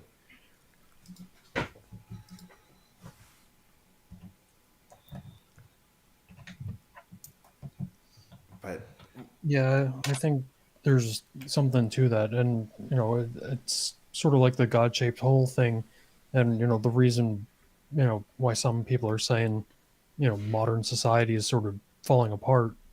It's because we've strayed from a god or religion or whatever, and I think there's probably something to that. I think maybe certain people are able to, yeah, I guess if you think of like the moral grounds of things, certain people are able to find some sort of morality, without a god, but it's definitely like a tool that helps, guide, I guess, the majority of people I would think into. Here's a other interesting question, because I don't think it's just belief in a god that kind of coalesces and makes a society strong. Because I think as a counterexample, you can look to the Islamic world and see a bunch of people where faith is strong and are more or less objective shitholes. With like, and the ones that aren't would be but for oil wealth. So You're it's filling the not just God-shaped hole the wrong way. correct. So People what never was it stop being about- religious. Like you will quite often see things that people will say aren't religion. Even people who are atheistic who do very religious things in various different forms, such as like you could see it in certain forms of feminism. You can see it in forms of environmentalism. You can even see it in communism, capitalism. Agreed. People, I would argue it gets exactly as it maybe even more so increasingly deranged. yeah, Because free from divine judgment, you are free to enact whatever. yeah. I remember I read the book about how to identify destructive cults, and it mapped really, really well onto destructive cults, the transgender ideology. Like they just mapped together disturbingly well. Yeah, I agree with that. I was trying to get to the question of why specifically the West ended up succeeding, I think as far as materially, whereas Well, because they chose the right one. that's one answer. I think that is one answer. But let's look at Ethiopia, which has been a historically Christian nation and has not seen the same effect. I think what you measure is important here because there's like that whole was it McNamara fallacy, or so there's things that you can't measure. So you could say, "Oh, Ethiopia is worse," but then you talk to the average person, and the things that are valuable to them, which might not be measured, like all Ethiopians go to heaven, is a lot more valuable than like Norway's oil wealth or something. So what you measure is important there too, I think. But if we are going to assume like, hey, having a good life is probably good, which I think I would agree with mostly. But what a good life is, again, we have to be careful about because it's like, who knows? Yeah. You also have to look at who's surrounding Ethiopia. But I think, sorry, but Descartes again talked about this with. My soul is burning. We were given infinite willpower, but not infinite judgment or infinite reason. So just because there is a correct way doesn't mean that we will necessarily follow it, even if we know that there is the correct way. And so you could say that whatever strength the Western nations have is when they follow God, irrespective of whether or not they believe in him, and then whatever weakness the Christian or Islamic country has is where they are missing out on God. Something like that, maybe. Or you could argue maybe the devil's on earth and he's stronger than his hold is stronger currently and in the back and forth struggle, I guess. And those that are most faithful will receive the highest degree of his ire. That's more me spitballing, but Well, you could also look at it as that each religion is its own sword, and you can have the best sword, but you also need a good wielder. yeah.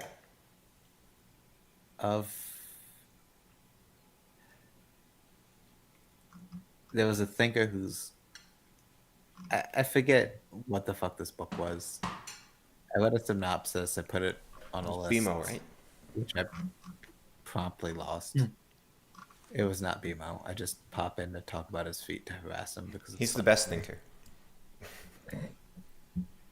Of the Thinkers podcast, I think that's probably true. Sorry, I'm distracting you. Keep going. Dorcas is underrated. Dorcas probably is underrated. I'm a Charles main. No, you're not. Um, I quite like basically, Lord with Cameron them who's on there. arguing that part of what happened with the West adopting Christianization was the synergy between a focus on the material and the Christian religion that led to a greater focus on truth as it applies to the material world, which didn't. Yeah, and Christianity allows for that because they, well, I guess it's maybe no, maybe I'm thinking backwards. Because like Judaism, they think like heaven's a place on earth, but Christianity's more heaven is you create heaven and hell in yourself, right? So I guess that would be Right, but there's still a focus on like what you do in the material matters. yeah, because you're creating your own heaven and hell. Yeah, so that actually would make sense for Christianity. Yeah. And there's a like,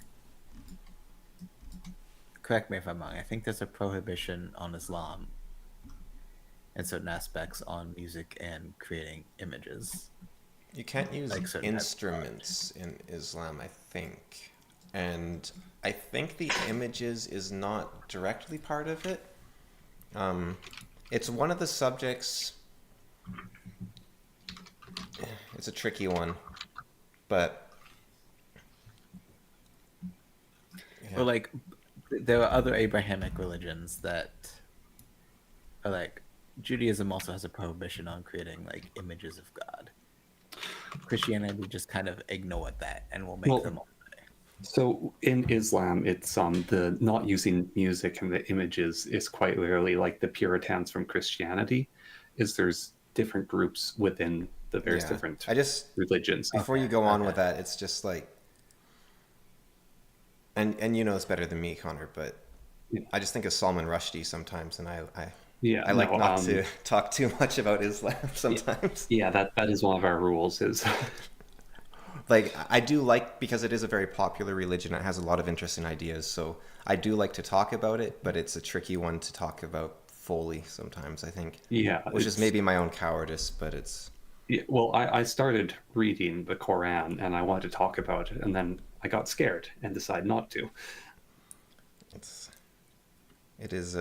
a weird one because it's something worth talking about, and I think they have like I've heard a lot of Islamic thinkers that have a lot of good things to say, and I think even I don't think the religion is without value. no, but it's more the fact. If Like- the distinction I'm making is an over purely technical version, then I might need to revisit this distinction. But for me, it's more. yeah. It's not if we're being correct or incorrect. It's more Salman Rushdie's case. I don't know if you know it, but the fatwa. I'm familiar. Yeah. It took them a while, but they didn't forget. But it was actually a case of the guy that issued the fatwa died like 2 months later, so there was never actually that much animus towards him in some ways, but the order stood because there was no one to rescind it. So it's sort of like Put simply, it is a dangerous thing that the current governments of the West do not recognize as a thing they need to protect us from, and that is why I do not want to speak about it. yeah, it's a weird one. It's like even actually asking for protection can make them attack you. Like not our governments can make them attack you if you ask for protection from it. So Well, the Canadian government doesn't legally recognize me anyway. So. And yet you've been there so long. Yeah, I run a smuggling Kinder eggs to the U.S. I haven't paid any taxes on it either. Fuck the Canadian government. And you trade them for those magnet beads. Yeah, and butterfly I knives. get it both ways. Those things were so cool, and then they banned them because some kid ate like 2 of them. Like, come on. But then you got the same thing with Kinder Eggs, I guess, there, so. Dude, what's crazy is they sold knockoff Kinder Eggs for a while when they were testing a suspension of that rule. It's But they You know, still put the original things in. Kinder eggs are banned, and not because a kid ate them. They're banned because they're uncertain of the condition of the toys inside, making the inside of the chocolate dirty. okay. That's more fair. Well, I thought it was a choking hazard. Nope, that is not the reason. Okay, good. Because if it was the choking hazard one, I'd be like, America needs help, and maybe the Kinder eggs are the solution.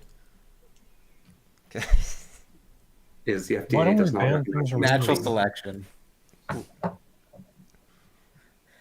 Why don't we ban what? Sorry. Why don't we ban things from India then? Just any food that comes from India. Just for I've been seeing the disturbing video doing the rounds of a Christmas cookie that is, Yep. made in India. That's exactly what I was referencing. Yeah. I don't know if I've had Indian food ever. Like I've had Afghanistan food, which is I guess the closest country I can think of to it, which was amazing. I've had it. I don't get the hype. Indian or Afghanistan? Yes. All right. So, Cameron, to be fair, that Afghanistan restaurant is considered one of the best restaurants in Vancouver. Okay. Well, it was good food, anyways. I highly recommend if you're in Vancouver, go to the Afghan Horseman if it's still around. It is. Yeah. Next time Dev's over there, you can take a look. But it's like a vegetarian restaurant too, which is impressive. Given that I basically only eat meat.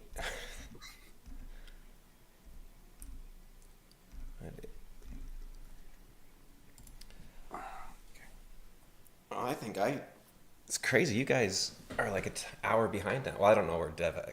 I guess Dev's in Ontario, but Yep. yeah. I find it wild that people stay up later than me, and I'm like 2 hours, no, 3 hours now, I guess, behind you, however that works. And yet you guys are matching us. My So. sleep schedule's fucked up because I gotta go fuck with Dev. Gotta keep him up. You're his sleep demon. Yeah. You're the smile on the wall. Are you familiar with the Pepper's Ghost theatrical effect? No. You can look it up. They use it for a lot of holograms, I think, to this day. Like, the technology hasn't advanced that much, but, like, it's an old... Okay, Like, you angle a piece of glass at, like, 45 from where the viewer would see Oh, it. you made one of those, Cameron. Well, no, I I made haven't a hologram. Yeah, you that's what Pepper's Ghost is. You made one of those and put Hatsune Miku in it. Well, but that was more of a Yeah. hologram that projected upwards from my phone rather than like a creepy. Yeah, that's what Pepper's It's Ghost does. effectively the same. It's effectively the same illusion. That's what they use in the... This one looks The way more haunted impressive. man. If I saw that in a play, I would be like, "That's the most incredible thing ever." That's cool. Yeah, Wow. like old school. Like we used a lot of really cool effects just got ended up in theater. Like, Is it possible the to term line video? fiber- Like, can I look up videos of this, or is that not a thing that you can do? You can look up videos of Hatsune Miku performance, so yes, you can. Yes. Because this looks really. I'm just looking at the Wikipedia page, and it looks really neat. But you're talking about things out the windows, and that's what I do to Dev to torture him. Right. I think that's probably That- why I don't like Windows in part, is because you never quite know where things are. That and that's the editing of the trucker video. Oh, someone did one with Lego Men. I thought, did he actually release the trucker video, or He kind of did, but he wasn't happy with it, so he's making another one in theory, I think. He released a generic video on Canada with some parts of the footage that would have been in the trucker video in there. you need better Yeah, known like political It was like figures than Dev the and Canada? failing of Trudeau, the video, and the trucker thing was like a part of it. He better do one on this budget that just passed, because holy cow, it's like Carney's no different from Trudeau. It's going to be the same Millennial thing. Moron did one. Yeah, no, that's why I know about the results, but it's like, holy cow, it's like Carney's just the same as Trudeau. Like, he didn't do anything. I feel bad for those of you who pay taxes there. Oh, You man, have no idea. it's so it's like you can afford a place and you can afford food, and then you get taxed, and then you can't. And it's like, wait, shouldn't we be like not taxing people that can't afford a place if they get taxed? You have no Did you idea read how much I Carney's just... book? Look, I have tried to lead by example. The only reliable lifestyle plan in Canada anymore. tax free. Sorry, you're asking questions, Zero Bucks? Yeah, did you read Carney's book? No, I didn't. I know a few things about him, but not much. But I didn't read it either, but like I heard that like his I don't know. I don't know if it came from the book or not, but like he's got like they said trans his children and stuff. I don't know. I think it was more about like his like economics. Like I don't know. I think it's a little. It would be worrying for me. It seemed like they said it was like sort of on the socialist end. I don't know if that was One of a his part of the claims book to or not. fame, one of his claims to fame It's is ruining the managing of UK, Yeah. and look at their economy. Yeah. It's funny because he came in and like a lot of people, especially former liberal voters, were saying like, you know, Trudeau sucked a lot, so Carney, it's nice to have a new liberal, and also he's a conservative liberal. Like our conservative candidate's liberal and our liberal candidate's conservative, but it's not really true. Like he's a banker, so he has that feeling of being dry and boring, but that doesn't make him a conservative. He's like right now, what he did recently with his budget is he said, okay, we're going to divide the budget into two parts. We're going to have like an operating budget and we're going to have an investing budget. And we have to balance the operating budget, but the investing budget we don't have to balance. And then he stuck everything into the investing budget. And so he's like, there, I balanced the budget. And he's actually spending more than Trudeau was now. So Our national anthem gets more and more Instead of an appropriate. incompetent snake, you have a semi-competent one. yeah, he's clever. He's just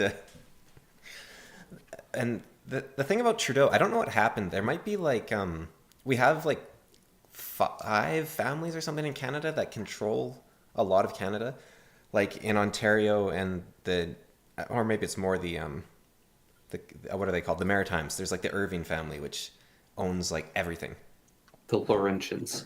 And then we've got like 3 smaller families in like the territories that, I mean, the Trumps were one of them for a while, but we've got these smaller families in the territories, and then we've got like a few, like every province basically has their own like mega family that just rules the place.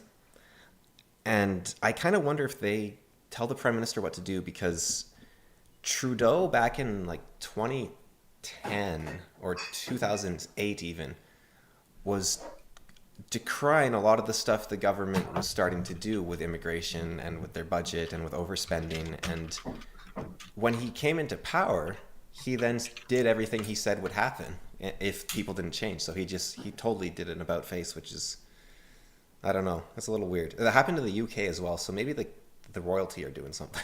But it's weird. I guess Trump did the same thing too, in a way. Well, the Trump families actually has an influence on the Yukon still, because Trump Jr. donated a huge amount of money to the Conservatives in our election. Really? Yeah, recently. That's weird. Why? Because he lives here. He sometimes, like, he stays here. He goes hunting here. Oh, do they still have land here then, or? Oh yeah, lots. I didn't know that. That felt good though, eh? We had it was Super majority. on the news. The before the election, we just had the Liberals were saying like, okay, so they have a minority, so they're a little scared going into the election that they'll get another minority and they won't be able to form a coalition with the NDP. So they're a little nervous, but hopefully so they're aiming for a majority, but because they might not be able to make a minority work. And then they lost every single seat except one. And the seat they won is a place where it isn't a party that wins. It's like the people take turns winning, essentially. It's like this tiny little like northern communities. So they're like, oh yeah, it's Dave's turn to be the leader, and he's the Liberal Party because that's the thing he signed on the paper. But they're just individual people. They don't really serve a party. When we say tiny, we mean it's like 40 people voting. Yeah. They had a tie last election, so they had to draw the winner from a hat. So it's pretty small. Yes, but our own little territorial election went brilliantly. Well, Purely from a spite level, it went brilliantly. it went brilliantly in the fact that the Liberals lost, but did you see the conservative candidates where they're like, I'm a feminist who believes in equity and wanting to have diverse faces? It's like, you're the conservative party. So Yeah, well, it's still Canada. we'll take what we can get. Yes. Yeah.